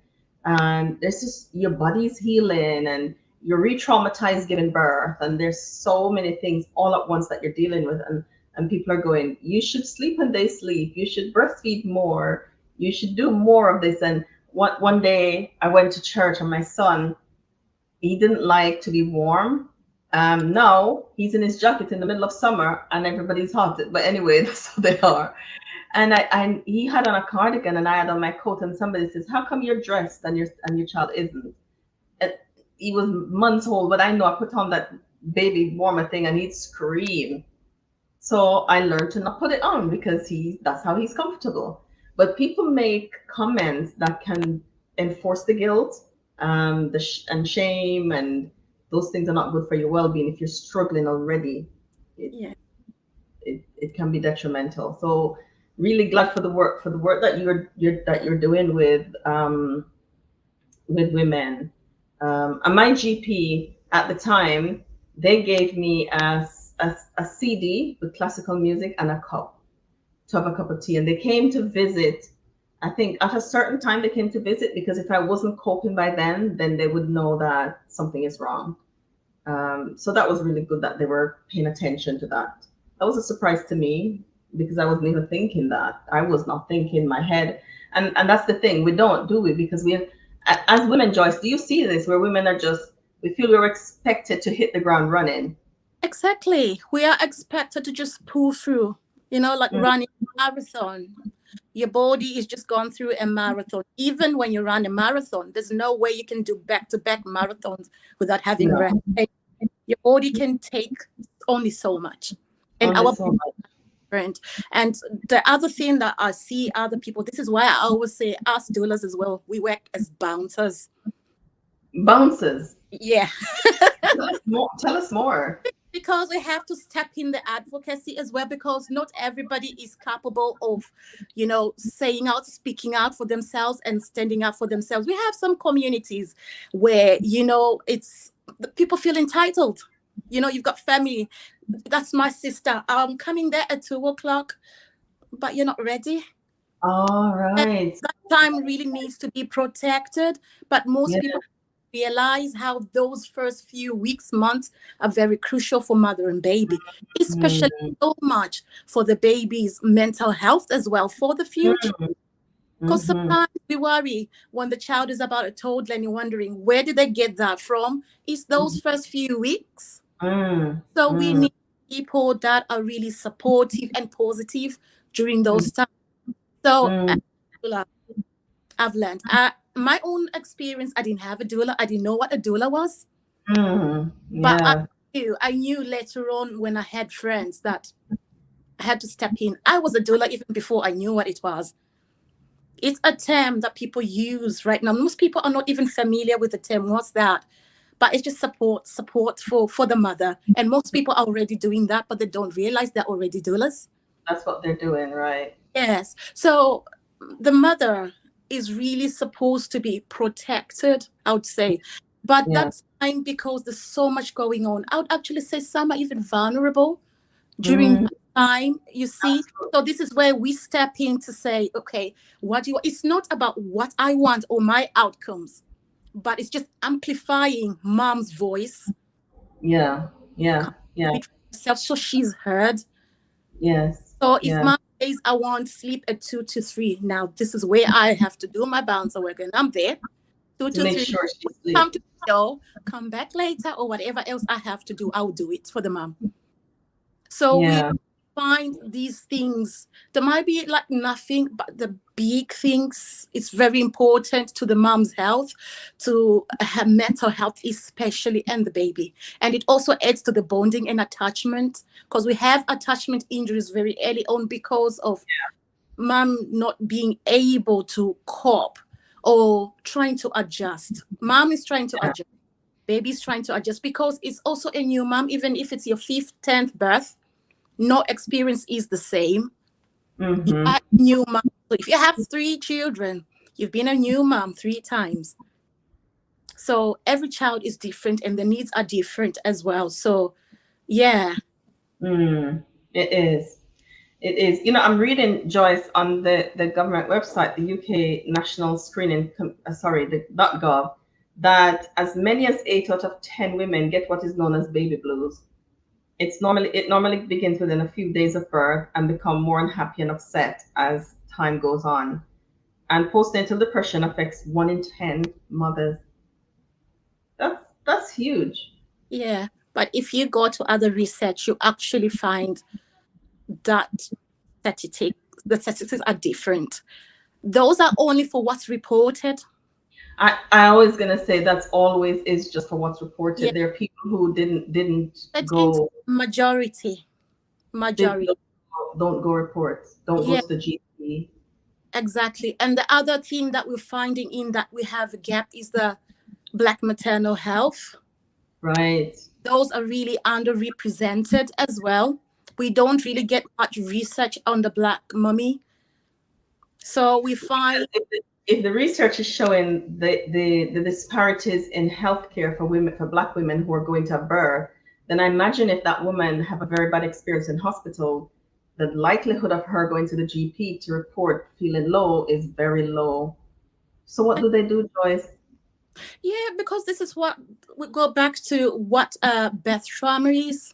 You said it's different to everybody, but for the Black majority or the minority of people in the community, people don't know what's normal, so they allow everything else only to realize, you know, what I always say, like we have like moral injury, right? Whatever is that can also happen, and I'm not going to go much into that because it might open another can of worms. But yeah, we find like we have a whole lot of injustices, for example, that are underreported. I'll put myself, for example, I'll give you an example.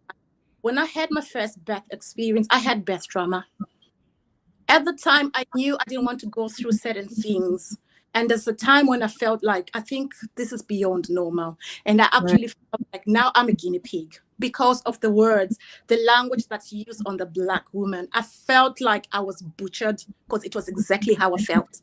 Oh, wow. That sounds traumatic, Joyce. It was really, it was a whole lot of horrendous things that I had to go through up until I finally, by the time I held my baby, I was gone. I remember by then, I didn't know that it was not just baby blues that I had at the time. It should present themselves. I had a whole lot of flashbacks. I couldn't associate certain things, and looking at people I was just in my own world, you know. I remember the consultant came. He actually said it himself, like, oh, I've never dealt with an African woman before. So we had language that was used, like I went in for a scan and was like, oh, I need to see you more often, because I did not know. I agreed. I consented to things that were detrimental to me. Oh, So wow. when you have the doula as well, they'll help you find the information for you before you go for an appointment. And Yes. be present for you to ask those questions, because they have more information. They're trained and more Yes. through this, so they will know, like, no. So most times when you go in with the birth mother, you'd find when the birth professionals know certain things, they won't even dare. So the language is so isolating and damaging. The language. I've never worked with an African woman before. It's a woman that you're working with, and that's all that matters. Yes, I've had terms like, "Ooh, that's an abnormally big baby you have there," and I'm thinking, abnormal in my Abnormally big. Yes, abnormal in my word means something different. Abnormal means this baby's got issues. Yes. You know, Right. it means something defective, especially when Yeah. you're talking to me in terms of me being, you see. So, And how much did your baby weigh? sorry. How much did your baby weigh? Actually, when he was born, he was like 3.5. So why is that And abnormal? talking of the abnormal was said, I think it was the 32 weeks I was, 32 weeks pregnant I was. And then I was put on like medication, blood thinning medication that early. No, but because of what he said to me, this is why I said I was actually a guinea pig. I do, because this was also challenged later. But I didn't put my complaint on time because I didn't know. Your complaint went in too late. Yeah, because it was So not. They're not denying. They're just saying, "Oh, you should have made your complaint earlier." This is only years later when I had my second baby, and I had a consultant this time who was culturally appropriate. Right. That's So a when he good was way. going through my files and asking me questions and raising his eyebrows, I knew. But I already knew something, but I was really like ashamed to speak up. Yes. Like, yes. how do you challenge a birth prophet, especially a consultant? Right, because they're supposed to know everything. To know everything, you see? So that adds an extra layer for a woman, an extra layer, and more things to manage when you're already dealing with baby blues that is extended. You have this added layer of racism. You have this added layer of misogyny, from from men in maternal care being the operative word. I was going to say again, adding to the experience, this is only the first birth experience. Well, I forgot this. Professionals were talking in my presence. I was going through contractions, woman, so you'd understand. Already I've felt induction because they wanted to take out this baby sooner than the baby was due. By the time they tried to take me to C-section, they told me like, "Oh, I think things are progressing, take it back." I didn't challenge that, I didn't know what's happening. So the duration was longer than it was supposed to. I remember it started on a Monday. The baby only came on a Saturday. So I had this all week, yes? All week? Yes, and I actually had 3 weeks in hospital before that of not knowing what's happening to me. Why have they admitted me? Oh, wow. They didn't explain anything? No, I didn't have that. So the worst, I think, was having contractions, and then I'd already asked for epidural at the time for pain management, and then I was denied it because I'm Black woman. You need to be strong. Your body can cope, and you're a big woman anyway. They told you no. They told you no to epidural. I am saying things that happened to me. Oh, girl, come on, a big girl like you can handle this. Let's wait a little bit. Okay, a little bit. How many hours? From morning, this was from Wednesday, the Thursday, Friday, and I couldn't cope with the pain. Oh, wow. That's when I was like, okay, let's wheel her in for an epidural.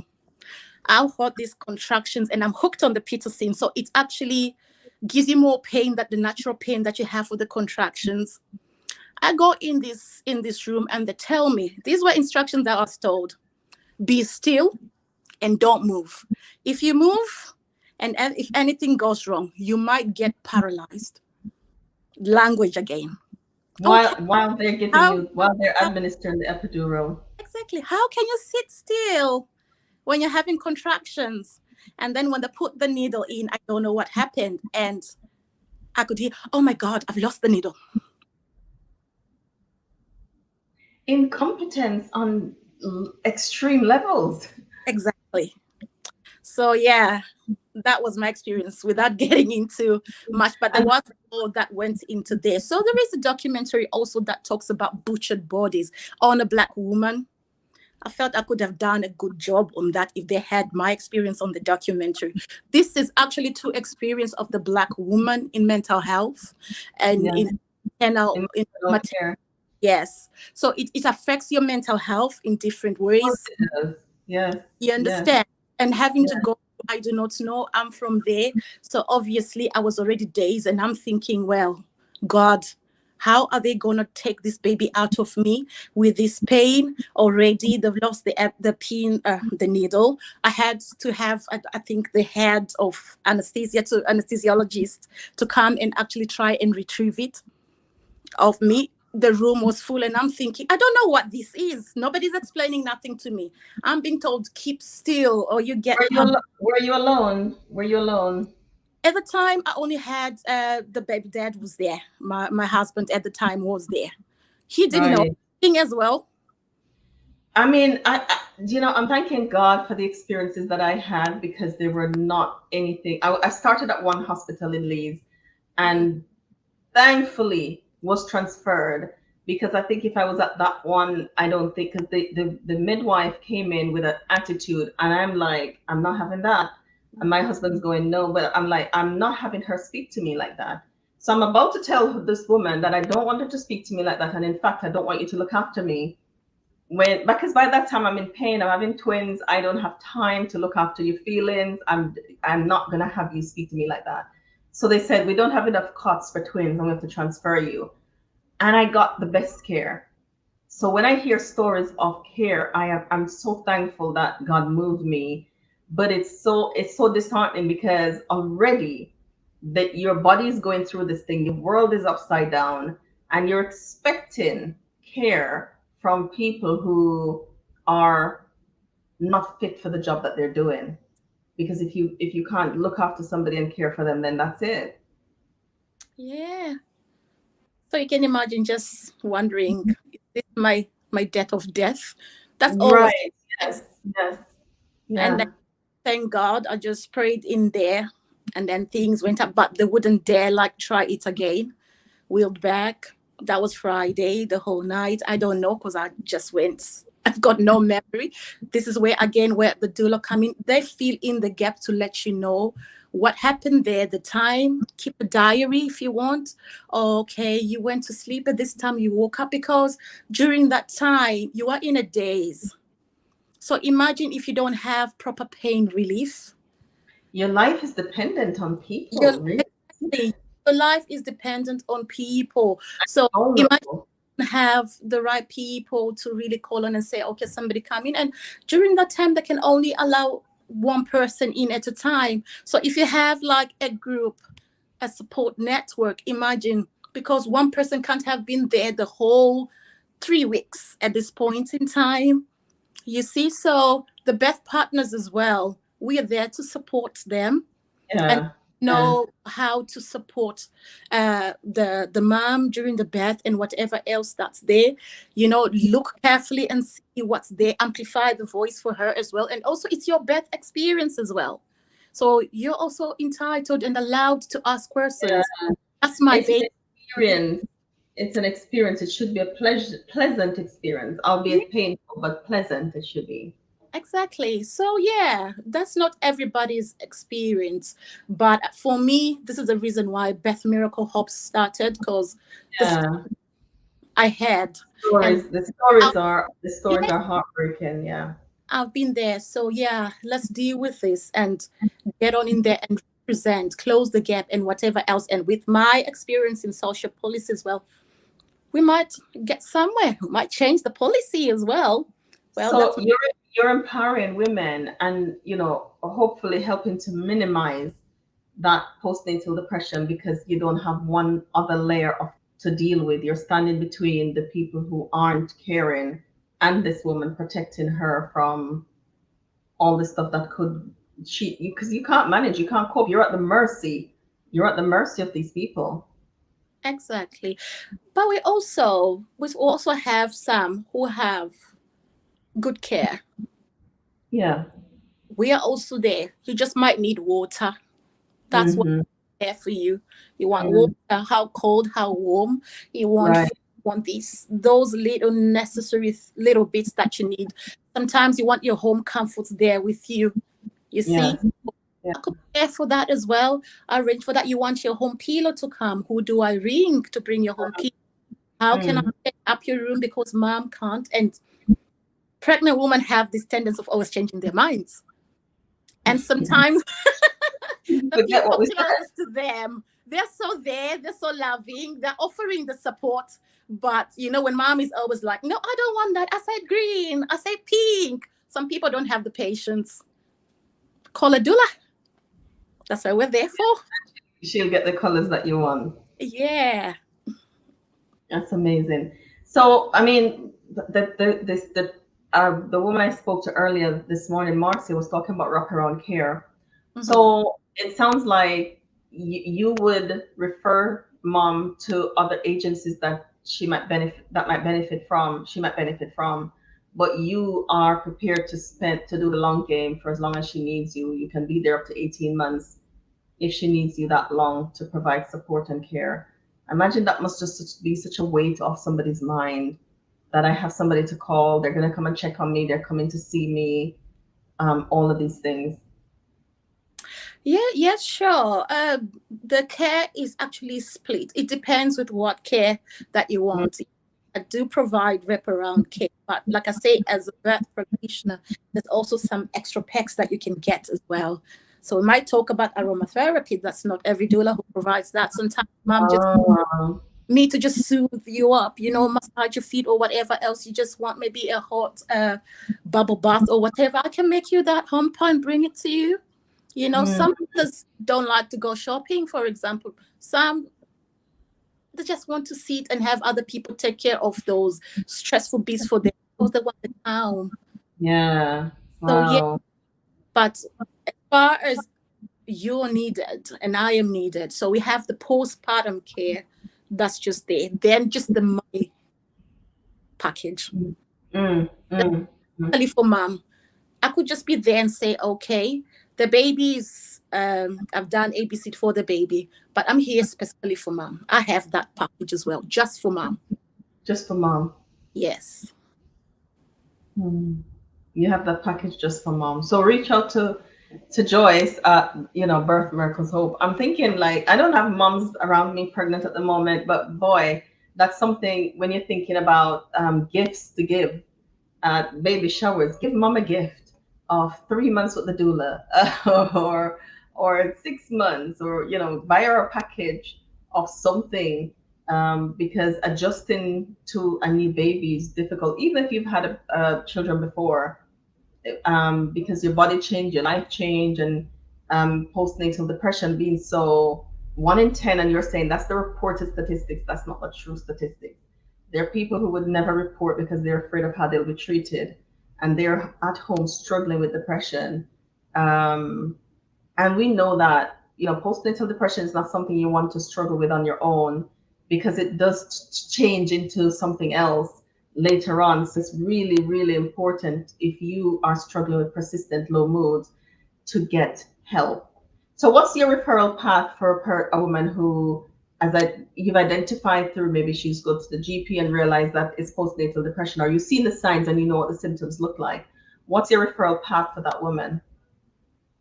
Well, at that moment in time, we talk about it, but because it depends with the relationship that we have, because it's a contract that we have to. So is it within my remit? Is it something that we agreed or whatever else? But because there's safeguarding issues involved as well, those I have to abide by them regardless. But Right. this is why we do a consultation to see if you're a perfect much before, I can get you out on there. But then there's those people that are there and you see this person needs it. You can always refer to another doula for them to get that. But besides being a doula as well, I do birth classes. You do birth classes? Yes. So this is why I say every trimester has its own thing. You don't start thinking about postpartum care when you are in labor. That has to be prepared before. You don't think about the birth day. That needs to be done before. You don't think, this is why I say I encourage women, if it's your first time to get pregnant, I mean, if you're thinking about having a baby, that's the first, right? Have that care, MOT care, go to the GP, make sure everything is in order. That will minimize a whole lot of issues down the road as well. Your health, your diet, your lifestyle, we need to look into that as well. So those are some things that I do as well as part of my packages in other skills that I've got expertise in as well. So we do a plan for you. We look at like, you know, your birth preference. How would you like to birth? Would you like to birth at home? Do you want a home birth or do you want a hospital birth? Or what exactly is it? So we kind of like brainstorm to prepare. Some people have got no idea because what they see on the telly is what they think birth is supposed to. But most of what we see on one, okay, I'm not going to mention, but some of these programs, it's not the reality of what birth is supposed to. For example, people think, okay, you're going to contractions and, oh, what is best? And the baby's here. It's not how it goes for everybody. So we go into that assessment or getting to know you because I have that expertise of knowing like, okay, with your background, like I said, I offer holistic packages. So going through there, I get to know the mom. And then from there, we walk together. So I know, get a little bit of your history and whatever it is that we need to work with. We can do a debrief if you've had a baby before. How has it been? What did you like? What did you not like? How do you want to change it? Birth positions, for example, these are really amazing for most. And people don't realize something as simple as changing your birth position can actually speed your birth and give you the birth experience that you need. Most people you have different birth positions. Yes, we do. We have all that. Yeah, because people think whatever we see on the telly or that's it. It's just what is it? But there is a whole lot of things out there. Most people think they don't need a doula because they've had children before.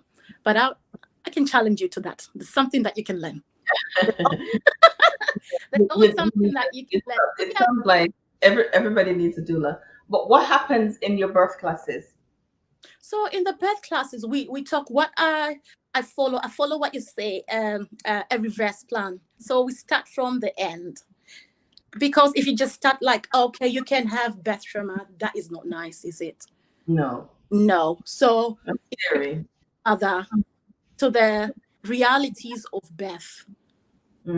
Best way possible, but we start with the end in mind, coming to the beginning. Okay, what is the end result that you want to achieve? So us standing as a bridge to get you there. Okay, I want a home birth. What kind of home birth would you like? I want candles, I want ABCD, I don't want epidurals, I don't want no medication, I just want, okay. Then we go into prepare. This is the reality of that kind of birth experience that you want. Some people, because of some other reasons, they can't really have some other like birth, home birth or maybe C-section. Some people also believe like once a C-section, always a C-section. That is not true. That's not true. You can actually have a natural birth after a C-section as long as you know what to look out for and you were supposed to. This is true education for women. Exactly. So it's proper education. How does your body work? The birth mechanics of the body. Most people do not know. You ask them like 15 weeks pregnant, how big is your baby? Oh, I can feel my baby kick. And I'm thinking, are you sure? Because we hear people talk about this thing. So we get into the reality of what exactly is happening to your body now. Yeah. You know, what exactly is the the mechanics of the body, your pelvis and whatever. So how do you actually, support your body to work in the way it's supposed to? So we educate you on your body, how it works, the natural way of it, the hormones, exactly, mentally, and all this. This is like a holistic package of education that we actually bring out to the birth parents. So what do we need to tell the birth partner who's coming along with you? So we prepare. So the experience is supposed to be you. So it's a personalized birth class that we do, or workshop if you prefer a group one as well. So it's personalized to your needs and tailor-made to exactly how you want in the best way. No birth is the same, and sometimes things do go south, but we also prepare like, okay, in the eventualities of A, B, C, D. So when you know exactly what's expected at every step of the birth, it actually reduces and minimizes the risk and the unnecessary C-sections that we don't need as well. So we empower you mentally, emotionally, especially physically. So you're there. So you say, you know what? I'm going for this. It's not supposed to be as scary as how people portray it. Birth is beautiful. Birth is beautiful. Painful, but beautiful. It is beautiful, but pain, knowing something beautiful coming at the end of it. Comes at the end. Absolutely. I agree with that. I completely agree with that. It is. It shouldn't be scary at all. It's a beautiful of life as you go through it. It's supposed to be, enjoyable. It's an enjoyment that people have to, embark on and, rides. It sounds like you guys make it enjoyable. It's not clinical and impersonal. It's not supposed to. Yeah. You do make it clinical. So once you think of it in terms of clinical, then this is why even interventions come in. Because when you see them happening, you think, oh, it's normal. It is not normal. It's not a clinical condition. It's not a medical condition. It's not a medical condition. Not at all. It's supposed to be as natural as possible in the way that you want. There's nothing wrong with having a C-section if that's what you choose. Right. A home birth, it's all up to you, but it should be something that you say, this is what I chose at the end of the day. And I experienced that I was looking forward to. Mm-hmm. I see people doing home births. I honestly don't think I would have been brave enough to do it. But I see people doing it, people show their videos and it looks really nice. And I don't know if it's relaxing, but you have all these people around you that makes it must be, special and helpful to the woman doing it. I always say, you know what? Birth is sacred in a way, because of my faith and what I believe, how it is, birthing. Yeah. Process in itself. This is why when you look at it in that way, you actually approach it in a different way as well. You see, it's not supposed to be this hurried, like, okay, you get on with it quickly, 2 hours to go. It's not a race. No. Yeah, this is why I say we need to use the correct terms, like delivery. Imagine telling somebody, oh, you're going for delivery. It's not pizza. What's the word? Use the right terms. Let's beautify birth for what it is. You understand? So for the right language when you use it, you understand? Tell the mom what it's supposed to. They'll look forward to it. You become calm. Your body relaxes. So it's having that positive mentality towards birth if you want to really achieve it. Yeah, I think that probably will have to be supplemental, like agencies like yourself, because in a hospital where people are busy, there's not enough beds, not enough resources, not in long shifts. You're just tired and can't give you the experience, can't make it into an experience. It's a delivery. Let me deliver this one and that one and let's move them on. Yeah, this is why I say, like, you plan before, so do your research. Where would you like to give birth? Okay, at London, whatever hospital or that hospital. Go and familiarize. Speak to the people that you get a feel of, do you really want to be there? Unfortunately, right now, with the current way things are going, it's not really always possible, but you can actually plan ahead. If they know that you know what you're doing, trust me. Yeah. Trust I me. didn't know you could choose your hospital. There's so many things that would make it less stressful. Mhm. People, and anything that is less stressful, we want more of that. We want more of that. Mhm. More of that thing. Oh wow. I've learned so much today, Joyce. But more than anything, what I want people to take away is the care that they can get with birth to help with their mental health. What we want to do is to minimize. We want to minimize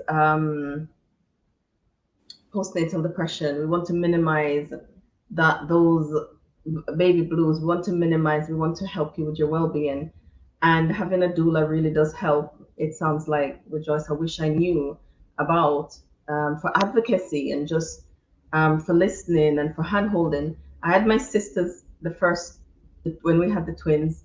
They were all there, and that helped. But when I had our last, I was on my own, and that was lonely.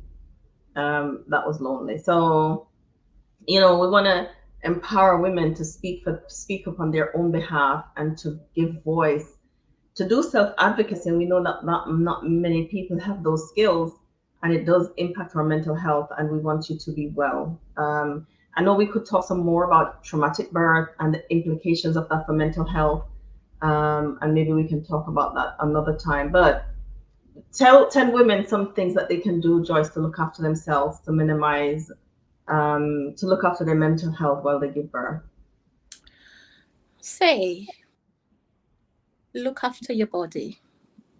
Look after your body. Listen to your body. Our bodies speak. They tell us something is right or wrong.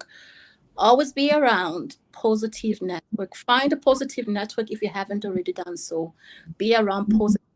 Information is very important. Do your research. Do the education that is needed, especially when you're bringing another life there. That is a whole responsibility. Birth is not scary. Yes, it looks scary, but you can make it more scary if you go and find the wrong information. Right. So we need to put the right perspective and the right narrative to things. This is what I'll say. And after birth, remember, it took you 9 months, if more, to prepare for this baby. Yeah. The body needs to recover. In other countries, they actually say 40 days, the mom needs to just be nurtured at home until she's well. Yeah.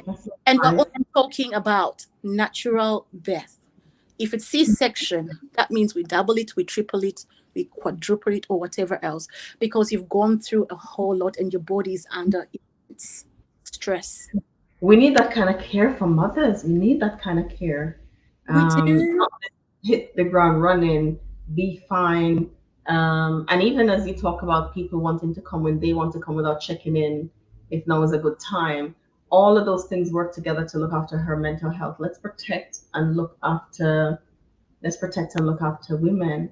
Let's protect and look after mothers, because they're doing we are doing an amazing job. Thank you, Joyce. Joyce and I are going to talk again later on.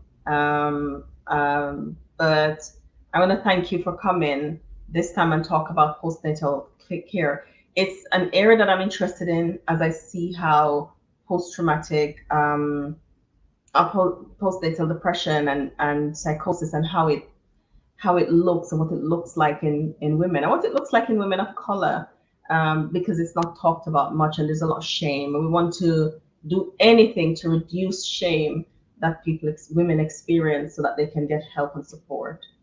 So thank you for the work that you do, Joyce, with women at this really crucial time. We are going to continue. I'm going to continue with some music before I go back, while we get ready for our next guest, which is Dr. Amanda, and we're going to talk about Dr. Amanda and I are going to talk about stress, and then Joyce will come back. So just bear with me while I do this. Thank you, Joyce. Thank you so much. I'll see you. I've sent you a message, and I'll see you later. Yes. All right. Thank you. All right. Share screen.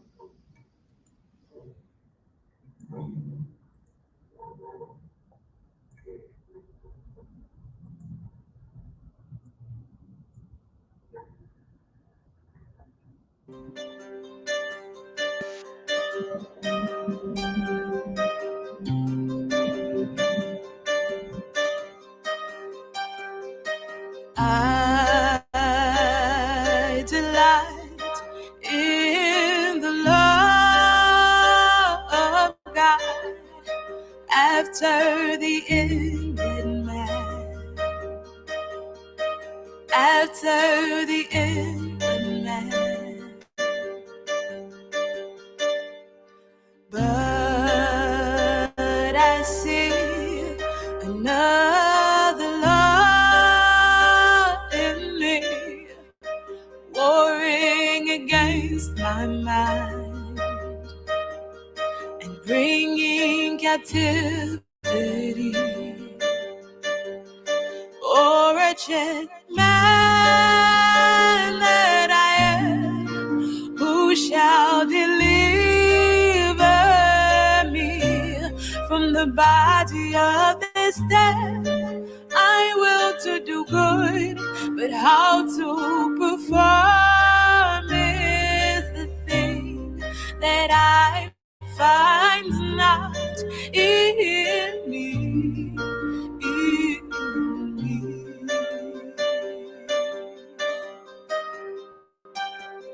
In me. There is therefore now no condemnation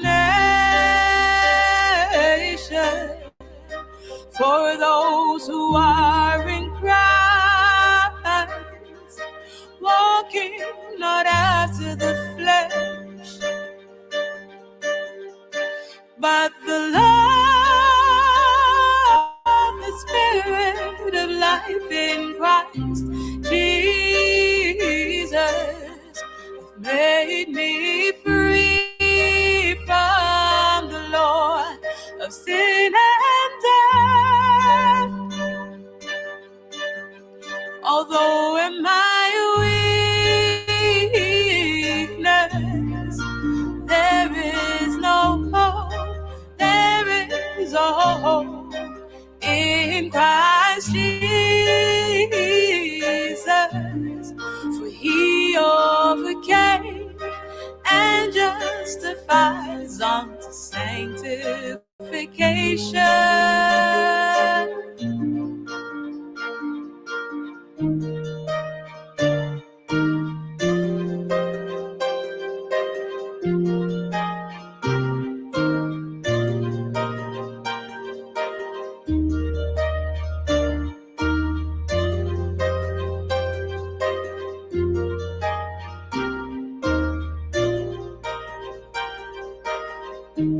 I will overcome and be set down with Christ in his throne, just as he overcame. Sin will no longer reign, for Christ has made me free. I'm quickened to victory, promise to those who love him. I will overcome and be set down with Christ in his throne, just as he overcame. Sin will no longer reign, for Christ has made me free. I'm quickened to victory, promise to those who love him, promise to those who love him, promise to those who love him, promise to those who love him, promise to those who love him.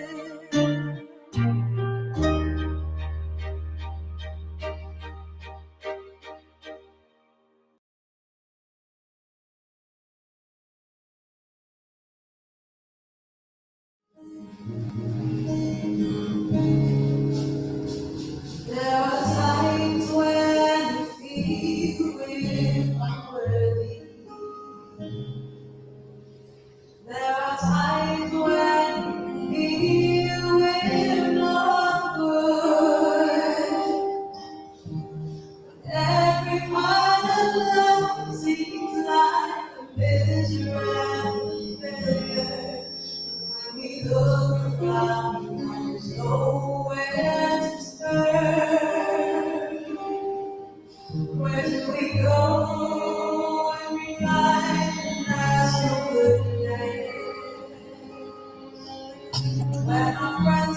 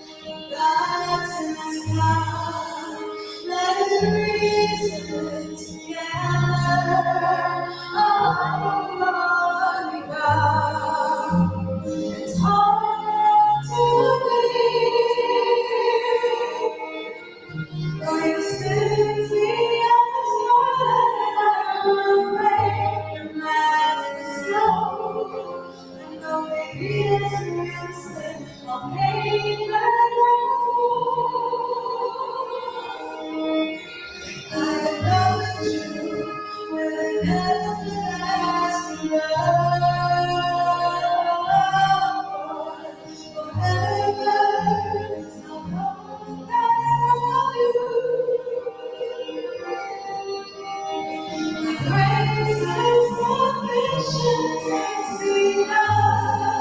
for you. You're mine, I'm deep with my life. And if you feel you know me out and don't know what you should do, you are so far away, and there's no hope at all for you. Just know that God always there.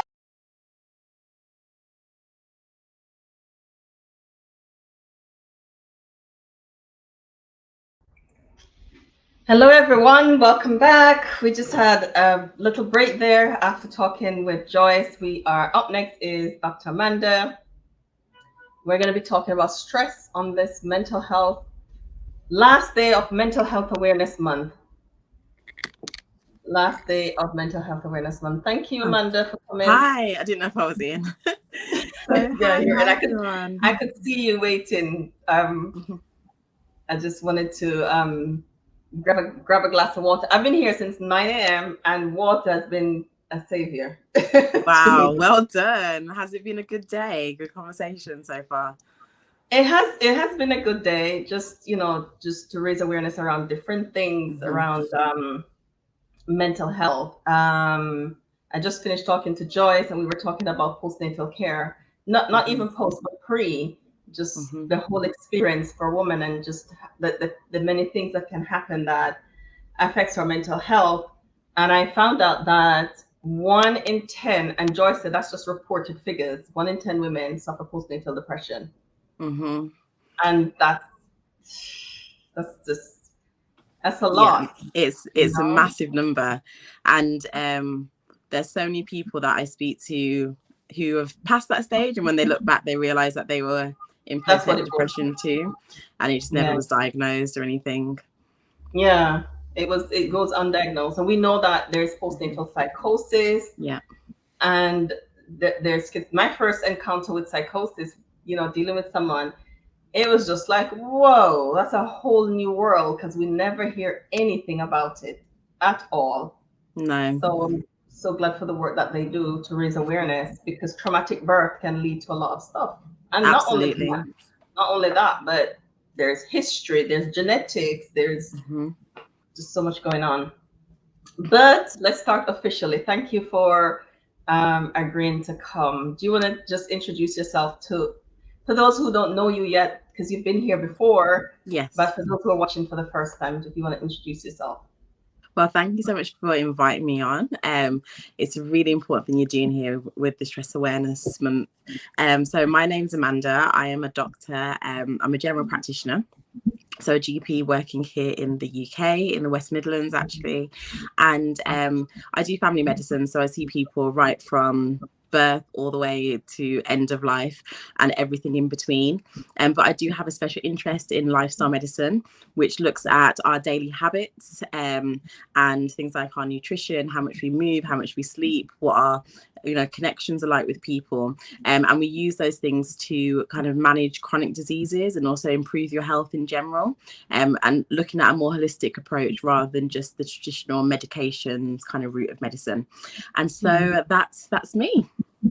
Looking at a more holistic approach, really appreciate that, because it needs to be an overall approach. When we think about mental health, there's so many people that want to use other means of managing.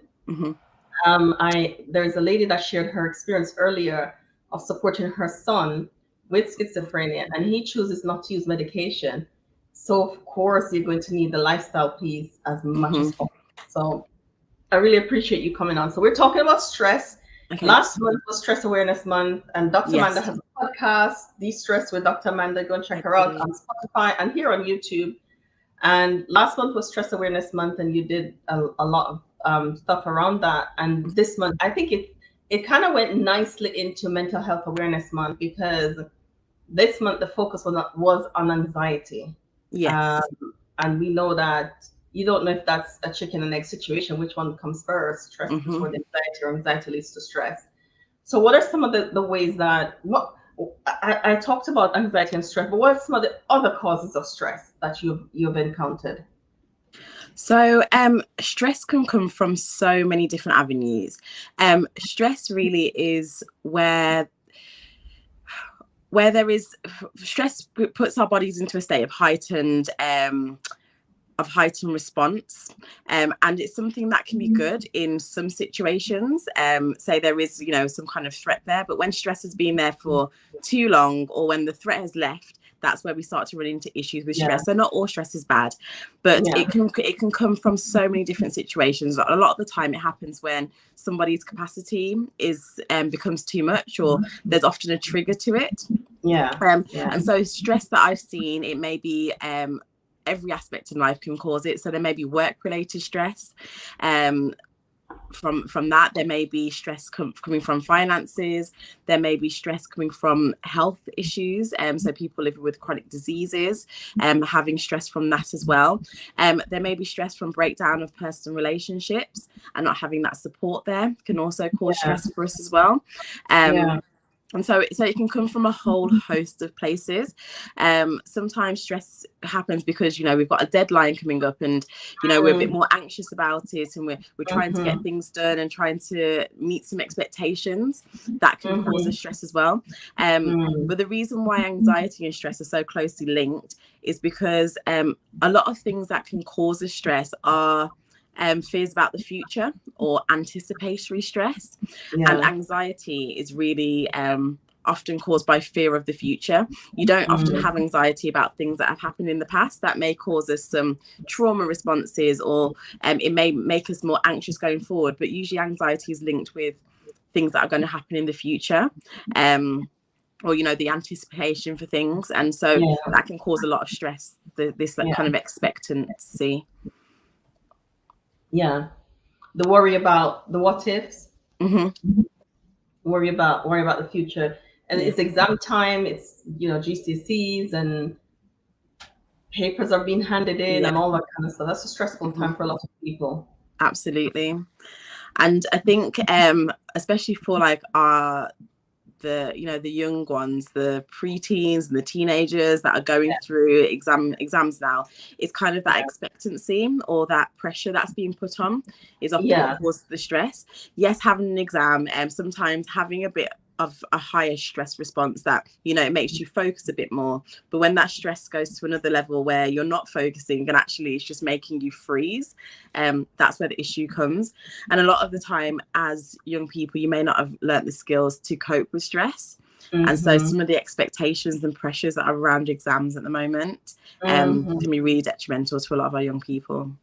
And I was reading this morning, I started out with what's in the news around mental health, and saw some statistics that was shared by the NHS around young people and mental health. And I imagine these are some of the things that adds to their mental health, the stressful time. Because my children are doing exams now, and they're homeschooled, so exams, they're not used to exams. Taking him to exams, and he's like, Mom, how do I stop overthinking? And I looked and I saw stress, so I had to help him with some methods to help him to not to manage the stress, but to release it, the stress.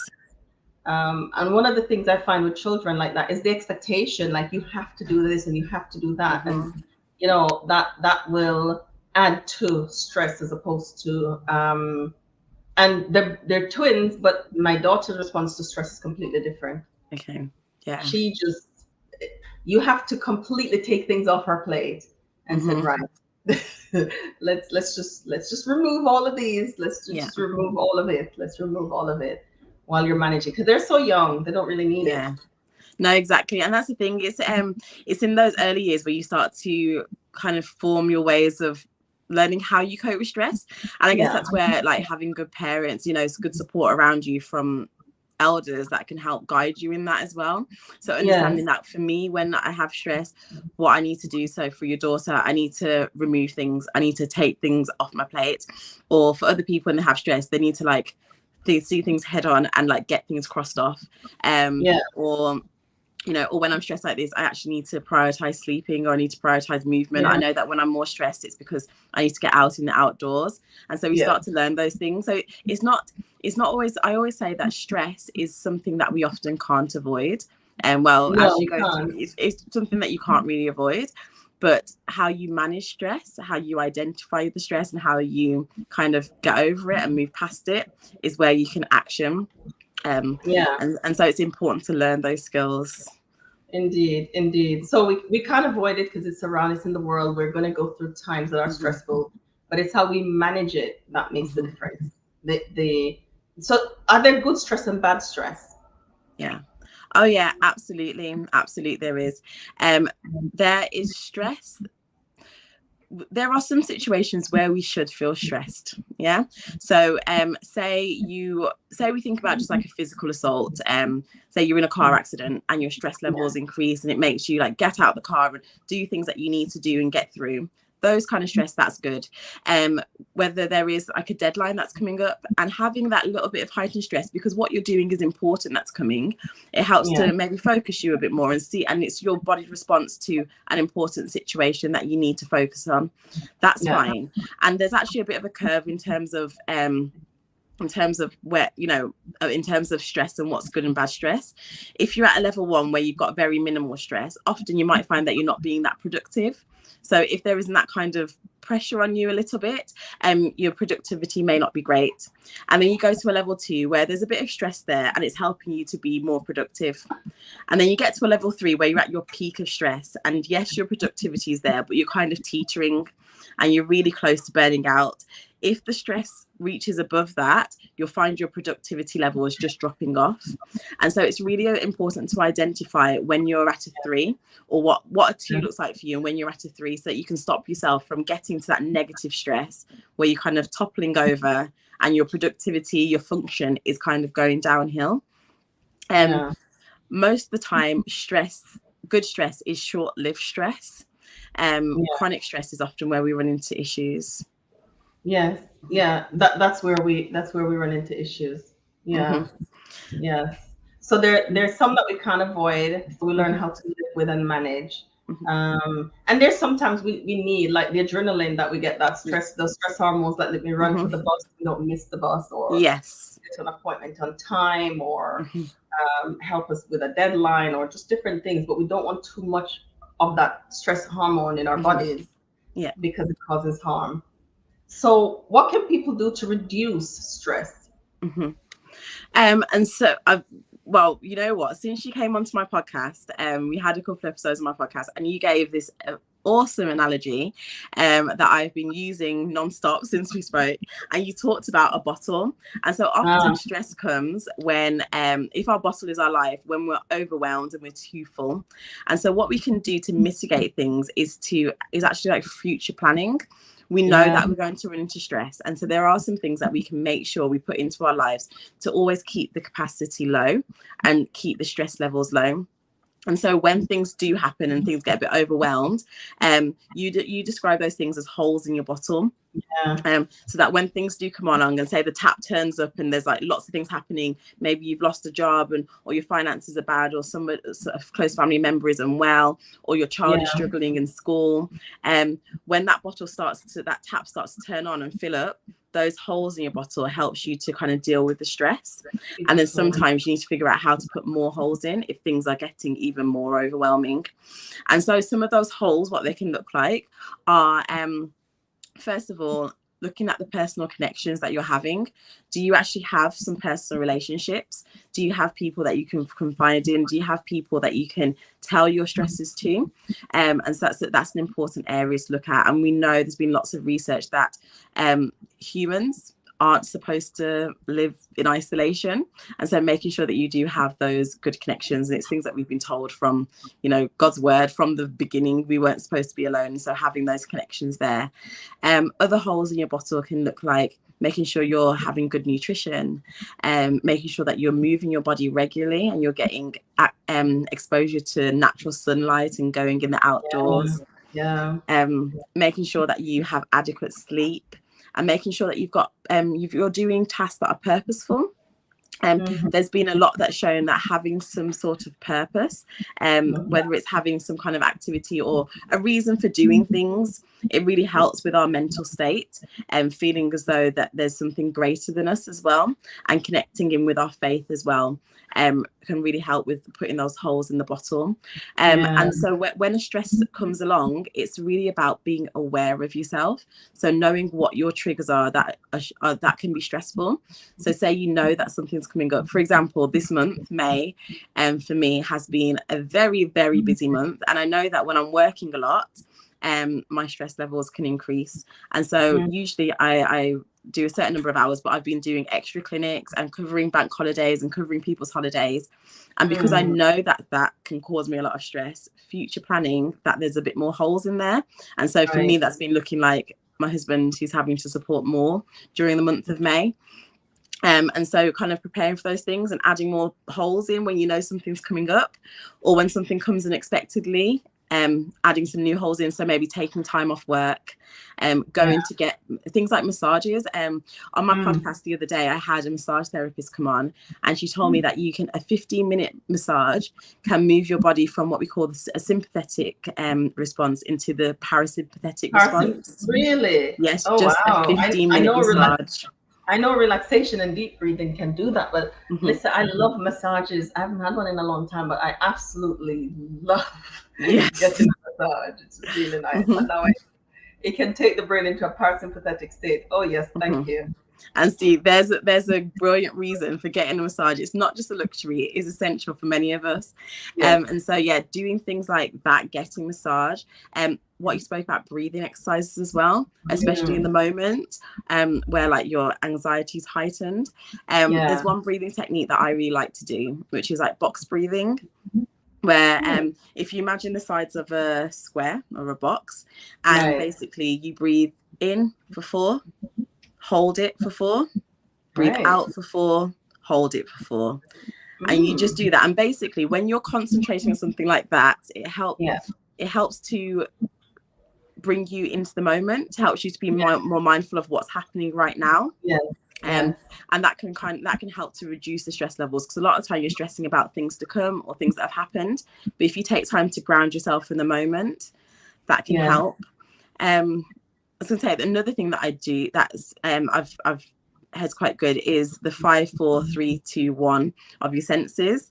And so if you're feeling quite overwhelmed, you can, I want to get this right, 5 things that you can see, 4 things that you can touch, 3 things that you can hear.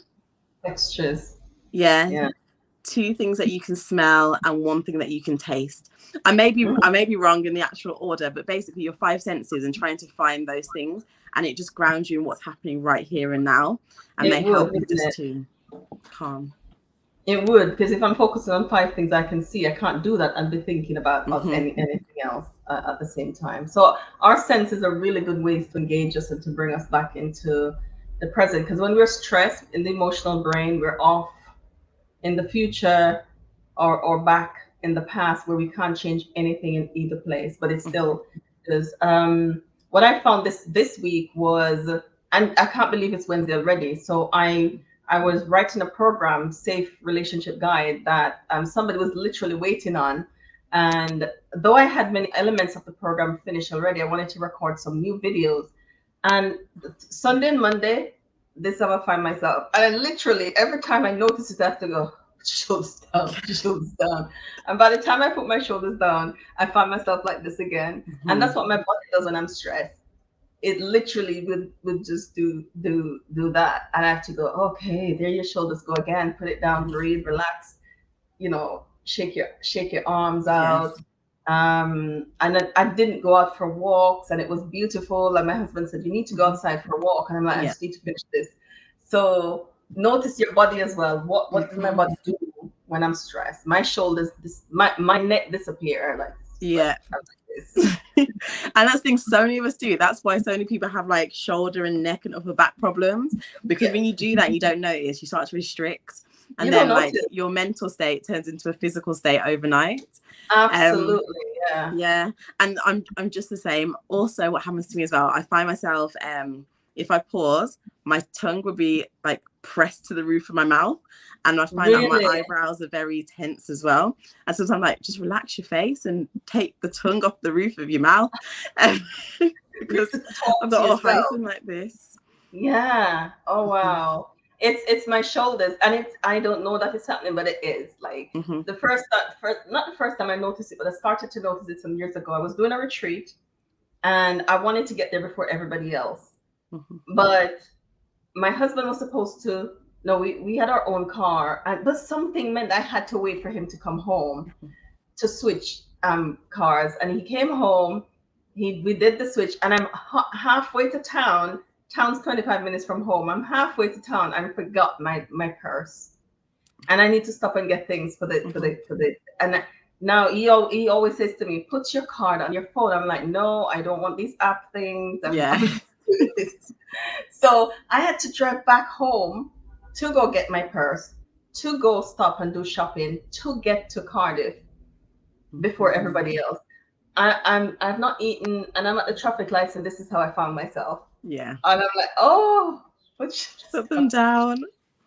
Put your shoulders down, wiggle your shoulders, breathe, pray. And then I had an idea. I could call ahead and say, hey, if you get there before me, do these things. I got there first, you know, Okay. but my mind was saying, you're going to be late. Everybody's going to arrive before you. And how terrible that's going to be, awfulizing it. Yeah. How terrible is that going to be that you are running something and you arrive late? I was there for everybody else to set up the teas, to do everything, but stress was telling me, my mind was telling me something else. Thank you. Some natural lifestyle tips for coping with stress. Anything? Pardon? Some natural lifestyle tips to cope. Okay, so my first thing is, in terms of looking at like how many things you've got on your plate and on your list. A lot of the time when we're stressed, it's because we're doing too many things. And just like you spoke about then, you needed to get this, get that. And, you know, you were thinking, I'm not going to get there on time. Then the stress levels start to go up. And so make a list of, I do think lists are good. I think it's good to get things off your brain and get things onto paper. But to-do lists are a waste of time unless you allocate time to do the things. And so I put a to-do list. If you put it in priority order and then you allocate actual time to do it, and don't take time away from sleeping, or don't take time away from eating or being with your family to do those things. When you get to the end of your time, you'll find so many of us have so much more list left. With the rest of that list, there's 3 things you can do with it. You can eliminate it, so cross it off. You can delegate it, or you can schedule it. So, and delegate or schedule. Yes. So you can find some time somewhere else. You can move things around and schedule it for a time, and maybe it means it needs to go down the list a bit more, or you can delegate it. So like you did, calling somebody, telling them what to do, or you can eliminate it and take it off your list. And that's you'll find so much when you change your to-do list into a actual calendar, like event in the diary, you'll start to see how much you're doing that you shouldn't be, and then you can start to eliminate a lot of those things. So yeah, there's that. The next thing as well is when we look at lifestyle medicine, there's like 6 different pillars to lifestyle medicine. One of them is stress management, but the other pillars all help with stress management. So one pillar is sleep and getting restorative sleep. When we go to sleep, we are in a state of low metabolic need, which means that all the functionings that our body's having to do has really reduced. Our brain waves, they reduce. Our hormone levels reduce. We're not having spikes of sugar levels because we're not eating. Our digestive system, our muscles, everything gets to go down into this more relaxed, low metabolic state. With that, it allows our body time to restore. And it allows our body to stay in what we call a homeostatic kind of rhythm, which means that all the balances are correct, and it helps us with our hormone levels. And there are so many things that have been linked with sleep deprivation. If you sleep less than 6 hours a night, that seem to reduce life expectancy, research has found. And so really getting enough sleep helps with your hormone levels, helps with your stress levels, helps your body to recalibrate. And so getting 6 to 9 hours of sleep a night, trying to go to sleep at the same time each night and wake up at the same time each morning, is a great way of starting that. Really reducing the amount of light that's going into your eyes, and that hour before you go to bed, making things dim and relaxed really helps to aid sleep. And first thing in the morning, getting bright light into your eyeballs, opening your curtains, getting outside really helps with your sleep cycle. And that's a great thing to help with stress management, allowing your body to rest and restore. Everything seems more doable when you've slept. If you've had a newborn baby and you have had sleep deprivation, the night where they sleep or you get a nap, you suddenly feel like what was overwhelming before is suddenly doable. And so, yes, and so that's an important thing. Also, I spoke before about physical activity as well. So moving your body, a lot of the time now we think movement is all about, you know, weight loss or getting your body to look a certain way, but actually physical movement is so important for our mental health as well. Not to mention, first of all, you may have heard about endorphins, the happy hormones that get released when you exercise. Also, it helps for us to modulate our the amount of sugar that's in our system, which is like an inflammatory response when we have a lot of sugar in our bloodstream, and it helps us to control our stress levels as well, our actual stress hormones, cortisol. And so physical activity, trying to get, you know, the aims that we say is like 150 minutes of physical movement a week. And really trying to make that a regular occurrence rather than doing like one day of lots of stuff, trying to do bouts of it throughout the week. And so that can really help to manage your stress as well. And often it can be mindful activities too. When you're concentrating on running or lifting weights or swimming, it's quite hard to focus as well, especially if you're getting yourself breathless as well. It's hard to focus on all the other things that are happening when you're trying to breathe or you're trying to lift things. That can help. And then nutrition is really important too. When we are in a chronic stressful state, our body goes into chronic inflammation. It can cause inflammation in our system too. And so doing things that help to reduce inflammation in the body can also help us to manage stress a lot better. And so with our diet and nutrition, really trying to focus on whole foods and plant-based foods and trying to get lots of different nutrients into the body, eating a rainbow of things and really focusing on fresh ingredients can really help us to cope as well. Often I always say, often with stress, it's because there is so much that's being unmet. But when we start to meet our physical needs and we're feeling less exhausted because we're getting the nutrients that we need to do and we're sleeping well and we're moving our bodies, and so our muscles are feeling strong and our bones are feeling strong, often then the insults that are causing the stress, we can then put time towards them because our body isn't depleted in other ways. And so that's really important as well. And really trying to stay away from like overly processed foods. That's kind of like the pandemic at the moment. Before the pandemic was like COVID, but right now it's ultra processed foods are what's causing us so much issue and so much disease. And so a lot of the time people don't know how to identify what a processed food is. And so I would say, whatever food is in front of you, tell yourself the story of how it came to be. So if you got an apple in front of you, the story would be it grew on a tree, you picked it, you washed it, you ate it. It's a short story. Maybe you have a longer story if you're talking about you've got a curry in front of you, how that came to be. The vegetables grew and they were harvested, and then, you know, you cut them up and you cook them and you use curry powder. But still, it's a story of ingredients that you understand and a story that you can tell. When you get to a food where the story is very convoluted, you're not sure what the ingredients names are, you're not sure how the processes happened, then you're talking about very highly processed. I always use the example of like a Quaver or a What's It or one of those kind of crisps. Can you describe how that came to be? If you look at the ingredients list on there, can you name all the things that are happening? And those are ultra processed foods. And those are the things to really try to steer clear of because they help our body functioning much better there. Right. Thank you so much.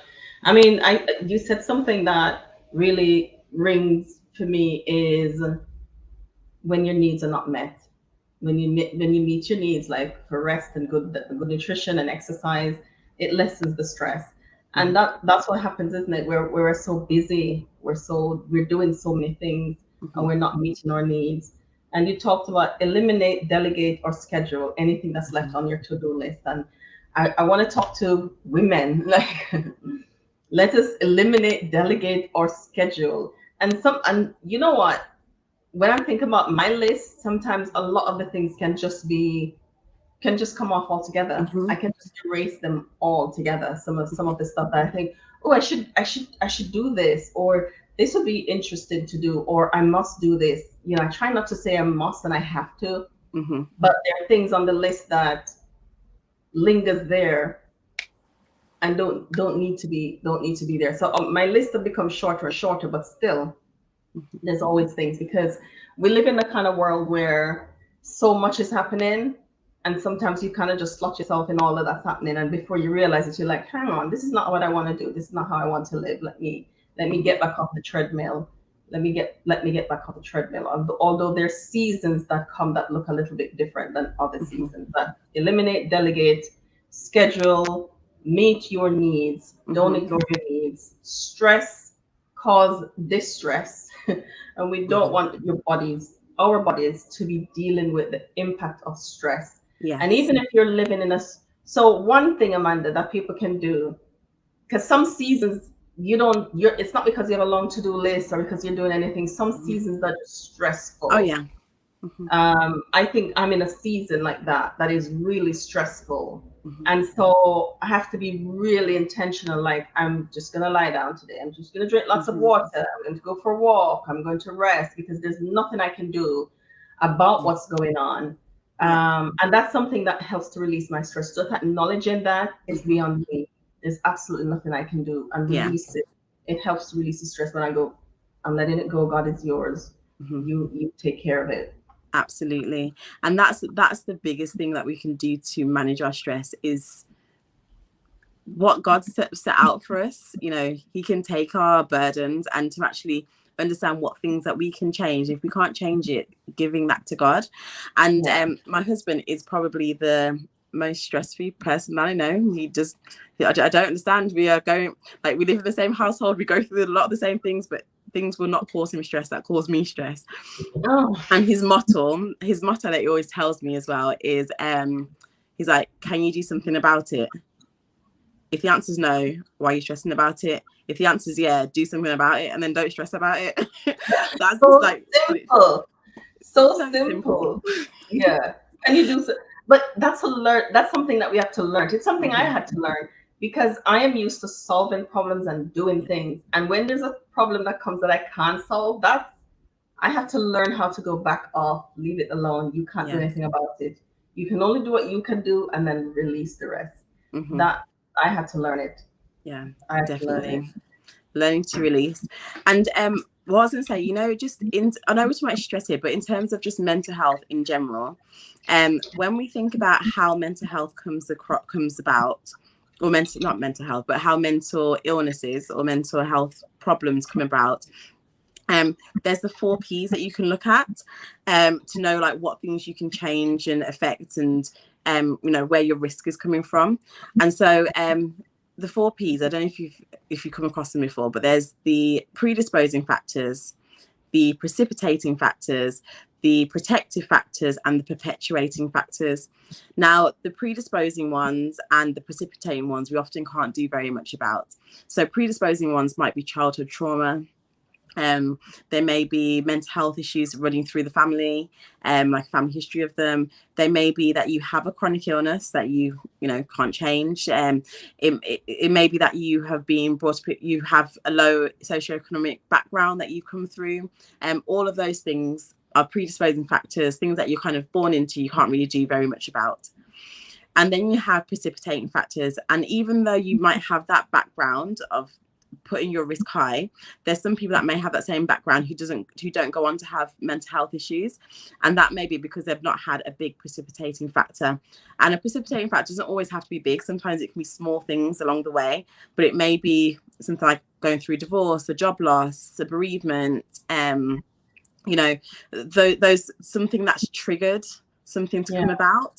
Yeah. And then you have, and those things you often can't do anything about. Some things you can try to avoid, you can try to avoid getting into tricky situations, or you know, never get married, so you never get divorced, but that in itself could be trauma for some people, you know. But often you can't prevent these things from happening. But then you have your perpetuating, your protective factors, and so these are things that we really can change.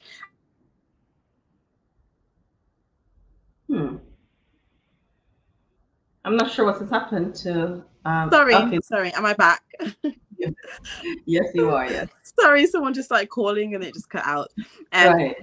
But our perpetuating factors are often things that we do that can keep us in that, you know, keeps the mental illness or mental health problem going. So that may be using like drugs or illicit substances. It may be, you know, staying in a very toxic environment or an abusive environment. It may be using, you know, not engaging in healthy activities. All those things kind of perpetuate things that, you know, keeping ourselves very isolated, not spending time in the word, not having a faith, like all those things. But then you have protective factors where you can, all the things that we spoke about before. And so those are things that you can affect. And if you're able to increase your protective factors and decrease those perpetuating factors, you can find yourself, even despite what you was predisposed or what things trigger things, all of that, you can still protect your mind and protect yourself.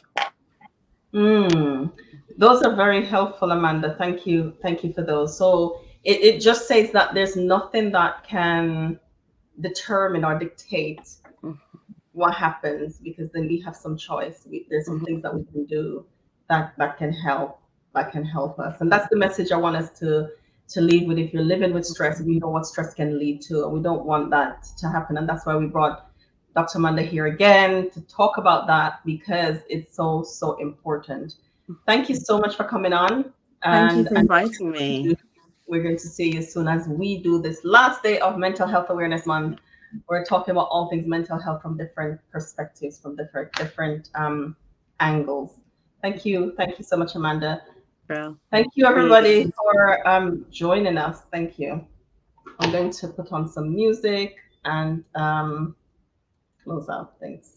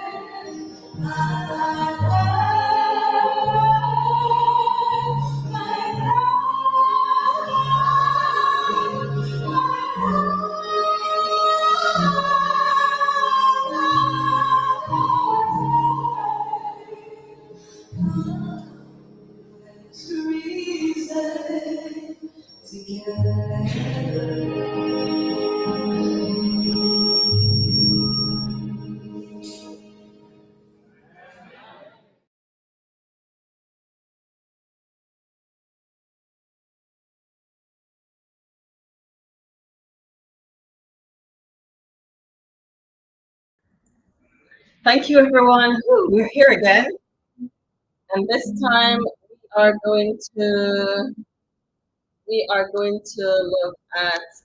We're going to talk back to Joyce. Welcome, Joyce, again. We just finished talking with Dr. Amanda about stress and how to manage stress, and at this time I'm going to speak to Joyce. Joyce, welcome back. Are you there? Fantastic. Ooh. I like talking about stress because there's so many things that causes us stress that we're not. I'm not hearing you, Joyce.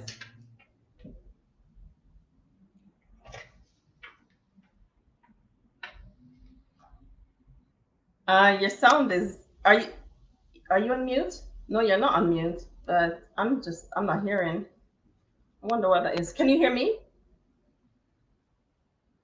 You're not hearing me either? That's interesting. Let me go over YouTube to see if I can hear myself.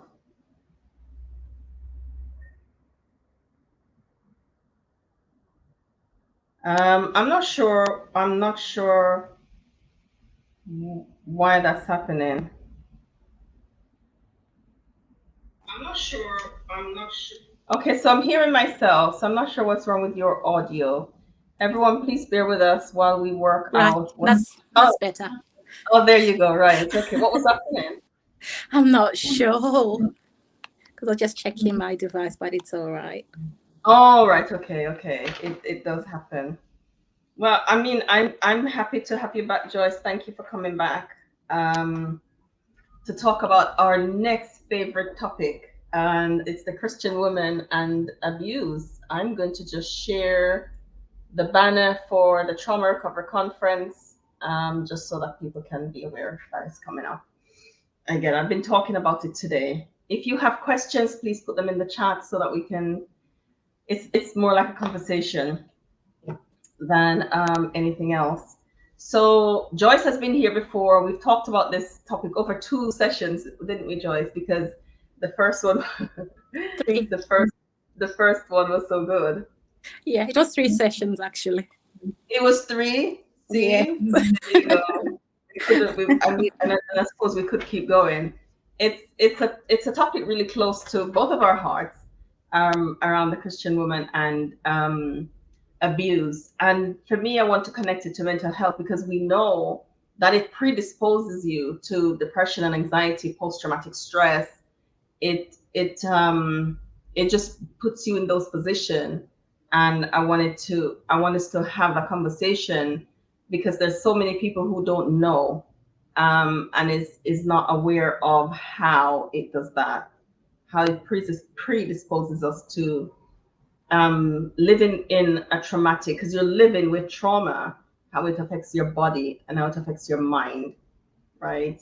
How you might be anxious, but you're not connecting, you're not making the connections to that. So let's talk about the Christian woman and specifically Christian women, because that's who we work with at Wounds to Scars. And I feel like, Joyce, and you might be able to help me with this, whether or not, I told someone recently that by the time a woman left an abusive marriage, she would have been there. By the time she tells you, she would have been in it for many, many years before you knew anything about it. True. Actually, research says most women would have been in it about 7 years in. Yeah.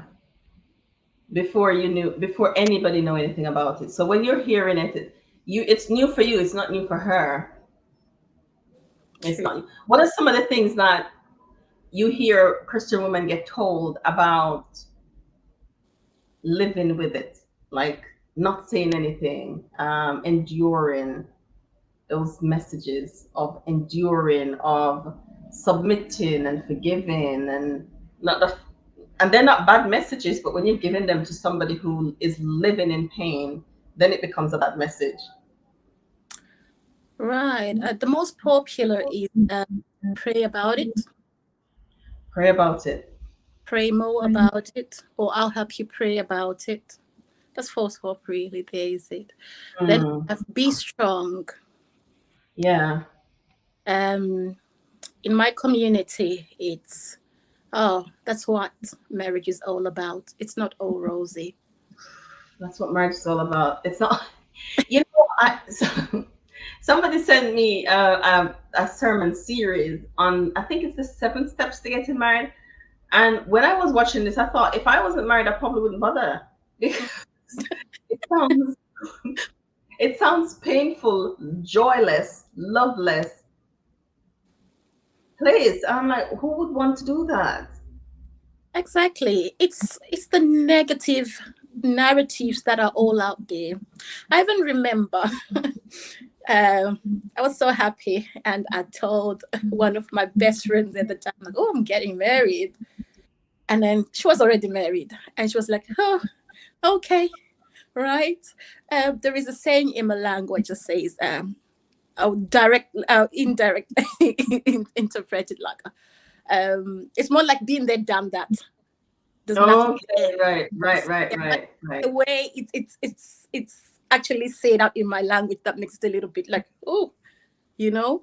So you kind of start having, the shivers even before you get there. Like, oh, because everybody's saying nasty things about marriage. But is it supposed to be like that, really? Because if you go into marriage with a false or negative narrative, you go in defensive. It actually distorts the image of marriage and what it's supposed to be. It's supposed to be a beautiful thing. So you already go with your boxing gloves on. Bring it up. But are we really supposed to? That's true. But if we believe that this is how it should be, and all you see is misery around you, then you are going in with boxing gloves on, not necessarily to fight, but like, I'm looking for when the drama or trauma is going to start. So you're going hypervigilant. That's not a good place to live. It is not. It's draining before you even start. And the beginning of marriage is supposed to be your honeymoon period. So if you're already emotionally drained before you even got there, because your mind is telling you all sorts, you're fighting with yourself first before you even start with whatever issues that are coming ahead. So you won't even be there in the proper mindset to deal with issues also in the right way. Yeah, you won't be able to. You won't be able to, because it's sold as a place of endurance. The thing is, though, it's only women that gets given that message. I don't think anybody sent the memo to men. I haven't really heard much, because it's all the negatives. If men get the memo, it's the negatives about the woman. Yeah, nobody lets them know that it's endurance, it's sacrifice, this is how it is. No, it's women that get that memo. Like, you go endure, you go sacrifice, you go submit, you go to a joyless thing. Now he's free and he can do what he wants, and you must submit to it, and you must do what he says. He's the final authority. This narrative is going where she feels like, okay, so this is what God wants for me. And everything that goes with it, the depression, the anxiety, the post-traumatic memories, the flashbacks, the everything. And it's not true. That's the thing. But even before you get there, it's the conditioning before you get there. What are women, the young girls, being conditioned to? Even when you're dating, you're not looking at what are you looking for. It's all about, I need to be chosen. Oh. So you're doing your best to be the one chosen. Right. But you don't really put thought or action into actually thinking, if I am going to be the one to do the work and to do everything, what about him? This is why you don't even think that, oh, there is actually something better out there, because you'd be like, oh, I'm chosen. But who chose you? Who chose you? Yeah, I'm chosen. So that kind of gives you what? What does that give you to be chosen? Well, looking at it now, and what exactly happens to the young girls out there is, the thing with abuse. Perpetrators have a target. So when you're out there, most girls, I was speaking to my young cousin the other day, and we were talking about them issues, and all the young ones like coming to me for advice, and I asking like, oh, I've got, this is the language, oh, some hot guys were coming after me. I says, hot guys, what makes them hot? You understand? But then I did have a word with a And then I checked out and checked in on her after that. What do you think about them hot guys now? I was like, no, none of them are suitable. And I says, what has changed from when it started the conversation to where we are now? Like, I did not realize, because most young girls, especially that have been from a point of trauma, because the perpetrators have their target, they know it's like your magnet. It's like a magnet. So because people swarm, you think, oh, I'm that woman who's all that, but you don't realize they're all after the same thing. Yeah. You are vulnerable. Yeah, vulnerable, and they can spot sometimes. Yeah. It's not the right kind. Yeah. Yeah. Yeah. Yeah. It's the vulnerability sometimes that they see, and she is vulnerable, and so she's excited about being chosen. And that's why some women feels like the narrative is, this is it, because you know what else am I going to do? And of course an abuser will tell you that you're never going to find anybody else. Nobody else will ever want you. You know, that lie that they you know what it is. The other thing is, especially if I haven't done the work and have parental wounds, especially father wounds, mother wounds, whatever. There is this I don't want to glorify it with that word, but I'll just say, because it's a toxic way to say it. But what it is because you got them voids, these people know. So there's that intense feeling when you see somebody and you mistake it for love. But what it is because you're so conditioned to certain ways and patterns of thinking that when that intense feeling comes in, you think, oh, this is it. This is it. I always say to people, if you have to say love at first sight, but I say be careful. Be careful. I don't know if you I don't know if you see what I wrote about the Nia Jackson interview on the podcast, the Dear Future Wife podcast. And I said that a lot of times when I'm working with a woman healing from domestic abuse, sometimes when the core wound is abandonment, you have to do the core wound first.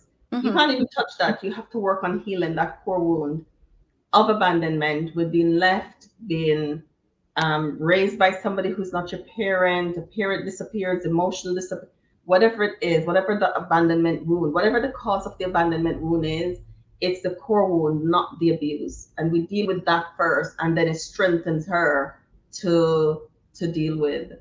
And Danae shared that she was staying because of that. Of course, you're not going to be able to voice your opinion. You can't do boundaries. You can't do any of those things.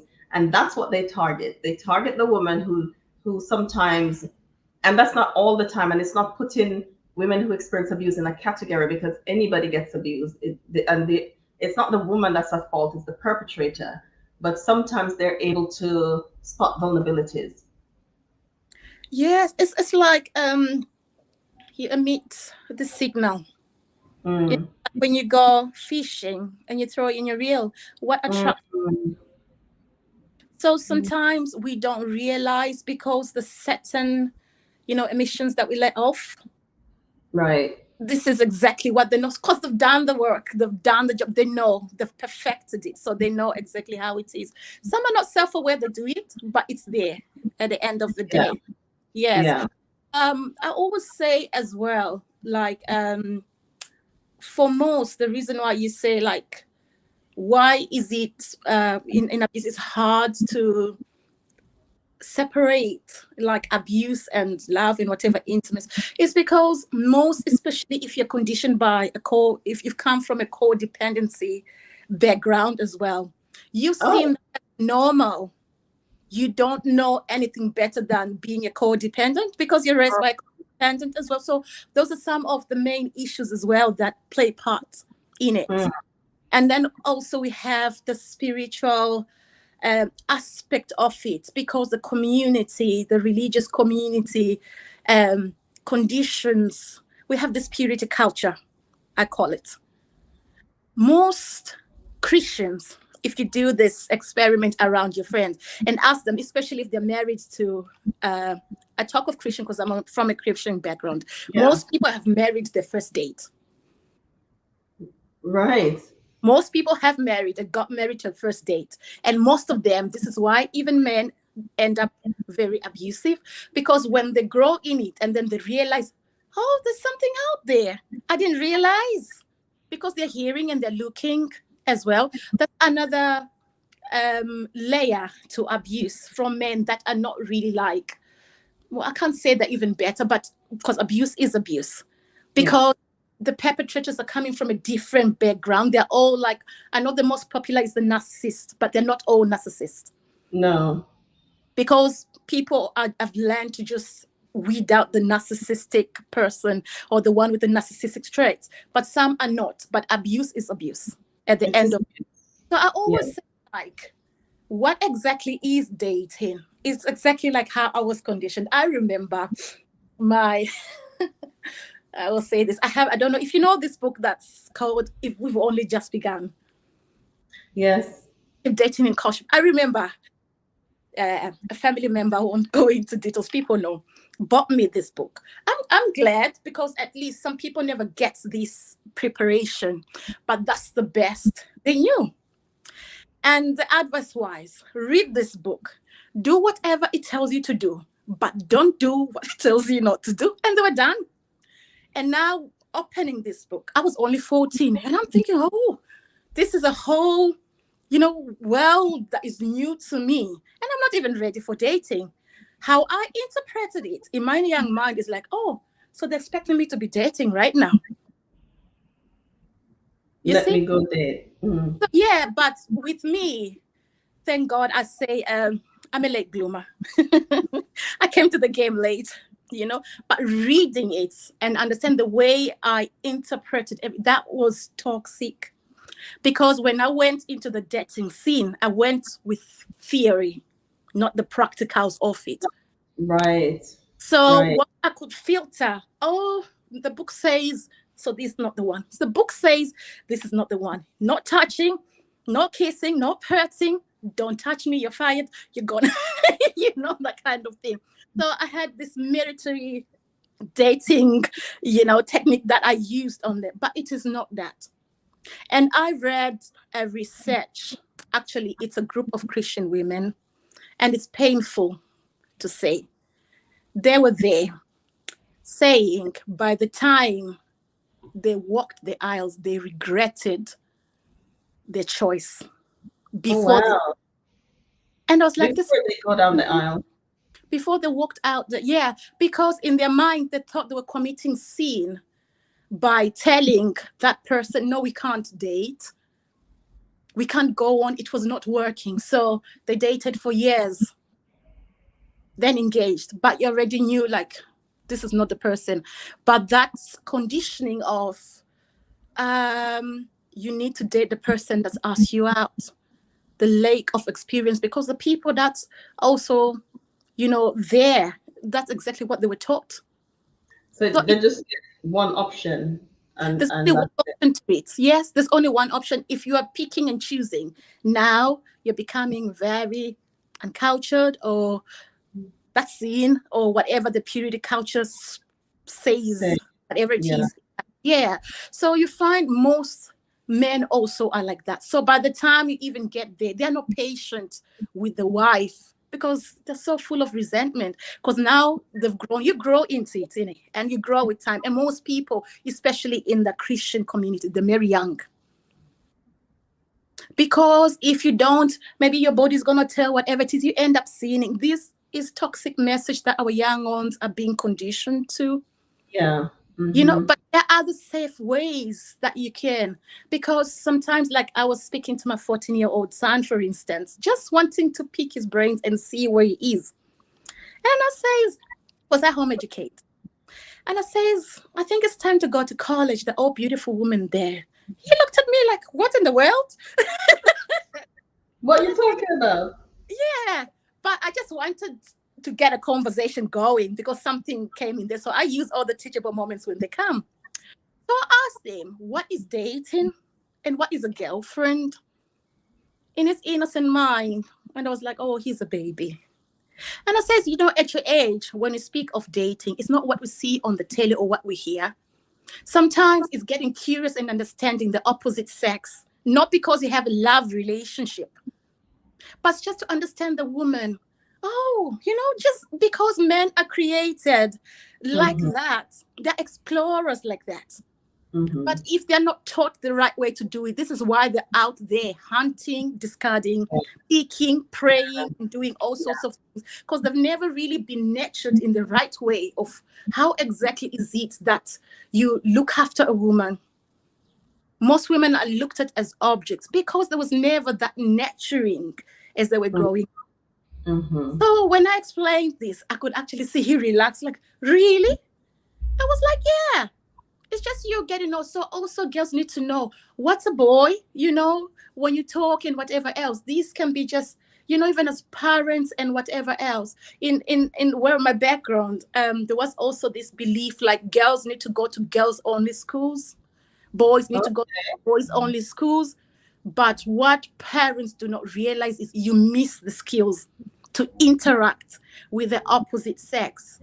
So this is what becomes so awkward, and then when you come of age, you don't even know what to do. You see, you mistake the natural, innate nature of how we are created by God so beautifully. Okay, if you see a woman, you're bound to feel, oh, she's beautiful. Okay, but now where do your thoughts take you after that? Is now what we need to nurture our boys. No, appreciate and real honest conversations. Exactly. So I think most men like this as well. Because in terms of abuse, some of the messaging that they give early contributes to sometimes the direction that the relationship takes. Yeah, there is a lot, because you know the way we form our connections with people is from our primary carers. It is. They teach us all that, and the adults who were around when you're growing up. So we form all these skills from that. So this is crucial time. Yes. So this is why we say when it comes to relationship, there is attachment injuries. It shows. So when you've done the work, like you said, go to the core wound. You will learn and know how to adjust and see people for who they are, because you'd understand other people as well.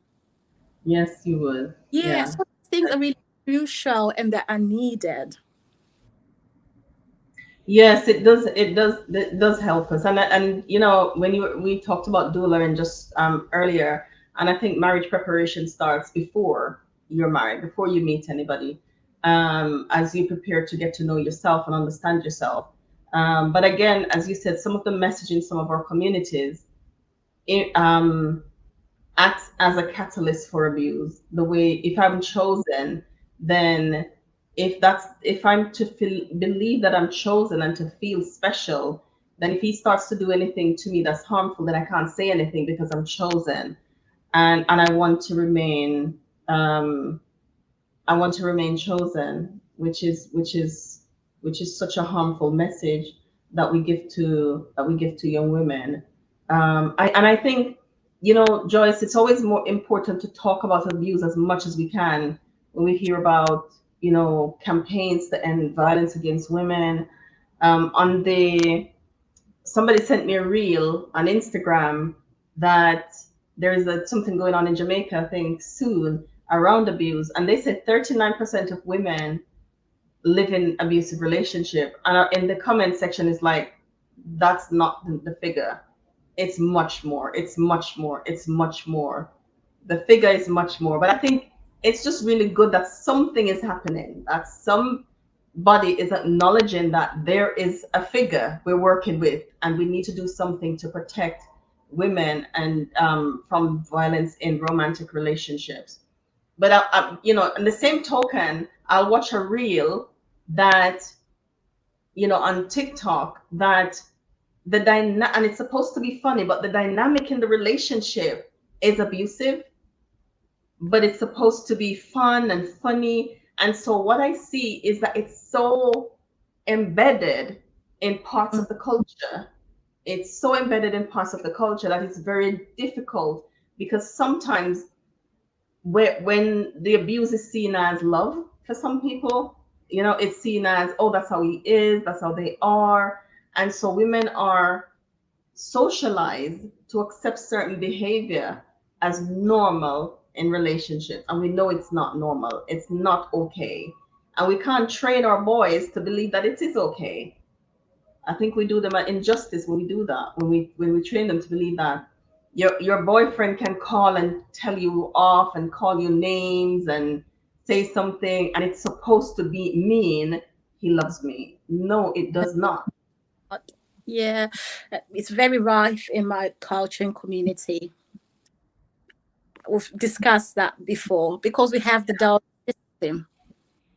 So it's what, you know, so when you go there, do whatever they tell you, because we don't have the money to refund them, whatever it is, depending with where you're coming from.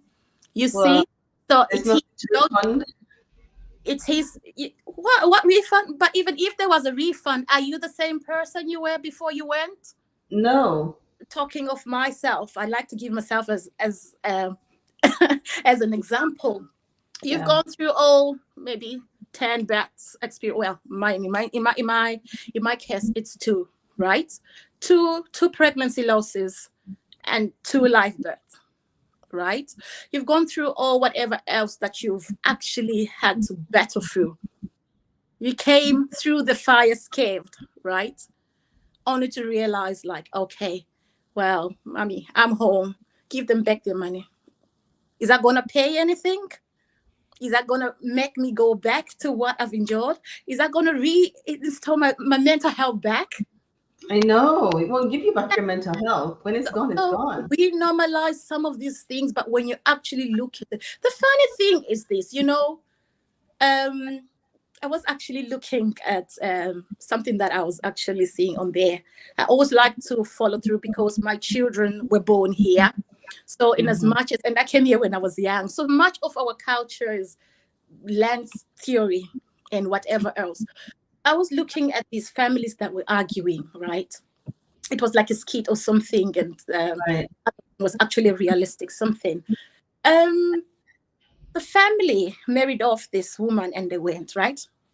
But the same family, that's, oh, the woman's supposed to be, you know, we wasted our money, you know, giving us, you know, a reject of a woman, whatever else. But their own daughter, when she was married off, they were there, the whole clan. You don't do that to our daughter. And I'm thinking, ho, ho, ho. You understand? Nobody wants their daughter mistreated. Let's be honest. Yeah. So why would you think another person's daughter would want to go through that?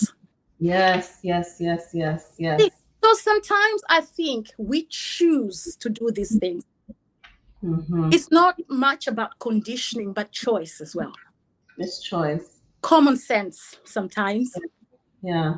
So you will collude in somebody's daughter being treated like that, but you wouldn't want your daughter to be treated like that. And the thing is, a daughter is a daughter. Yes, and the thing is this as well. And we're talking in the Christian community. What is the first value as a Christian that you need, principle that you need to uphold? Treat another human as you'd want. So how can you actually say I am a Christian when you're treating other people so inhumane? That contradicts it all. You understand, at the end of the day. So sometimes we can actually just look at all this and just, I think it's choice. At the end of the day, you need to feel for other people as how you'd want to be treated at the end of the day. So when that is out, what are we really dealing with in the person? I think sometimes, and I don't know if you see this, Joyce, when Christian values don't even come into play, I think culture makes the decision a lot of times. A lot of times it is, and culture is also man-made, don't forget. And who makes it? Yeah. I don't know about your culture, but looking at my culture, women are not really always there to actually be counted. So who's making this culture? Men. Is that what Men. you're saying? Is it men? Is it? This is what I think. It is men. This is what I see, not just think. It is men at the end of the day. Mm. And going back to the Christian principles, what is God's culture? Mm. And what takes precedence? God or men's culture? God or Yes. men's actions. So if Yes. your culture is not in line with your belief system, then we've got Then- a problem at the end of the day. Absolutely, yes. Yes. Culture, it is our culture. And then you're upholding. I respect people that say, I believe in whatever it is. This is my faith, my belief system. But they don't double. But they believe totally in that. That's theirs. We have free will choice to choose what we want. Yeah. Doubling and picking and choosing things like a buffet menu, then it's the Mm. problem with you as a person. Mm-hmm. So abuse thrives in such communities. Mm-hmm. And especially like in the African culture speak, because that's where I have more experience and lived experience and whatever I see, my cousins and my family, whatever, neighbors, whatever. At the end of the day, you know, especially when you have a hierarchical system where one has to always be the one to call the shots and whatever, because it is just how it is, you know, who is at the bottom, because mostly the people are at the bottom are people that are not looked at. Mm-hmm. So even if it's right or wrong, people do it. This is why I say, you know, as a community, we have a problem if we're not standing up to say, this is wrong, this is right. Somebody needs to join. Somebody needs to, because we're destroying women's lives. Yes. Their health and their lives. The church in itself, just because you've got a special high position, maybe as a pastor, whatever, because I'm the pastor of the church, I give the final authority. Something's wrong. Yeah. Something is wrong. Yeah. But yeah, abuse thrives where people don't speak. Abuse thrives where people don't challenge, are not allowed to challenge the belief system. Because also with culture, it should be fluid. Yeah. Because we're always changing and growing. So why are we still dwarfed in certain aspects of things? And you look at the other thing, I look at the diasporan marriages as well. Why abuse also thrives in the diasporan culture? You still want to be back home or wherever you come from, but then you're in foreign land and it doesn't work. You need to adjust because it's a new role, a new life. At the end of the day, look at it this way. Like I said, I've got children that are born here. They have no idea of what African culture is, apart from what they see. Yeah. So when they go home, are they wrong to actually practice what they see at home? Yeah. Because to them, what African culture is and whatever is in that instance. So it comes in that when people join in together and they're coming from different backgrounds, there is need to come to a common ground. Yeah. To build this thing together. It's not like my way, your way. It's our way of doing things. Sometimes. Why do you think people don't challenge? Do you think people are afraid of being ostracized or not have a community anymore? People are afraid. And especially, like I said, it depends on who's around there to voice it up with you. You will have a voice if you have people that challenge it. But we have a whole lot of people that are coming from different backgrounds. Even if I was born here, for example, right? We're coming from diverse backgrounds. Some people are orphans, for example. True. And we're talking of different dynamics, you know, family dynamics we have. We need to put that into consideration as well. So if we have a strong support system, these are the people that need to help you speak up. But when lack of that, it doesn't work. It doesn't work. So who needs to voice up is you and the people that support you. But if you've got no people that support you, It's a loss. If you've got no support system, then what does the woman with no support system do? Exactly. Mm-hmm. And sometimes the other thing is, I look like in the church as well. If the leadership is also like that, who is going to listen to you? You want to go and You mean like that in terms of culture, or like that in terms of they're also engaging in abuse? Yeah. Because when you're talking about culture, it's not just your background from where you come from. Everywhere you are from, culture. Even right now we speak, this is a culture in it. You see, so if the church as well, that's church culture. Yeah, it is indeed. That was built when you were there. So sometimes these cultures clash as well. Absolutely. I mean, I despair when it comes on to getting any kind of support from leadership around abuse, because I don't know why they feel like they can't do anything about it, and it thrives in their community that they're leading, and that this is happening, and you just do nothing. I can't understand that. I just can't understand that. It's fear. Most of the time, it's fear. Oh, how are people going to look at me?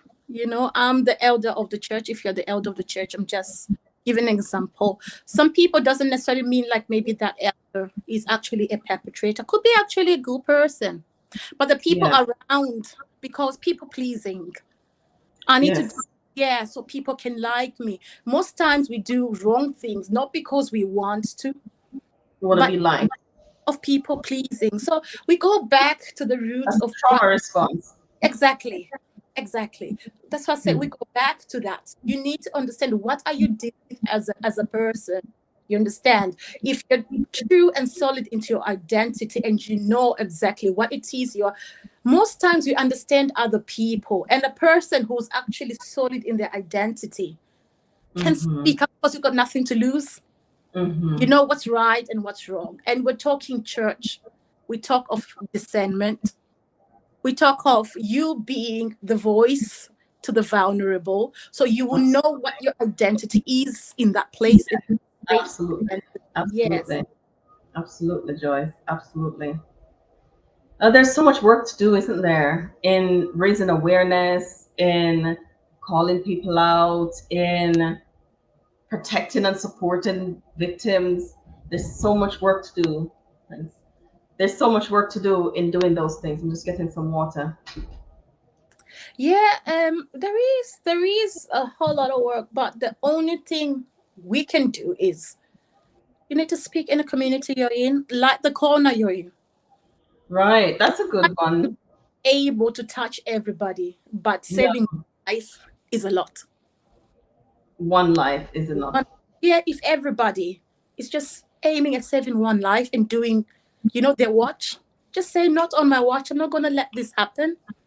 Yeah. It's amazing how you save a lot and how your voice can go further.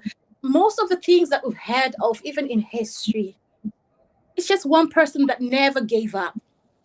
That's true. But they changed the trajectory of things. Be the change and speak up for victims. Speak up and not make. And I challenge every church I go to make your church the safe church. Make your church a place that is safe, that will say abuse is not happening here. And if everybody make that decision, then we'll have only safe churches. But people are not brave enough to make that decision to say, not happening here. The thing is this, Joanna, what is the church made out of? People. People and families. Yes. If it's happening back home, it will come to church. It will come to church, indeed. All the common. And it does come in different ways, where you see power and how it's executed. You see how they talk to people.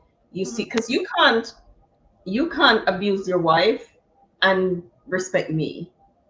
You just don't respect me either. You will talk down to me. You will be this, you won't be kind and compassionate because you don't have it in you. You don't. I always say this, especially even to moms as well. you know, it starts from the children, because these people want children. If you're not safe space, even as a parent, what are you grooming? Mm, mm. You understand? That's somebody's wife, that's somebody's husband one day. What are they learning from you? And what are Yeah. they taking from you both in the home? Because it goes out, it doesn't just stay in there. That's such intentional way to live then, Joyce, when you think, okay, so, and I say that sow the seeds based on the harvest that you want to see. Exactly. So what harvest do you want to see? So you have to live and sow the kind of seeds based on the harvest that you want to see. And then that gives you your job description. Like, how do I want to live then? Because what do I want to see? What harvest do I want? Makes Yeah. you think about the choices a little bit clearer.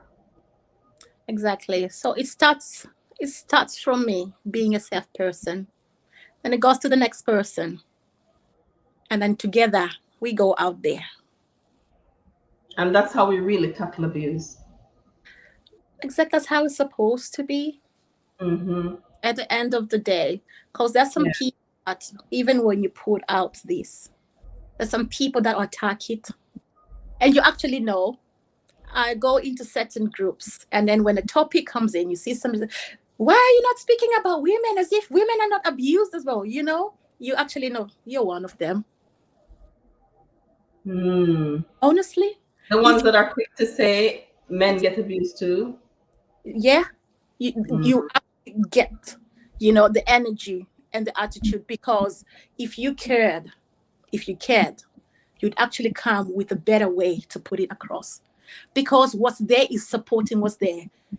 The topic or whatever is not talking about men are not abused, men are abused. But let's keep to the narrative of what's been, you know, discussed. And you see the same. And if you look in a person's life, you won't be surprised to find even the wife is like, oh, okay, there. I have sometimes when I've posted like simple things on my Facebook and somebody comes in my inbox, trying to just have a feel of, do you mean your words? What kind of person are you? And that kind of thing. I've been attacked privately. Because of what you post? Because of something that I've posted. I hope you block them. Well, sometimes I don't, because I need them to learn. You're going to learn. You're going to have to learn. If you don't like it, you see it, I'll keep posting it, and I'm not going to give you that gratification of unblocking you. Never. I'll leave you there. Because why are you on there? If you don't like it, you shouldn't have sent me a request, for example. Or if it's a public space, you understand? Why are you keeping on looking at it? Scroll on and go somewhere else. Yes, keep going. So for me to know that you keep coming, you're keeping on reading, and I'll keep putting it on. And these mostly male who are coming in your inbox to tell you what to post on your own social media page. It is, but I've also, surprisingly, I've had women, actually, after the video that we had, I actually had somebody come to me and says, that was embarrassing. For who? Air your laundry on social media. And I'm thinking, well, it's my story. I've got no problem with it. You understand? Yeah. But then looking at the person's life, I realize sometimes people that are dealing with it, they don't want to keep being reminded because they're stuck in there, wanting to believe nothing's wrong. Right. So you were telling your story because you weren't embarrassed. I wasn't embarrassed. Yeah.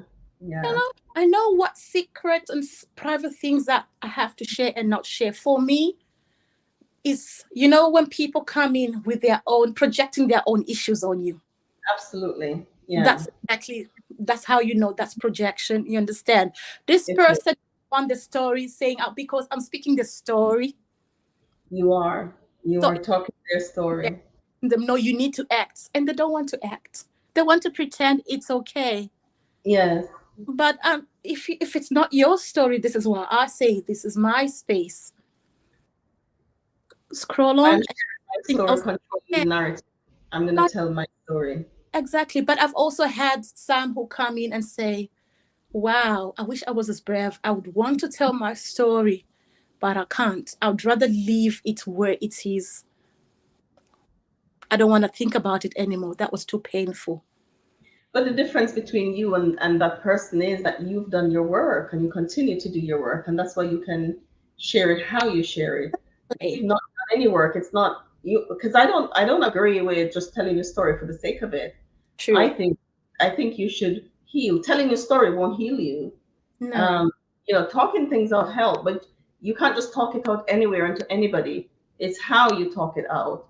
Not everybody can hear it and reflect it back to you and help you to see where the blind spots are and your trauma response and how you're interacting and help you to heal. And so I don't believe in sharing just for the sake of it, because that could do harm. It does. And to mostly to actually re-traumatize you. Yeah. You don't rush it. Actually, I never even thought I would, because for me, this was not something that I thought I would ever do. Because it was a shameful story for understand, and whatever else that it had layers on. So for me, saying it's just part of me. I call it ministry. It is ministry to me. It is, yeah. I see what empowered me to come out to most and talk about it is because you meet people that are stuck in there but are ready to do the work. True. So it's a seed to somebody out there, and that's my goal. It's not about me. It's not about whatever else or about the other person or whatever. And also, I feel as a Christian, there is part of also, I can say it's a testimony, because in it is embedded like elements of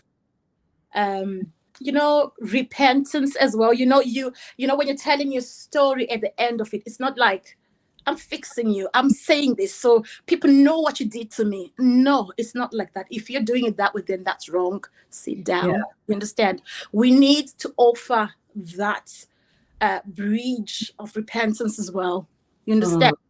It's my story, yes, but also put people to accountability as well, because it's not normalized. No. And so people think if you're calling people out or if you're saying whatever it is, it's all about because I have the upper hand and I just want to fix. Then we've lost the plot as a Christian as well. That's not the purpose of it. Exactly. And I don't believe God will work with me if I have a heart like that at the end of the day, because I've missed the point. Yeah, because I'm also doing damage to the woman that wants to heal, because I'm not saying it properly. And if I'm not saying it properly, I don't even have God's blessing to say, do I? Because even here, I have to pray like, God, please shut my mouth where I don't need to say.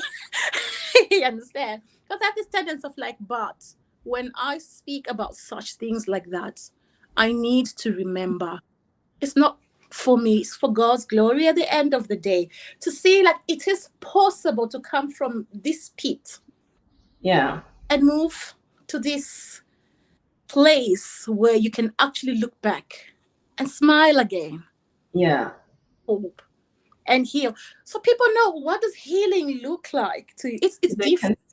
They can see a visual representation. So it's seed sowing. It's out there. So I don't really like, whilst yes, they say healing is not like, I've arrived. There are days that you have triggers, but also show people like when that happens, what do you do? So absolutely. A support system to somebody. You're also like, an encyclopedia to someone.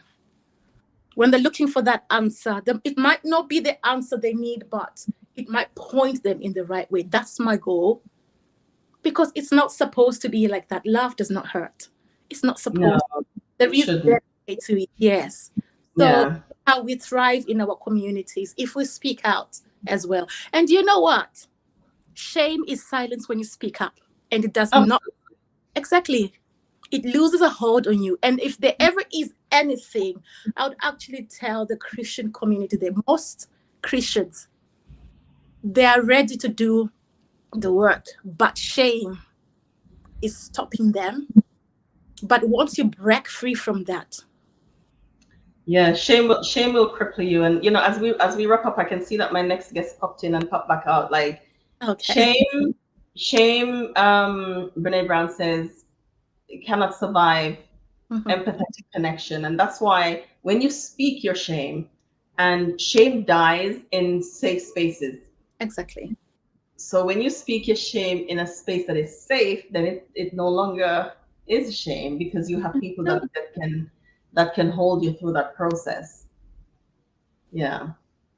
So we want to encourage, as you said, Joyce, this is what healing looks like. And you can tell your story, not from a place of bleeding or telling your story, but from a place of healing and growth and understanding.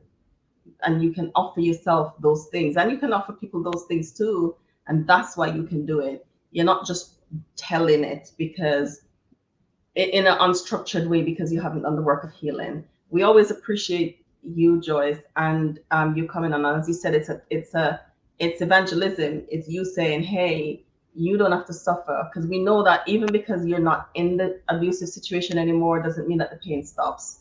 True. And you can get support, you can heal, and you can grow through it. All right, Joyce, thank you so much for taking the time with us today. I have my final guest in this marathon session of to close out Mental Health Awareness Month, looking at topics that I know is important to us and we need support around. Thank you, Joyce. Some more music on.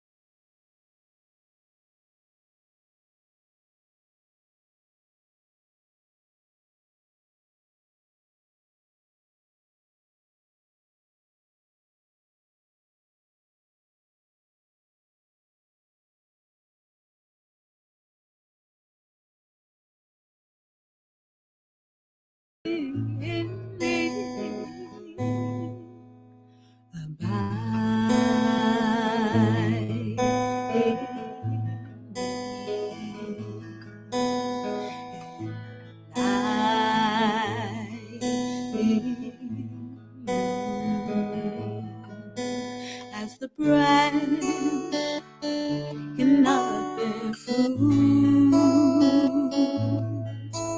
of itself, except it abide in the vine, nor can ye except ye abide in me. Abide in me.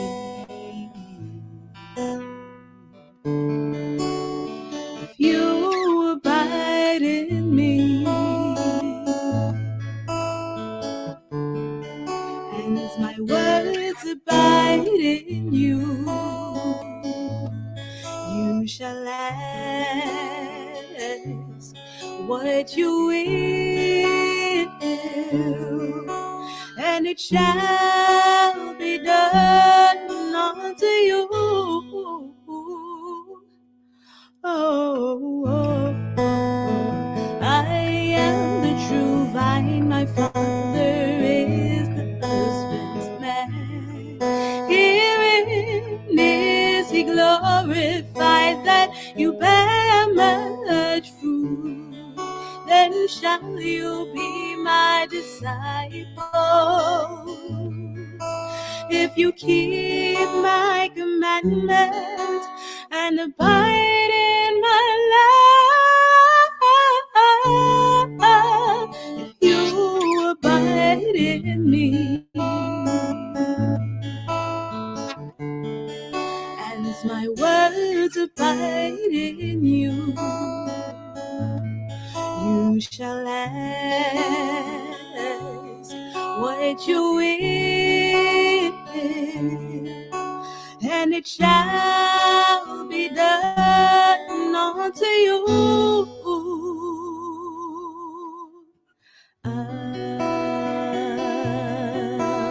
Abide in the vine, you are the branches. Abide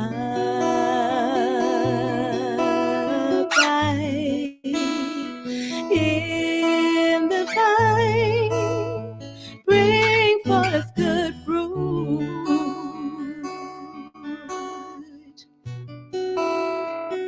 I am the vine, you are the branches. Abide in me, bring forth much fruit. For without me, you can do nothing, nothing without me, and nothing without me. I am the vine, oh, and you are the branches. Abide in me, bring forth much fruit. For without me, oh, you can do nothing. You're nothing without me. Abide in me.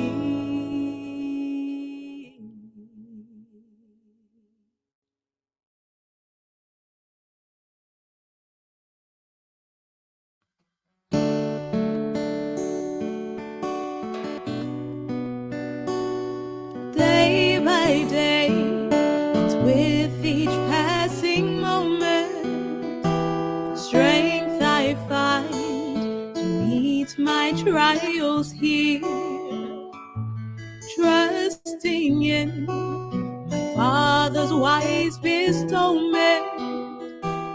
I've no cause for worry or for fear.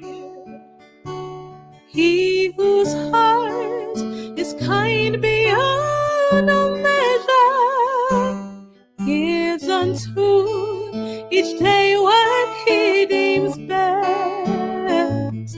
Lovingly, it's parts of pain and pleasure, mingling toil with peace and rest. Every day, the Lord himself is near me, with a special mercy for each hour. All my cares he fain would bear and cheer me. He whose name is Counselor in Power, the protection of his child and treasure, is a charge that on himself he laid. As your days, your strength shall be in measure. this the pledge to me made.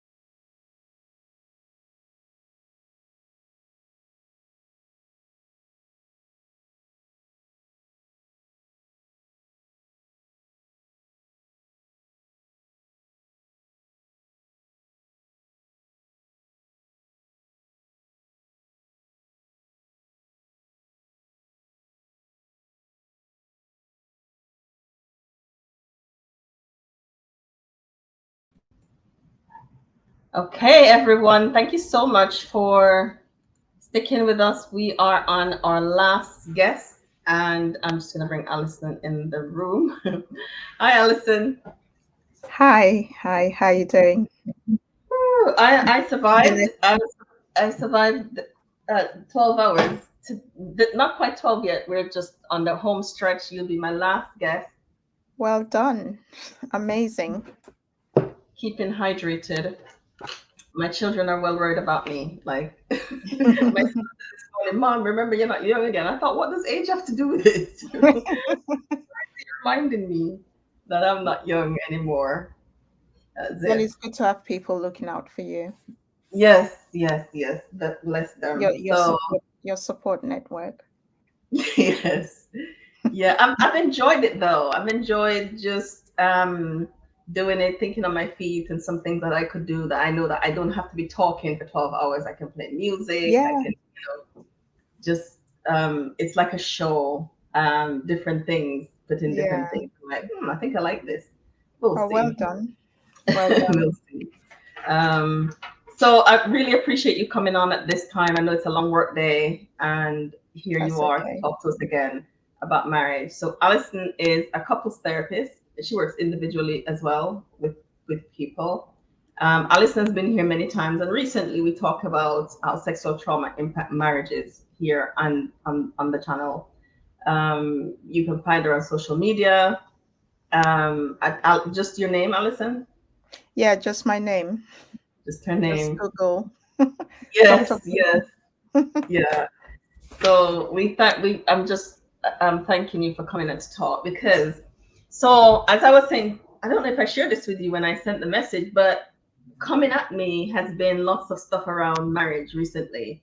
There is this long video that somebody sent to me, but because they wanted me to have an understanding of some of the stuff that they were dealing with. But there is this 7 principles before you get married video, and I watched it and I thought, oh dear, if I saw that before, I probably wouldn't have married, because they made it sound like such a loveless, joyless place. Like, who wants that? Nobody. And then there was one that says, one pastor that says it was a reel on Instagram that you want to get married, you want to get divorced rather. Have you done 200 hours worth of couples therapy, individual therapy, read 200 books, attend a retreat, have all of these things?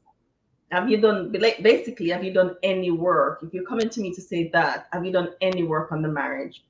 And then there was another perspective, and I'm like, why are all of them coming? Why am I seeing all of this now?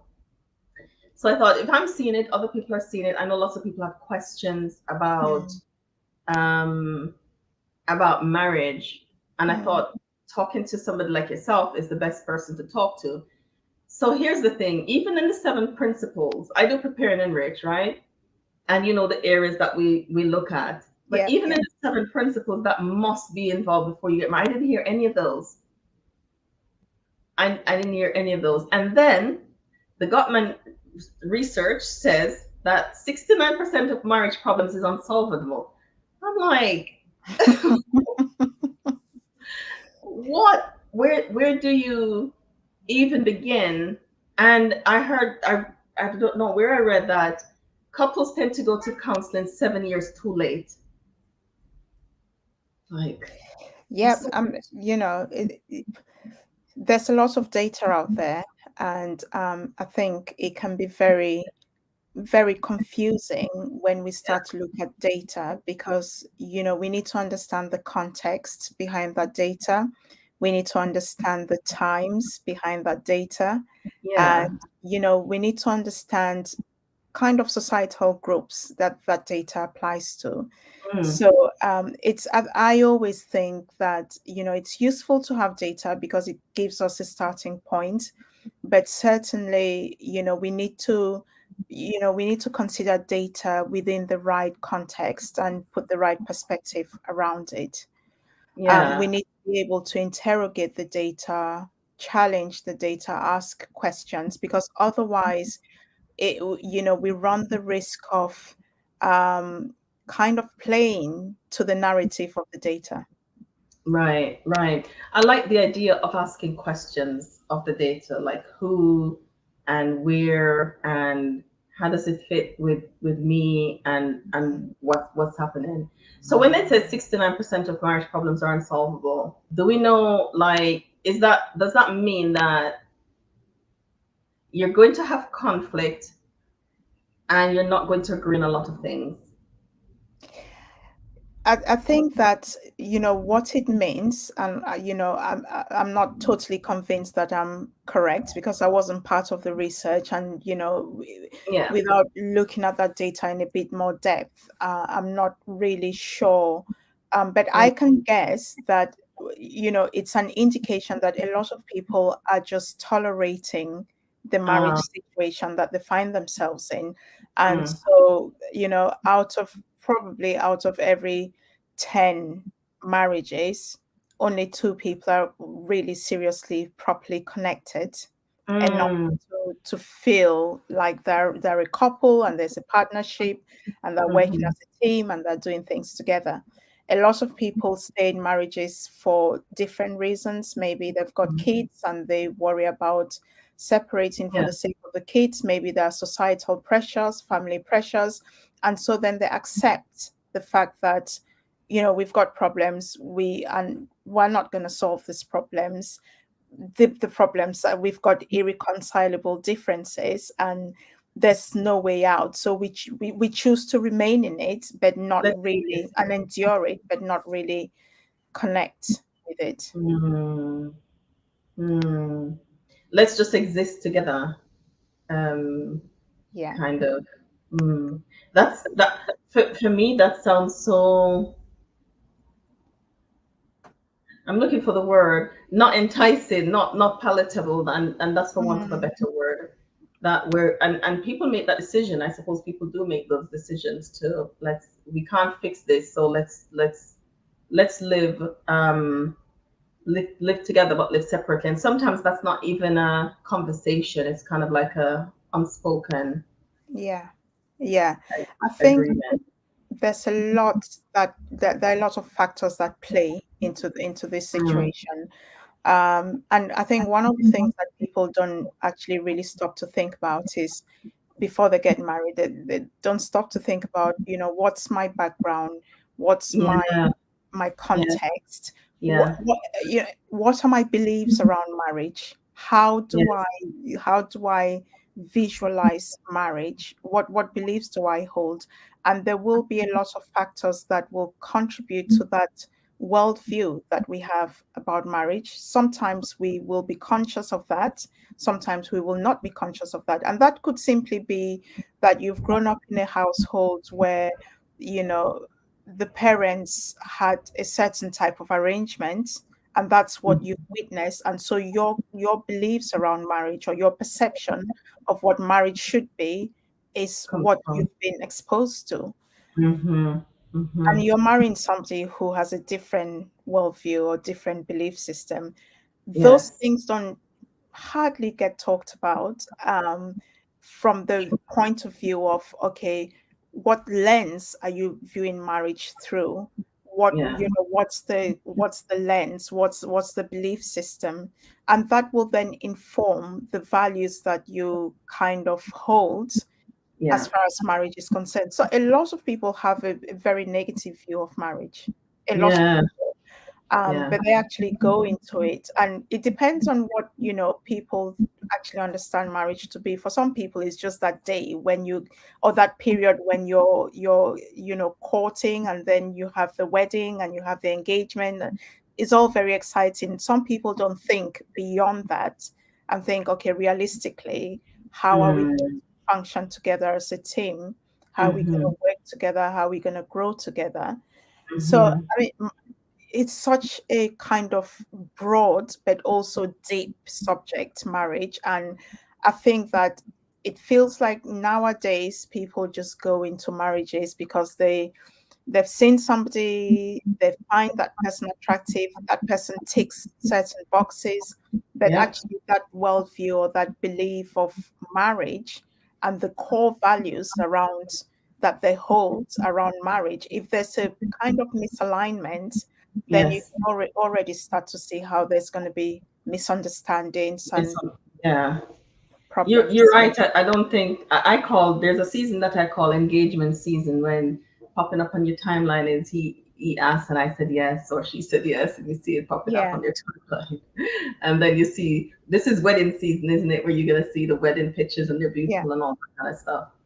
And I think you're right, lots of people don't ask those questions or even know how to ask the questions or think about how the differences sometimes in culture, in family dynamic, in our experiences that we've both had in the past, and how those things will impact the quality of relationship that we have moving forward.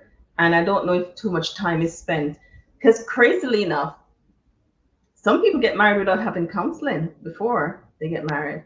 They actually do. And I'm thinking that's risky. And it is risky. But sometimes it actually depends on what the counseling is offering. Because there is that because like the 7 steps, I'm like, and they do counseling, I'm like, whoa. So you're right, it depends on what the counseling is offering. Because if two people come from very similar kind of belief systems and very similar type of backgrounds and have had similar upbringings and similar core values around marriage, you can see how they can get married and keep it going without the counseling. If two people who have been to counseling have a totally different kind of belief system around marriage, and those beliefs are not really explored in the counseling. Because I mean, I think that should be the starting point, right? I think the starting point should be, okay, when you think about marriage, what fundamentally, if somebody was to say, sum up what marriage is in one sentence, what would you say? Some people will say it's hard work. Now, if the lens through which you view marriage is hard work, why do then it? Yeah, if you're connecting with somebody who thinks, well, okay, it's a privilege or it's a joy. If you're viewing it through the lens of it's hard work, and the other person is viewing it through another lens, there's a difference. There's a difference. And so that kind of like, when there's a situation that happens, the way in which the two people will interpret It'll be different. will be totally different. And then that's how you find cross, so then it becomes how I'm thinking about that situation will kind of impact on how I feel about it. So if I think it's hard work, if I am on edge because I've seen people around me, I've seen marriages fail, I think it's hard work, I think it's just a matter of time before it fails. If anything innocently happens or typical happens, that's the interpretation I'm going to give to that situation is, oh, okay, this is me now. This is all starting to happen. And then I'm going to be riddled with anxiety and sadness, because I'm going to think, well, this is the start of the end, really. And then I might start to kind of withdraw and not communicate effectively. And then the other person picks that up and goes, oh, what's wrong with that person?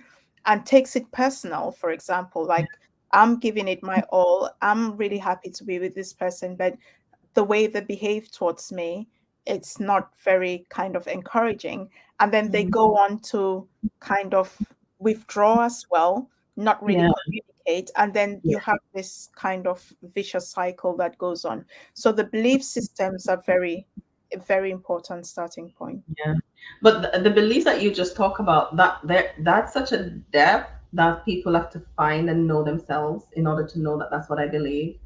I need to know my responses, and I need to know where do I get my ideas of marriage from, and what do I see around me, and those are the things that form our beliefs about what we think it should be and could be.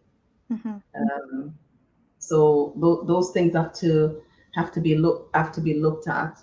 And that's where the counseling comes in. I mean, if you're the counselor, that's where you should be kind of digging and exploring. You should really be able to kind of understand each person's background and basically key things that happened or that they were kind of exposed to, and how that colored their views or perceptions around marriage, and interrogate the kind of core values that they hold around marriage. For some people, it'd be honesty, transparency, commitment, trustworthiness. For other people, it'll be cooperation, hard work, but humility, maybe learning together, growing. We need to understand what those values are for each person. We need to understand how they were formulated. We need to understand each person's kind of belief system around marriage, so that if there's any distortion, that can be addressed and corrected before people actually make that commitment to say, okay, because then you can then be each other's keeper. You can then support each other when you have that understanding. Absolutely. And I read some years ago, Alison, that we should do one marriage enrichment thing every year.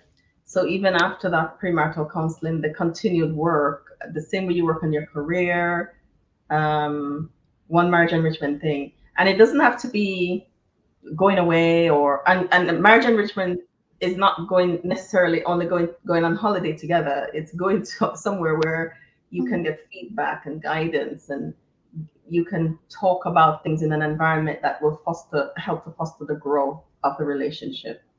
Absolutely. It's about appreciating each other, being intentional about spending that quality time together. Yes.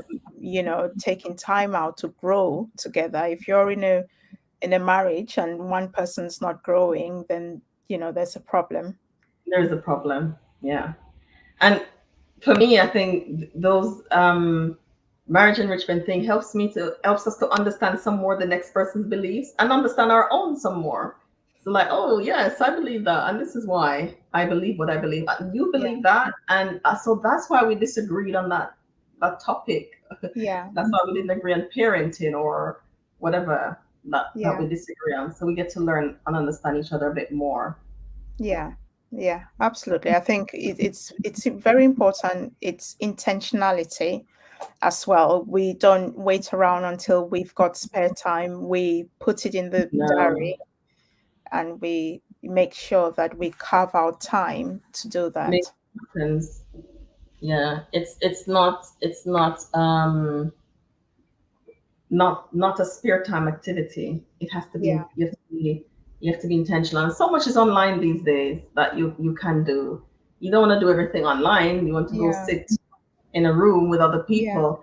Because when in parenting, you feel so normal when another mother shared their story. You think, oh, you mean that's normal? Like my child is not odd. And I think the same thing can apply when you're in a room with other people listening to stories. It makes you not feel so alone, isolated. Yeah. What are some typical before I go to the solvable, how do you deal with unsolved conflict in marriage? There's a couple that they have this thing that it's not being fixed. It can't be, they can't fix it. What advice would you give a couple that have an unsolved conflict? Well, conflicts, I would start by saying conflicts are not always a bad thing. Conflicts, always are an opportunity for us to learn something about ourselves and about the other person. So, with conflicts, we actually grow. So conflicts are not necessarily a bad thing. I think, a lot of the time, I find that the problem is a lack of effective communication. Not just a lack of communication, because we're communicating all the time, and sometimes we're communicating wrongly, but effective communication. So just really taking time to listen to the other person, not making assumptions, expectations, making sure that you understand the other person's expectations and you're managing expectations appropriately. Just really simple things like, empathizing with the other person, listening attentively to the other person. A lot of the time we have made up our minds about what the other person's intention was, what their motives were, what they're thinking. We become mind readers in this conflict. Conflicts can always be resolved if we approach them the right way. So actually believing, that, okay, we're in a situation where we disagree on things or our expectations have not been met, but we can get to a point where if we cooperate, then we can actually find ourselves in a much better place, actually in a much stronger place. So if we believe that, for a start, we're on the front foot. If we don't believe that they can ever be solved, the self-talk that we engage in will determine our direction of travel. So if we don't believe, if we think, oh, this is a mess, we can never be solved, then it's only going to get from bad to worse. Okay, so the first thing is understand that conflicts are not always bad. Conflicts are an opportunity to learn, to grow. Conflicts can, be resolved with the right approach, with the right belief, with the right attitude. And, just take it from the top and listen, communicate effectively. And part of that effective communication is listening. And that's why therapy works, because when two people who are married come to therapy, we have rules around how people communicate. The therapist is there to mediate how that process happens. And normally you'd find that you can't both talk at the same time. One person has to speak. The therapist might ask the other person, what do you understand by what you've heard? And, you know, that whole process of clarity, making sure that people are clear about what they're hearing and what they're communicating, that doesn't happen when people have a conflict and don't know how to resolve it. So I think it's back to basics. It's listening, it's communicating effectively, it's having empathy for the other person, it's not making assumptions. And if we kind of apply all of those practical steps, then we'll start to find that actually these are like walls that this wall that's been built one by one, the bricks are just going to come tumbling down, because actually it will not seem as daunting as it did when we just took a step back and look at the entire conflict and decided, oh, this one's too difficult. Yeah. Oh, that what you just described there, make anything manageable, make anything that you can work through, anything then. It's not too big. So just like my last question, Alison, how some typical solvable problems in marriage? But you just framed that one just now, like maybe some conflicts aren't bad. Maybe we can look at it this way. What are some solvable problems? Some things that people think, well, we can't solve this, we can't move on from this, but it actually is solvable. I think one thing that causes a lot of problems in marriages is finances. Okay. And, you know, people do come with different kind of ideas, beliefs around how finances should be managed. And a lot of people have a lot of insecurity when it comes to finances. Yeah. There are couples out there where, you know, one person doesn't know how much the other person earns. And you know, one person's got total control of the money, for example, and that causes a lot of anxiety, causes a lot of insecurity. And sometimes, you know, the person who's not being transparent, or who's like holding the purse and not allowing the other person, basically not allowing the partnership to happen where the finances are concerned, that person normally would have an insecurity as well. And it's about digging deep and finding out, okay, where's that come from? You know, perhaps growing up, they have been in an environment where there's been that kind of dynamic going on with the parents, or that's what they've seen, that's what they've known. Or culturally, they have a belief system that it's the man or the woman who controls the finances. But ultimately, you know, if people don't come together and work as a team, you know, that creates a lot of insecurities. And out of that, people will go on to do things like maybe, you know, start living their own lives and trying to make their own money, not trusting the other person, finding companionship in people outside of the marriage. I think when we talk about, you know, problems in marriages, I think a lot of people tend to think, well, you know, if one person's cheating on another person, but sometimes that, you know, unfaithfulness is a secondary problem, is as a result of another thing. It could be money, it could be, you know, an insecurity from childhood, it could be a perception. So I think finances is a common one. I think that, you know, probably 90% of marital issues that I've come across, money has played a role in some of the issues that people have. But you said money plays a role, but these are solvable problems, and that's the message I want people to take away. It's not unsolvable. It's solvable. We want to give hope. We want to give hope there. And I love the frame that you put things in, Alison, that makes it things like, okay, it just makes it not as big as it could have been. Just kind of make it bite-sized, normalize it, and let us do the work of understanding and working through it. Thank you, Alison, for coming on and for doing this as well. Thank you for those who have popped in. I know people have popped in throughout the day. Some people have messaged me, and I really appreciate it. I don't know, this idea came to close out Mental Health Awareness Month by just coming on and doing different things around mental health, things that impacts our mental health. And I really appreciate every guest that has come on. I've spoken to 5 people today, I think 5 or 6, that have come on and shared with the community. The videos will be edited and posted individually after this, throughout maybe next week or so. But thank you for coming on, and thank you all for joining me on this marathon. Thank you. It's been a marathon indeed. Well done to you.